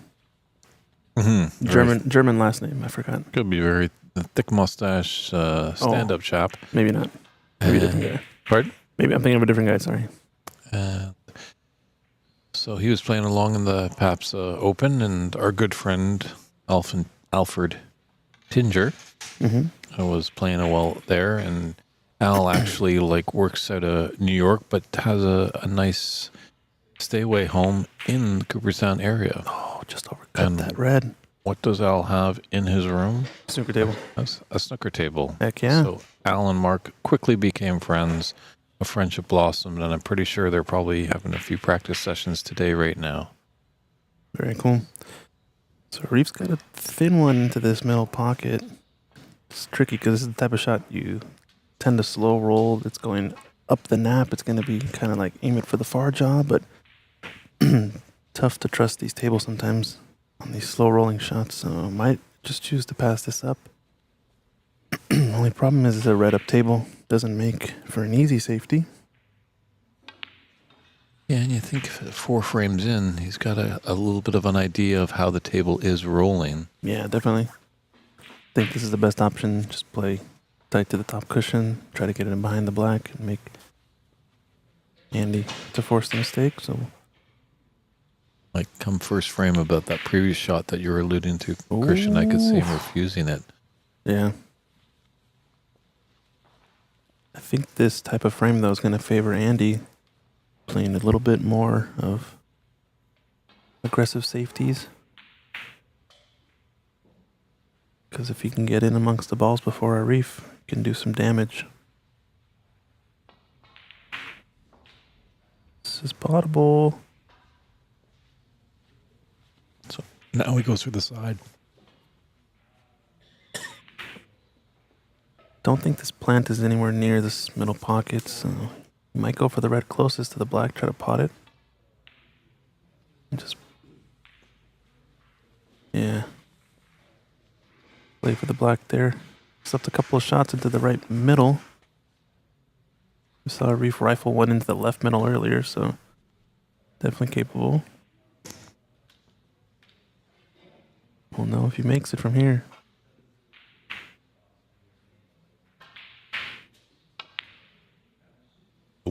Just a bit too thick on that contact. There's that red that's still kind of there in the middle of the table that's thin into the left middle, but both players clearly going to pass it up, I think. Play the double, maybe the treble. Maybe the treble. It's on. It might be a jump start. He needs to put on a good break. He's already got 27-point lead. Tough black here would build his confidence, but yeah, he's just mishit that. Just didn't gauge the side quite right.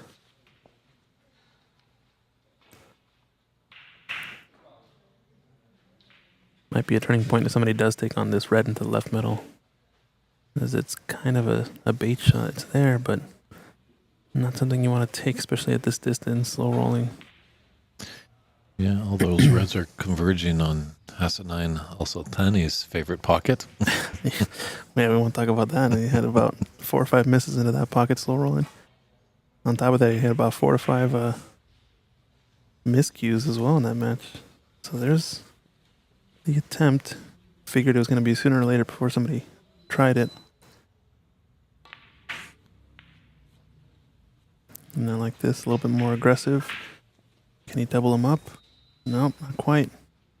Pot is on. I think Andy just wants to get on with it a bit. I don't blame him. I think it's going to favor his style of play to get Arif maybe moving a little bit more quickly than he's comfortable with.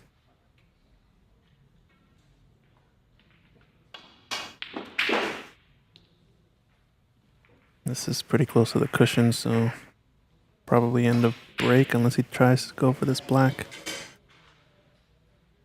It's tricky being so tight to the cushion. Looking at it. It's a big shot here.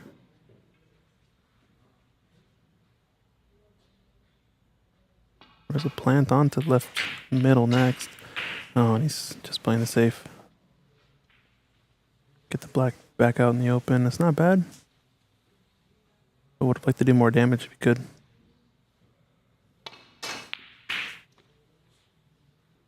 No, left another red again. I think he was trying to catch that even thinner so that he can get the white moving down back towards the lower left quadrant on the table.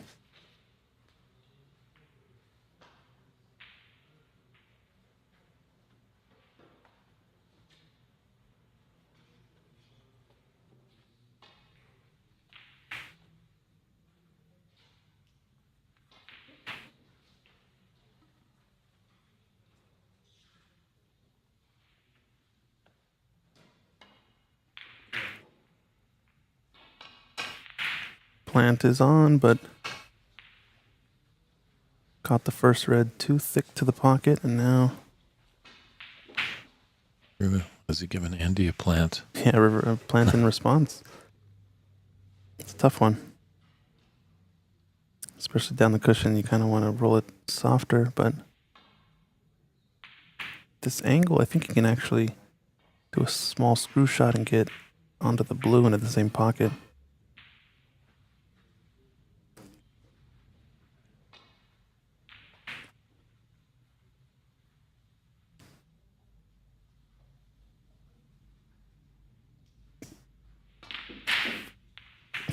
Yeah, I think it's better to shoot that at pace just because how tough it is. You either want to smash it in, get shape on the blue, or miss it by a lot so that you don't leave it over the pocket. No sense in trying to trust the table there in the slow roll. Is this potable? This red? Close. Oh. Just used the full pocket there. Wow, nice shot. Almost. That was just too thin. Green does pass between the blue and the brown, so got a starter. There's, I think, a couple of reds. The one closest to the yellow, I'm not sure if it's touching. It's playing the brown here, it looks like. Should also pass. Overcut it by quite some margin. And he's left a wide open red here. This is Andy's chance to get a big lead.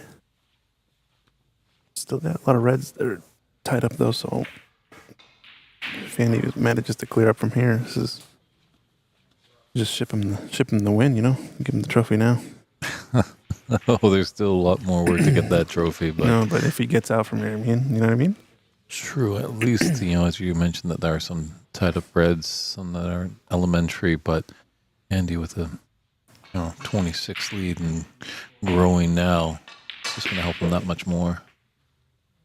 Oof, almost screwed off into the corner pocket there. And Nice to see the pink come back home to its spot. So I can cut that red into the left middle he chose, beyond the pink. There's also a red near the top right corner after that.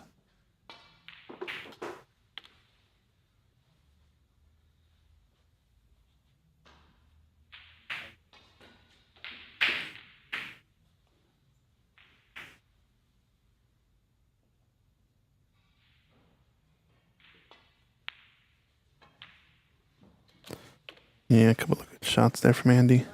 He's overrolled this one maybe a bit. I don't know if he can get to this red closest to the upper left corner pocket.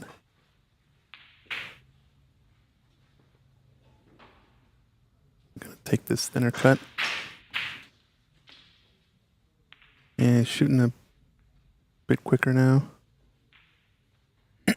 Black's developed nicely with that little kick off that red. Yeah, it's just a shame he's tight to the cushion here a little bit. He's going to take the blue on, it looks like. No, I think I like slow rolling the black still. Not slow rolling, but leveling out and rolling the black in. Decided to play the safety, maybe? If the black is blocking the pocket. Definitely think it is for one red. Just not sure about that other red, just the left of the brown. I mean, he would have had a look at it, so I'd be surprised he's playing this safety and it goes, so I'd have to imagine it doesn't. Arif is passing it up, so I'm guessing it's blocking. Yep.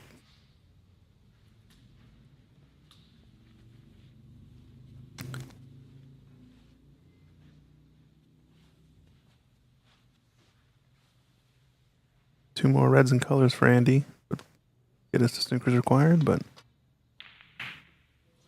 it's kind of a mess up in the upper part of the table, so it'd be a little while before we get there. Who do we got in the chat? Anybody watching? See, we got a few viewers over on the Ox page. Let us know where you're tuning in from. What part of the country or what part of the world, I guess. Yes, this is snooker in America. I know it's not that common, but we're doing our best here. Sacramento, California. I'd say 5 years it probably would be not that much common, but it's definitely becoming a lot more common. Now you've got a little bit of academies, some popping up in Arizona, Nashville. Oh, Wolf is from PDX. I thought you were local. I guess being post-up crew doesn't necessarily mean you're from Sacramento. Probably just an avid viewer of Mr. Collins Newey. This is fun back cut here. Oh, it's got a chance. Has left an easy plant now too. Wolf is saying he's making a trip to Seattle in 2 weeks for his birthday, and Jeff definitely going to be checking out Ox for the first time. Nice. Fortunately, I won't be around anymore. I don't think. I moved to the East Coast, so I'm coming to visit for the Seattle 9-Ball Open. It's happening next weekend, but yeah, you definitely should come check out Ox if you're a snooker player. World-class equipment, star tables. I think they still have kind of a bit more worn-in set now of superfine cloth, but still play pretty sweet.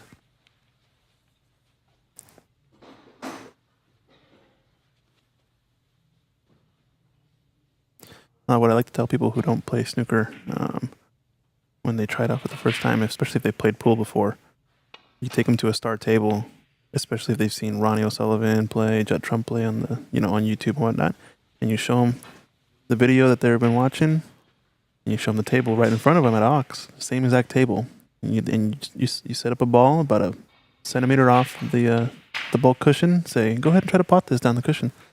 No problem. Like halfway, a quarter of the way to the pocket, and you just see them struggle with trying to pot the ball down the cushion. Then you're like, now you know what those guys are doing on this table, right? And it helps put things in perspective. Oh my goodness, look at this. Leave angle. Look there. Wow. Angled him, right? That's what we call it? Angled. Oh, nice escape though. Unfortunate that he's going to leave, I think, all three reds on now. They all technically go to a pocket. It's just a matter of getting a little window or gap to get on. Sure. Andy would like to get that black back down table on its spot, just because with the reds up there's low value colors there. Yeah, Makes one it of them tough for Arif to really get back into the frame. One of them for sure will be red-black, I think. Wolf is saying, snooker is a humbling game. That is for sure. Nice cannon on the brown to hold position for this next red. It's got maybe a bit too much angle. If he can screw back off of this, it would be perfect to get on the black. If not, you might want to cannon into the black with a good bit of pace and punch it up to the center of the table. As you've got, blue, brown, yellow in the area. He's chosen to go around it, which isn't my preference because you kind of wanted to leave that red there. It was so accessible. But what do I know? We're going to see another safety here. I think he's gotten enough points, though, to get it to more than one snooker required. This red passes the blue. It does. No, really? Wow. It does. So this is a frame clearing opportunity now. He wants to get over with this frame, too. I know.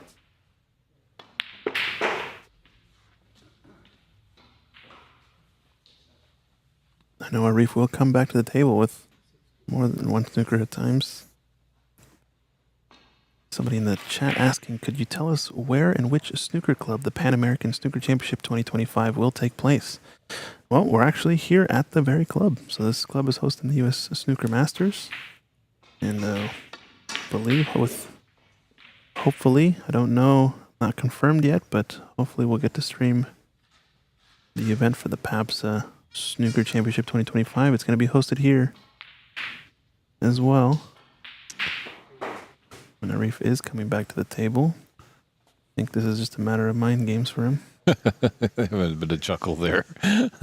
Andy thought he actually was going to take on, but cooler heads provide. So Andy taking a commanding lead in this best of 7 match with 3 frames to 1 to the good. There's that advertisements for Pan America Snooker Championship here at the Seattle Snooker and Billiards Room in Sacramento, yeah, California. And definitely check out Cloud Snooker because I believe registration is open for that. Go to cloudsnooker.com. Yeah. Cloudsnooker.com, and that is open to any citizen that lives and has status in the Americas, going from all the way alert in Northwest Territories, Canada, all the way down to the tip of Argentina and South America.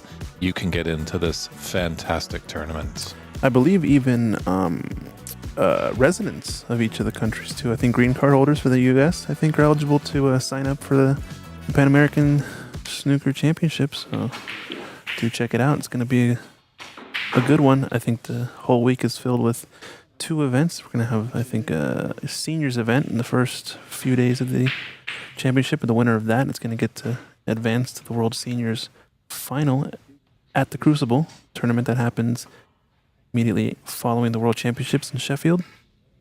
And then we've got then the Open Championship happening after the seniors, and that winner is going to get an actual pro tour card to play on the World Snooker Tour. I think last year's winner, Canadian, right?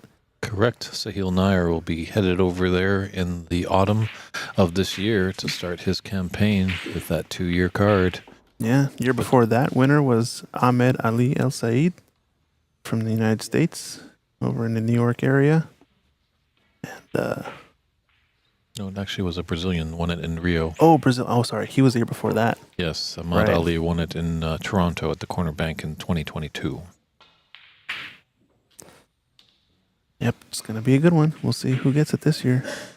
A good starter from Arif, just dead straight on this black on the spot.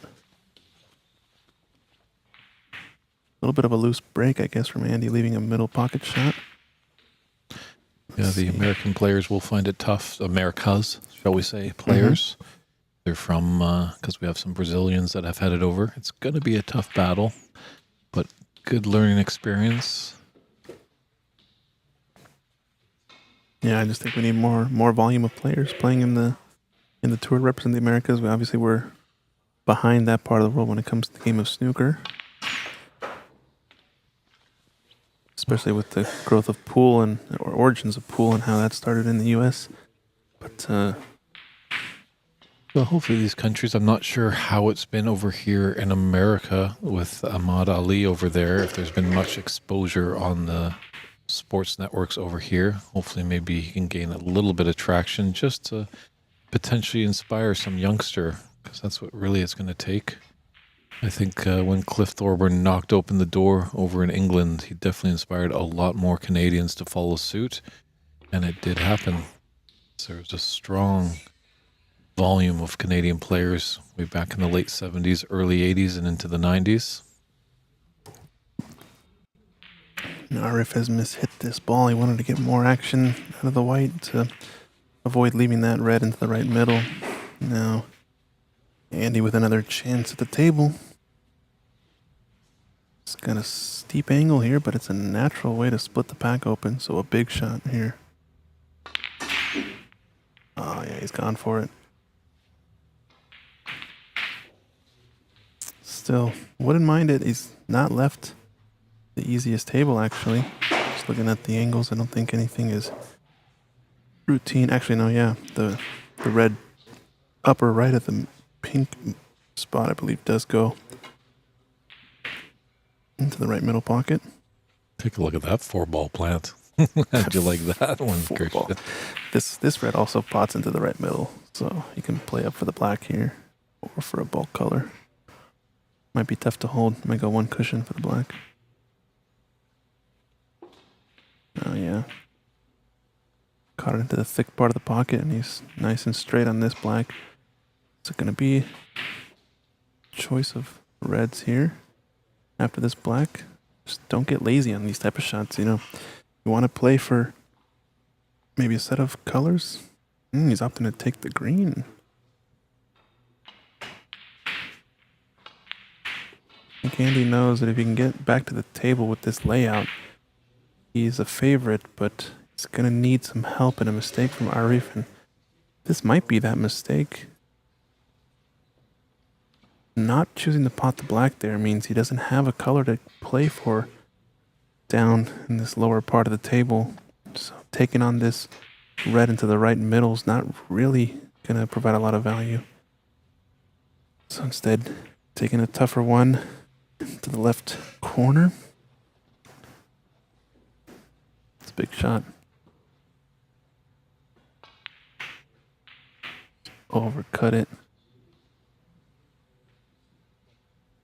He's just about in the exact same spot for the black, so I found that interesting. He didn't take the black when he had it, and chose green instead, and you would have thought taking green was to get, an obvious or more appropriate position for the next red, but didn't really end up on anything. Oh, and he might get away with this. Yeah, he definitely has. It's going to be a very thin blind cut for that red into the top right. Yeah, the lower right corner pocket. Yeah. Can be confusing the viewers, Dave. Top right corner, but that's the bottom of our screen. Well, the nap rolls from the bulk end to the top end. Yeah, but you got to educate the viewers too. They don't necessarily know that.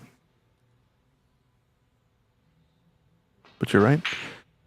Bulk cushion being the cushion at the top of our screen here, or the north part of our screen, if you could say, instead of overloading terms. And then down by the scoreboard, that's the top cushion, right?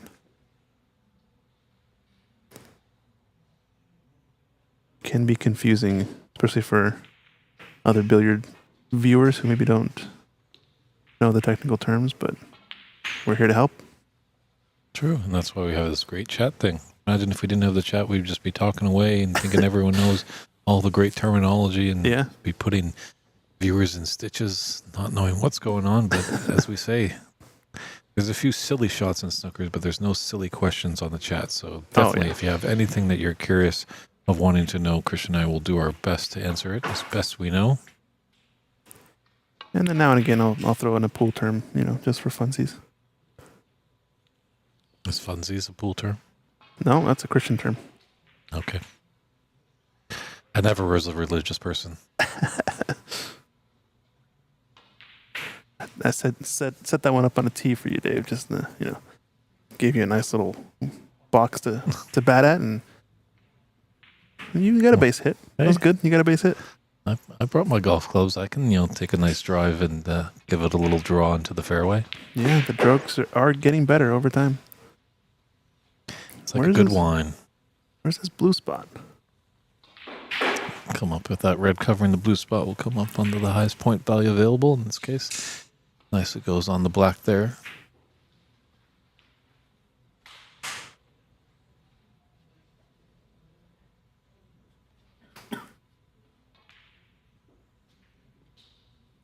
Now he's taking this to open up the blue spot, and if he does that and pots the black, he'll have this weird situation where the black and blue have swapped places. And that could lead to a little bit extra points, So far, it's been all Arif in this frame.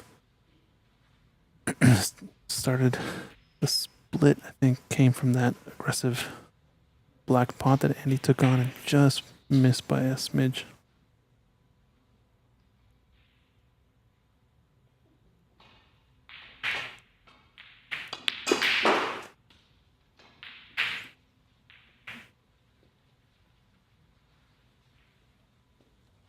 Left anything really good there after that brown powerfully struck it into the green pocket.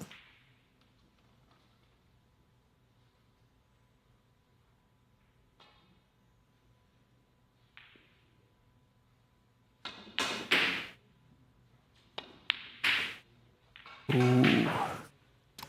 Is this the chance Andy needs? I would say yes, it is.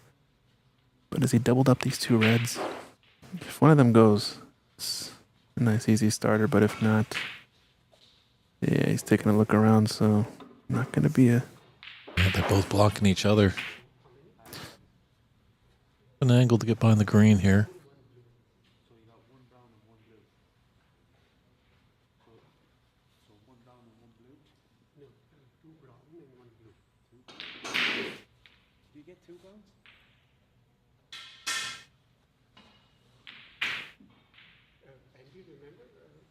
Little scoring discrepancy right here. take a look at the stream. So I'm just going to bring up the stream for these gentlemen and take a look.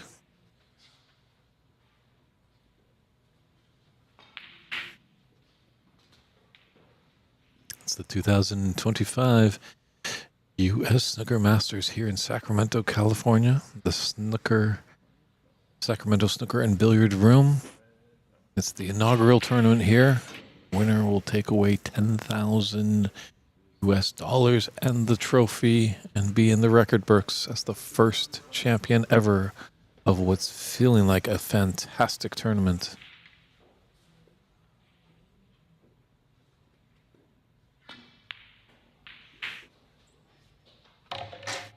They try and go for the pot.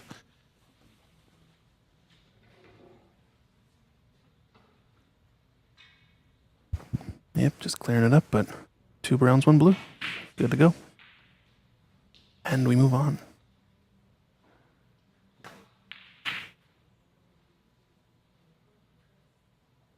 Oh, this is going to lay up. This is going to lay up nice. Uh-oh. Arif might be in some trouble here. Bit of a saving grace. It's that these 2 reds below the pink are a little bit tricky. They are kind of lined up for a plant though, which is interesting, and the pink does go, so it's taking it on. It's just overcut it there. Great little camera angle there. It's coming right into your living room.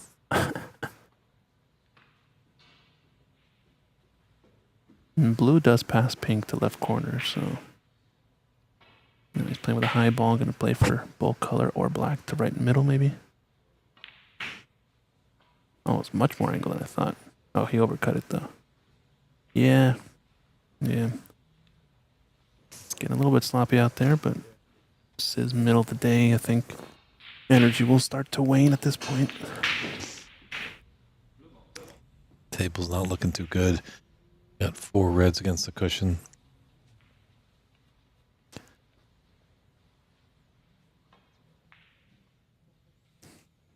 Who's on a spot, but not its original, and then only green or yellow and brown are on spots.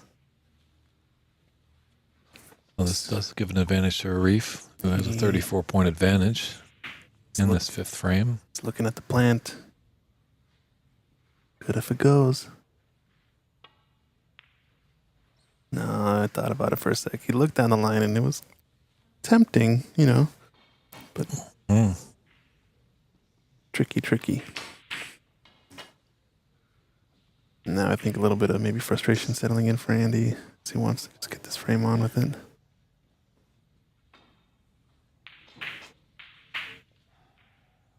Handful of matches out in the room are still going on. They're going to conclude and we're going to get a nice break here in the middle of the day. Start up this evening, 7:30 PST. So do check that out for the top 16 matchups. It's going to be good. I don't think Arif wants to have a long break, because if it's a short break, that's meaning this man has pushed us into a decider. True. I mean, there's only so long you can do 3 frames, right? Mm-hmm. I don't think they'll go till 7:30 from here, but famous last words? 4 hours from now? 4 hours and 3 frames? I don't think so. I think Fergal O'Brien on the pro circuit, I can't remember who he was playing, they had a frame that lasted over 2 hours. Yeah, but I don't think Andy's going to let that happen. He'd rather split the pack and see you later. True, maybe he could get a 2-minute nap in there in that little break to reset his energy. Nah, more than 2 minutes. We'll give him 5.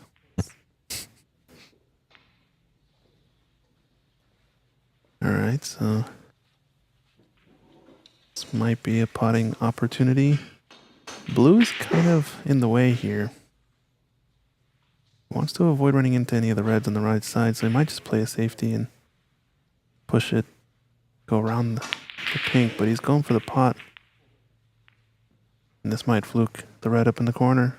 No, it's off. Yeah, just trying to force the issue there. He knows he's kind of coming up against it. 1 or 2 more big mistakes. Probably going to be enough to end the frame.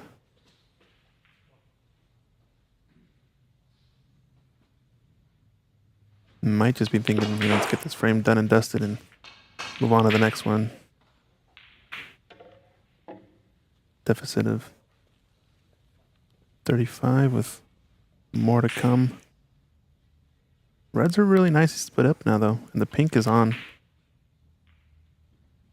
Pink respotted. Still can score heavily if somebody gets in nicely on one of these reds. We'll see. I think Arif might actually think about playing safe here. Only problem is that red that's closest to the upper right corner pocket. Makes it real difficult to play safe. All right, so blue.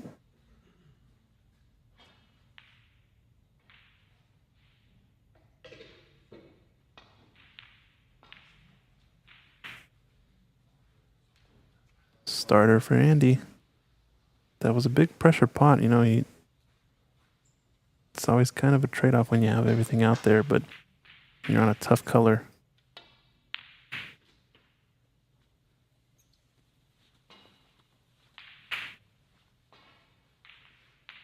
It's almost like splitting the pack, leaving reds over the pockets, but then getting stuck behind the back of a red or something.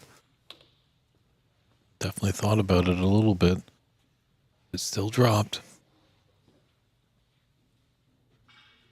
I see 2 more easier reds left. Maybe the one to the right of this one is also on, but he's missed a big shot there.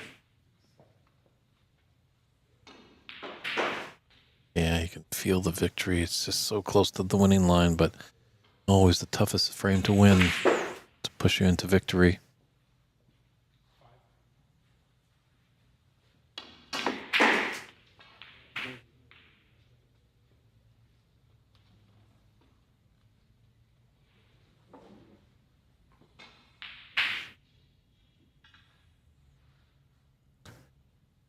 A little extra difficult here using the rest.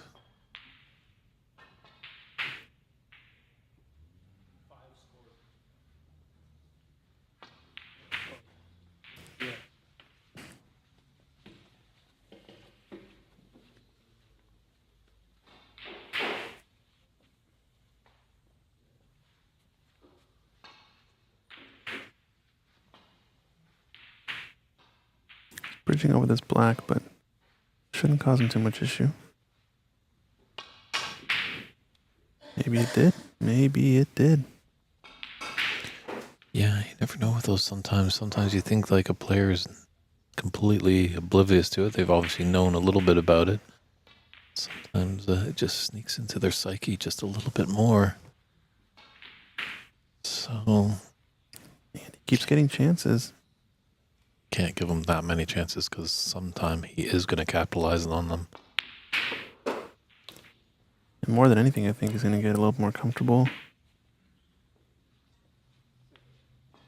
Right now, you can tell he's kind of frustrated, but if he can get the things rolling in his favor again, it could be dangerous for Arif. It's got another mid-range pink. Knocked out that red out of the open area. Yeah, didn't even see that.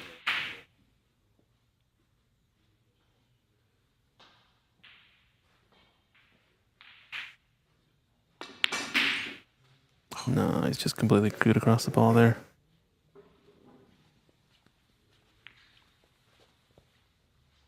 Oh, did he get a Loosened result? another one. Ah, it goes. I think they go through. They both go, yeah. Oh, he almost had a result there.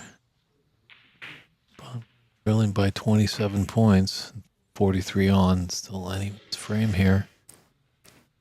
Arif's in the driver's seat though with these easy reds. Oh, if he rolls it in, maybe it's not so easy. Easy red left middle pockets? Maybe not. There is no easy red left middle pocket on this table. Oh, there certainly is not. How many, I mean, percentage-wise, I feel like how many misses have we seen? It's probably double digits. Good quarter of it. Oh, wow, wow, wow, wow, wow, wow, wow. Yes. Sorry.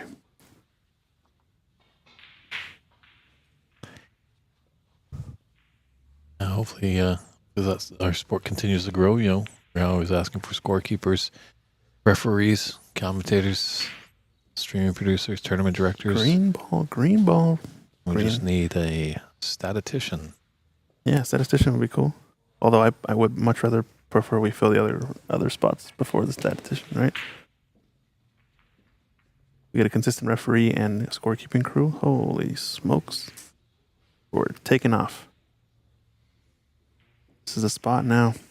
I think he's just marking the ball there. If I can get a tight shot. Looks like you can see just about half of that long cushion or so. It's going to go at this one rail. And they are playing with 3 putbacks, 4 attempts until Snooker's required stage. It's going to be putting them back, I'm pretty sure, each and every time here. I don't think Andy's going to be really quick to jump out of his seat. It's pretty close, maybe a millimeter off, but not bad.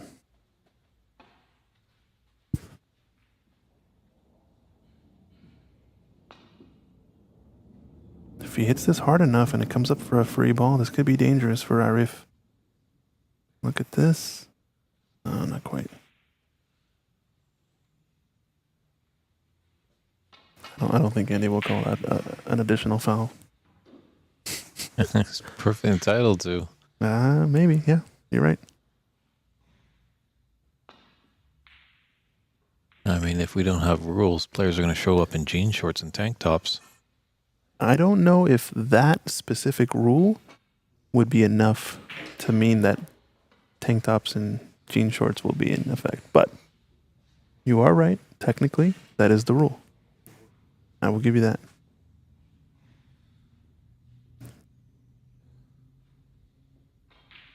This last match, we saw something that was in question.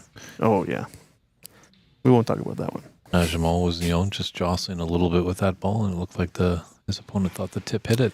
That's right, yeah. We'll have to post that video later, but I don't think it was a foul. We'll find out more later from an official referee, though. So that's full 16 points, for 4 misses. Correct. No free ball is on. Playing behind the black here. Look at Andy here with the tactical play. Brilliant shot there. Just after your opponent's reeled and given up 16 points, they're about to just be sick to themselves.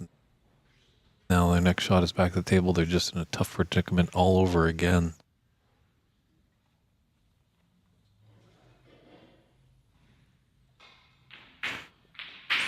Kudos, Arif. He knows what's going on here. Just takes a little bit of his chalk on his finger and marks where the spot is. Yeah, I like seeing a couple of lines. For example, that line, the pink and the white are dead, lined up to the corner pocket.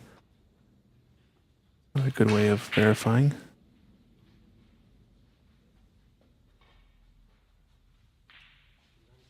Well, they'll know where the white goes. But the brown obviously wasn't marked.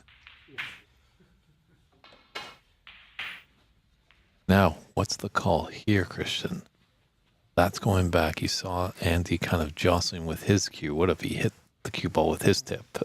And he's not even at the table. No. You're getting ridiculous now. If you're calling those fouls, I think. It's a very simple game when there's a referee. Players don't touch the balls at all. Right? Correct. Clear and simple. There's no need for any of this. I adjust this, blah, blah, blah, blah, blah, right? And the referee's decision is the final decision. It might not be the correct decision. We are human. We do make mistakes. But if there is a dispute, always put it in writing, and the committees will attend to it after the match. So that's a third foul now. It's red. Always a key thing. If you're a player in a tournament and you feel like you've been wrongly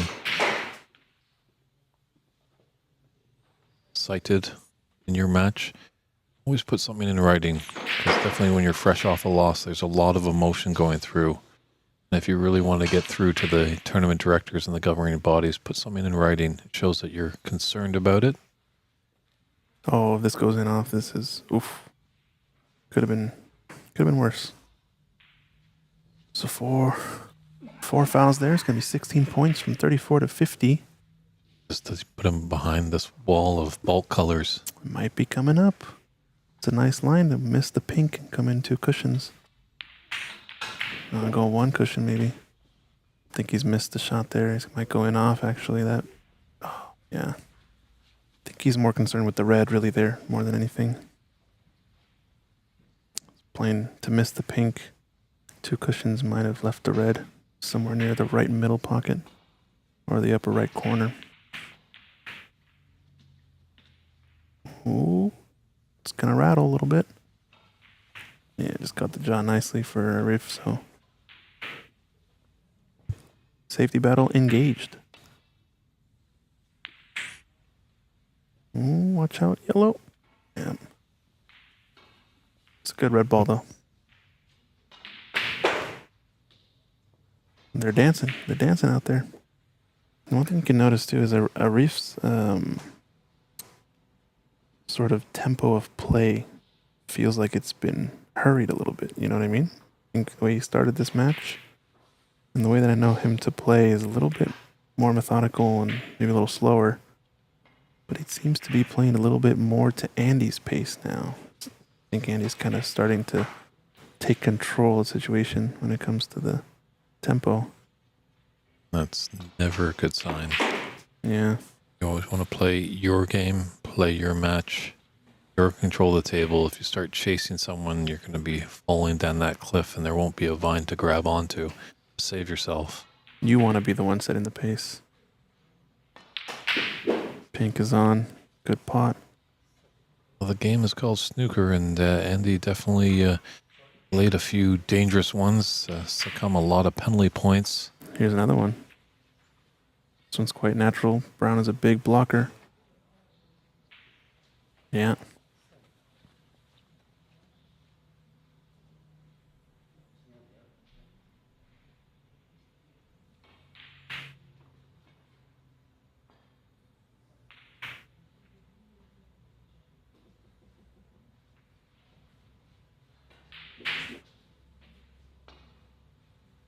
Two cushions in behind. It's going to come short. This has a chance for a free ball based on where the pink lies. It's close. Oh, it's going to be close, but not quite. Too close to the cushion that Andy will jump back in. I think Arif is a favorite to hit this on the second try. Agreed. Usually these players, sometimes that first shot is just a tester. Feel out the angles. Oh, he's gone wide and he's going to hit the pink? No. Watch out, Get green. behind the green.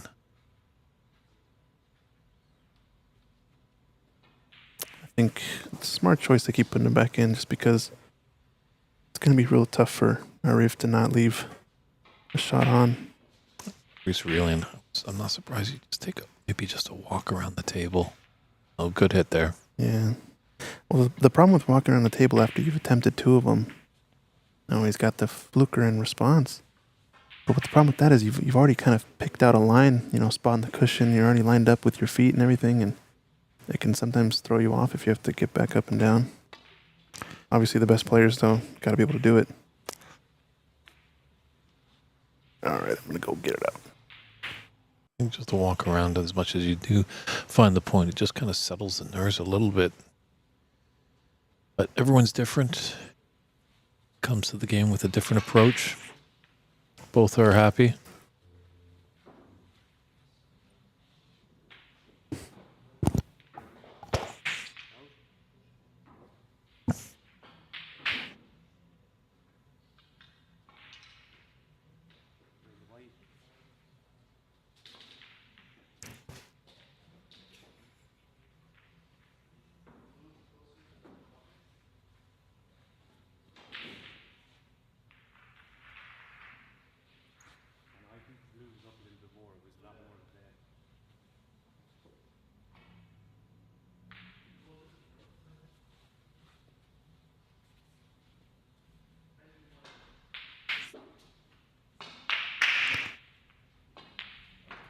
As well, they're just kind of adjusting the balls here. Usually a referee would be doing this, and usually a referee would have white gloves, so no body oils get onto the ball. So just small little technicalities.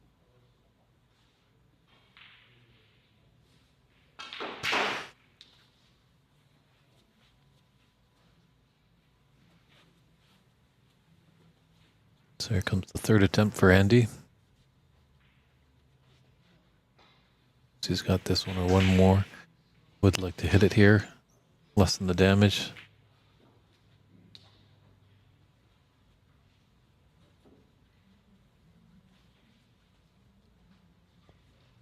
The Reef it's gonna look like he's gonna just play on from there. He's enjoying this thing cut into the middle. Just wants to take a look at the score.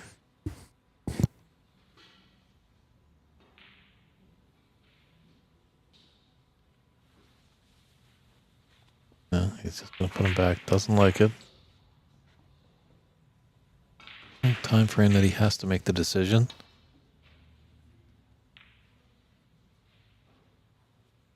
Four times the charm.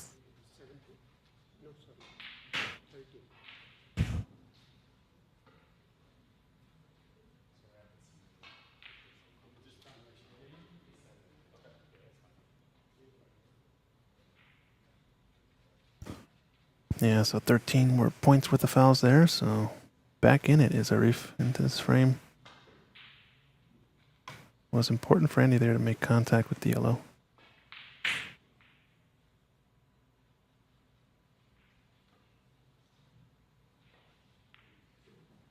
This has been under hit by quite some ways. Don't like that snooker that much just because your cue ball has the only ball that has to be perfect. But if you overhit it, you're going to sell out a big shot into the middle pocket. Call it kind of like a naked safety. If you can try to get safeties where you're not just pushing the object ball safe, but then you have a chance to get in behind something. Those are kind of the higher percentage snookers you want to go for.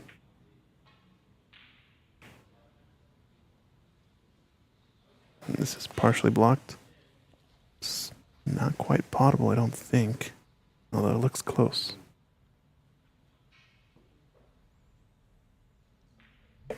Tough cue balls. That's rather tight to the top cushion.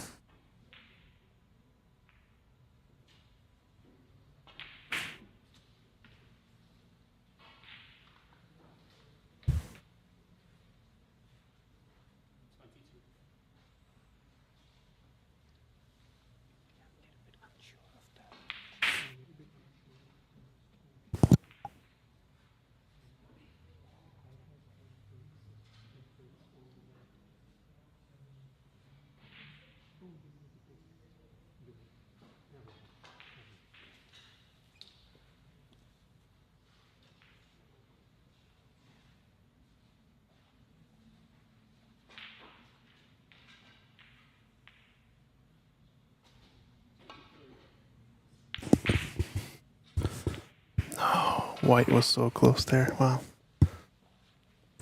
Yeah, left thin cut into the right middle. I was just seeing he's queuing right down my line of sight.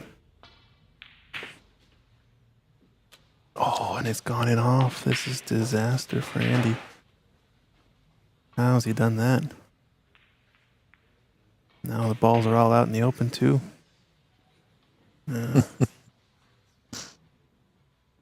Yeah, wrong side, but shot's not automatic, but No, these, as much as they look very easy on the TV table, are a bit difficult.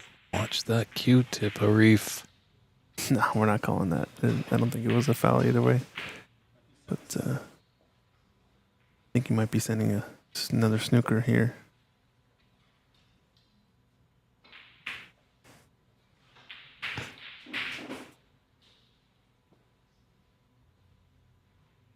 This is Arif's chance, though. He could take it. Slow rolling it. It's not worth. Trusting that shot is so tough. Could be the turning point.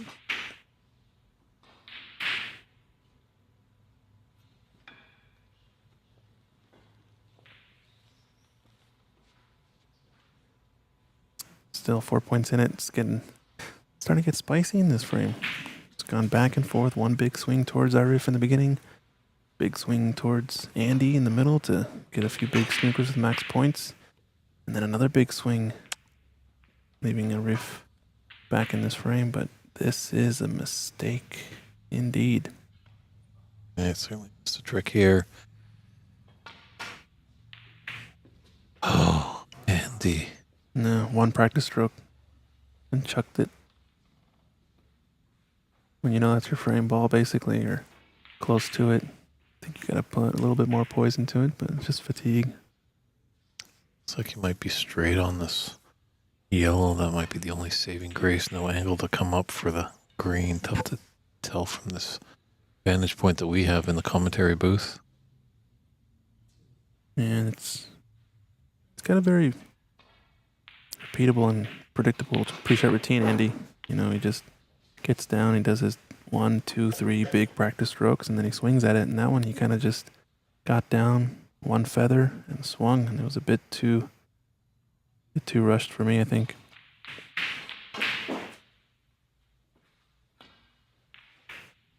Oh, that looked a little bit scary. Kind of decelerated on the shot there. Doesn't get the cue ball exactly where he wants it. He might still have some action yet. Doesn't have the great angle to come back down for the blue. Gonna have to come off some cushions. Yeah, he can lay up and leave a long distance if he just wants one cushion, but you want to be shooting that blue for the match. Yeah, Does need pink as well. he's taking your shot, and I think he's made a mess of it a little bit. Gotten away with it slightly. It's potable, though. I think Andy's going to pass it up. Unless he plays outside spin, 2 cushions. No.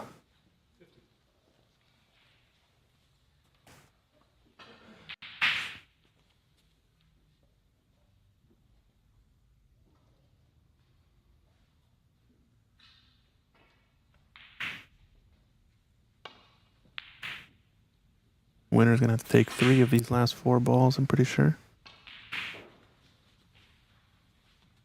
Has he got the snooker here? I think he does. Good shot. Just before the side pocket here.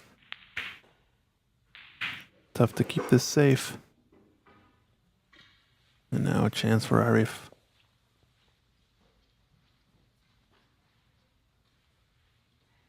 Like you said, needs the pink, right, to win? To the pink. This is frame ball to putting us into a 6th frame. No. Is he going to hook him too? He's got the snooker too. What a fluke indeed.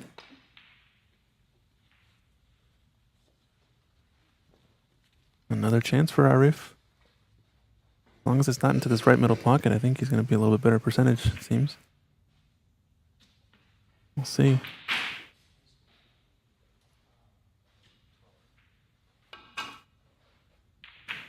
Swerved on the way there, a little too much.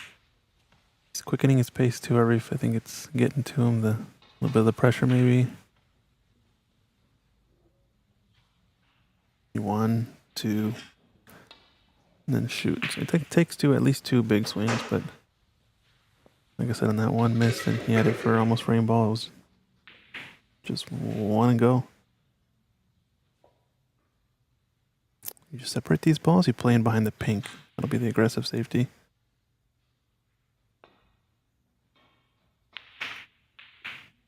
It's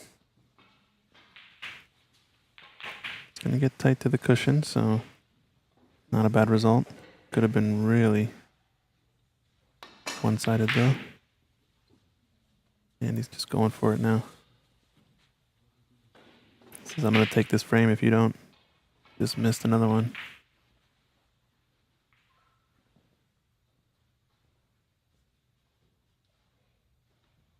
Anything visible at this stage. Pressure just mounts as the frame gets longer and longer. And Arif just waiting for Karim Namek to take his shot on the adjacent table.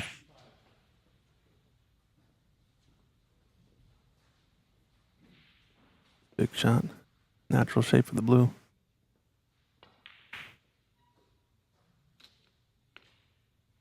Gonna overrun position a little bit. Might have it still to the right. Yeah, it's a thin one. Kind of a back cut now.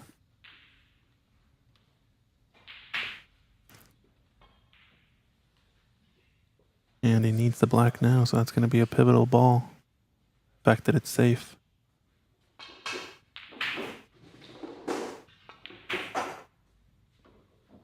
The fact that it's safe definitely favors Arif in this one to stay alive.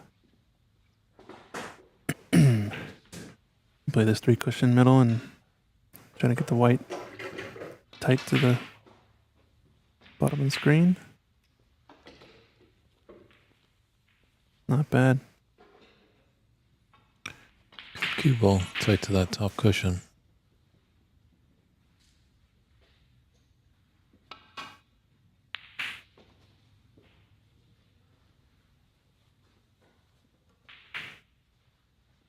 Think this is the pot Andy goes for. One pump and go. Start it again. Being up 3-1, obviously he's playing a little bit with house money. Yeah.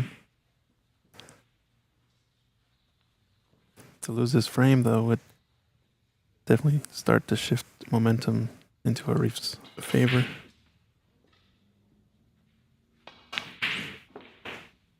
It's a good pot. Still needs pink. Arif needs one of the 2 remaining balls, and Andy needs both.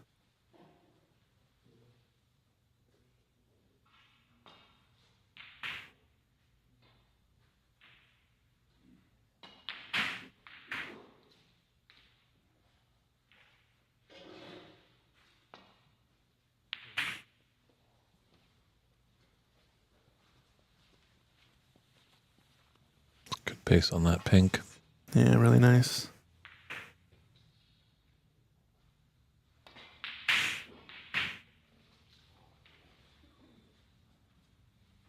Not sure what he was trying there. Just trying to pot it, maybe?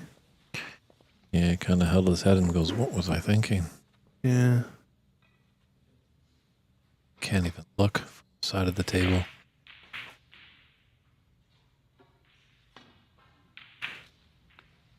I wasn't going to miss that one. So Arif takes that 5th frame to push us into a 6th frame. Just needs one more to push us into a decider. And we'll just see what Andy can do to rebound when frame 6 starts up right after this.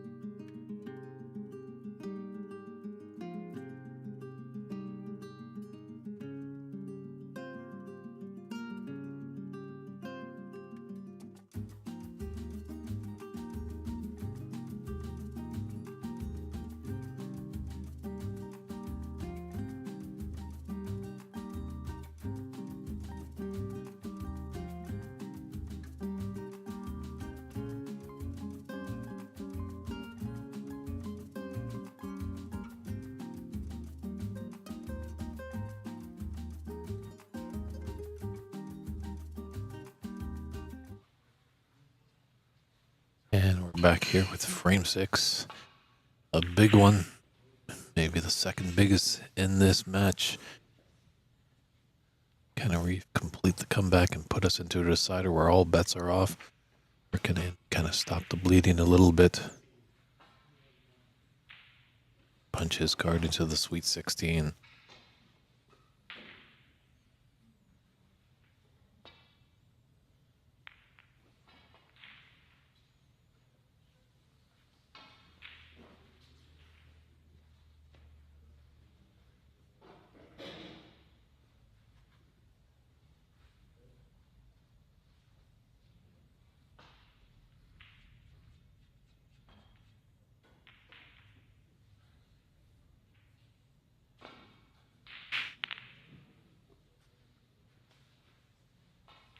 A little bit more pace. Just got short of the bulk line there. Just give him a chance, Andy. Long pot into the top right corner.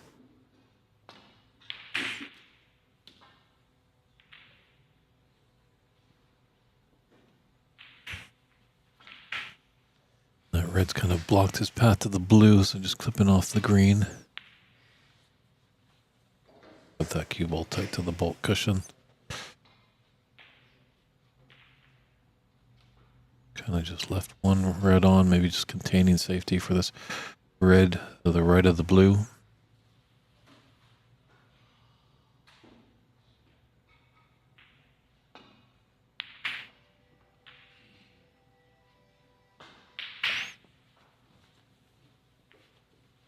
Cell phone going off in the room. It's a little bit busy in here, but participants are encouraged to put those cell phones on vibrate when they enter the building.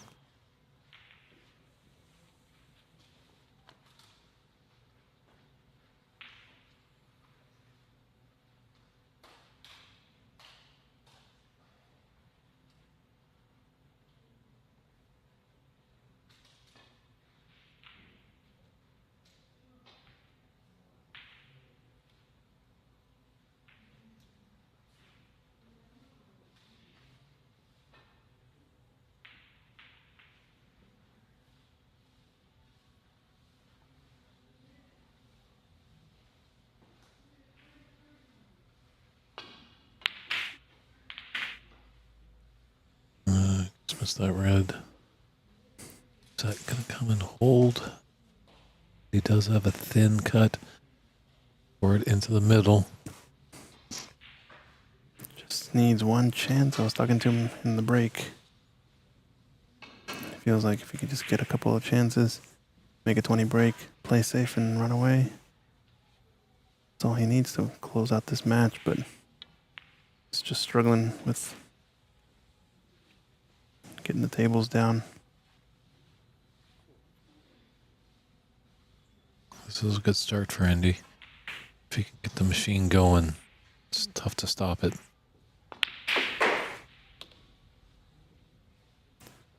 Pretty good pot there. Getting nice and high on the blue. Not too aggressive of an angle, but go for the breakout if he chooses. Yep, he's gone for it. How's your luck? Oh, he's perfect on a red here into the left corner pocket. It looks like that black passes to the opposite, so This is danger mode for Arif. just I think there's a little kind of little smile coming out of Andy there. I think he's realizing the opportunity here. He's just gotta not get ahead of himself, stay in the moment. Yeah, staying in the moment is right.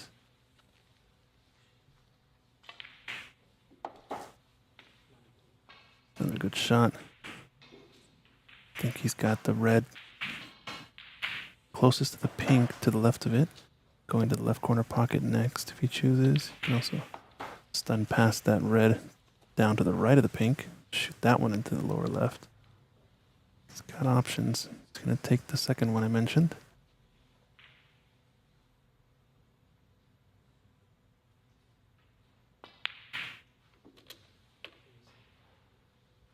Decent little shot there, although he's a little bit hampered now, so probably see him take the red to the right corner next and play up for blue. Oh, he's zipping it. He's feeling it. He wants to get this over with. He's on a red to the right middle.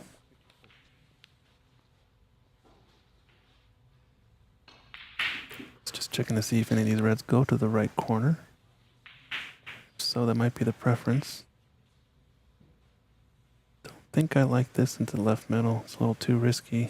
At least this one closest to the pink. One that goes to right middle actually can actually stun it. Shoot the gap between the red and the pink. Perfect. Oh, he's okay. Just okay.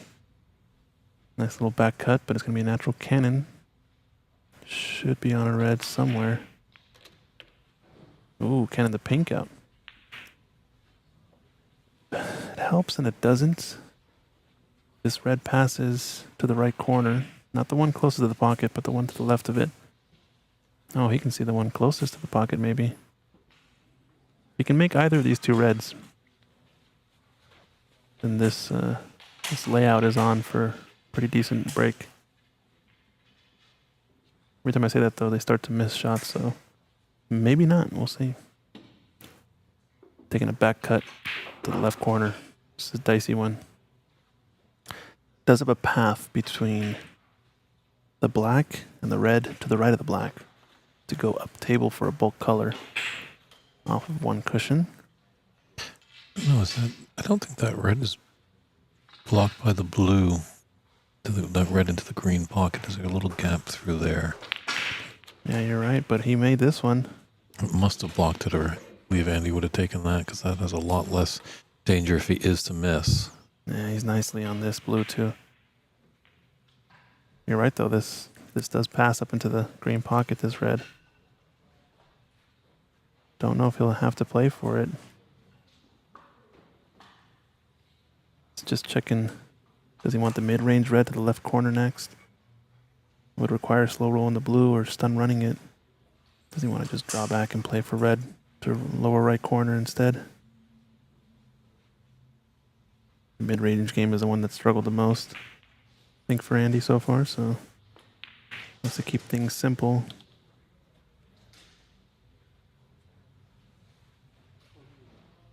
Yeah. Must be on the one. Oh, I must go this red that he's closest to in between the gap, between the two reds to the corner. Oh, shot. What a shot. And he clipped it on the way in. Wow. Plum on the pink. Chance for a good run here.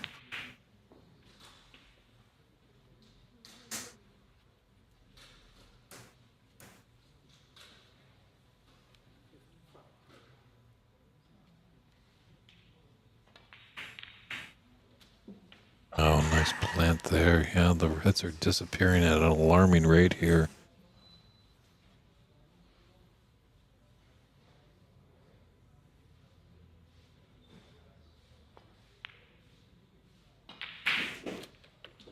Ooh.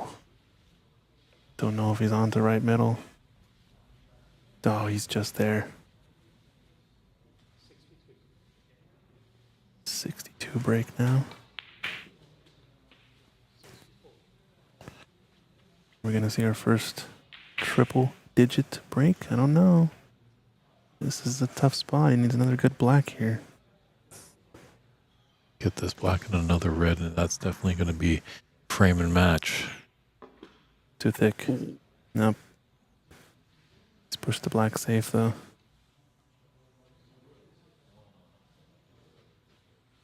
Now Arif's got quite the mountain to climb. I think Andy has made the dent he was needing all match long. He always felt like he was in for a decent sized break. Yeah, Arif needing two snookers and also reds with black. Also potential for a free ball when that final red is on the table, so an extra 8 points can happen. Oh, misses the ball. Kind of looks a long stare over there. I'm pretty sure this goes in. Yeah. Might be it soon. Oh, there's a There it handshake is. anyway there. Wow. Very quick sixth frame there. And he just found some kind of form there at the right time. So the tournament director will be moving on to the Sweet 16 coming at you tonight, 7:30 Pacific Standard Time. We'll be going back on the air.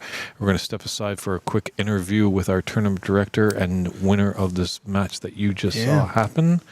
So stand by for that. And then we'll just take a couple hour break as it is about almost 4:30 here on the West Coast, and we'll come back at about 7:30. So stay tuned for a post-match interview and our little wrap-up before we come back this evening. Sounds good. See you soon.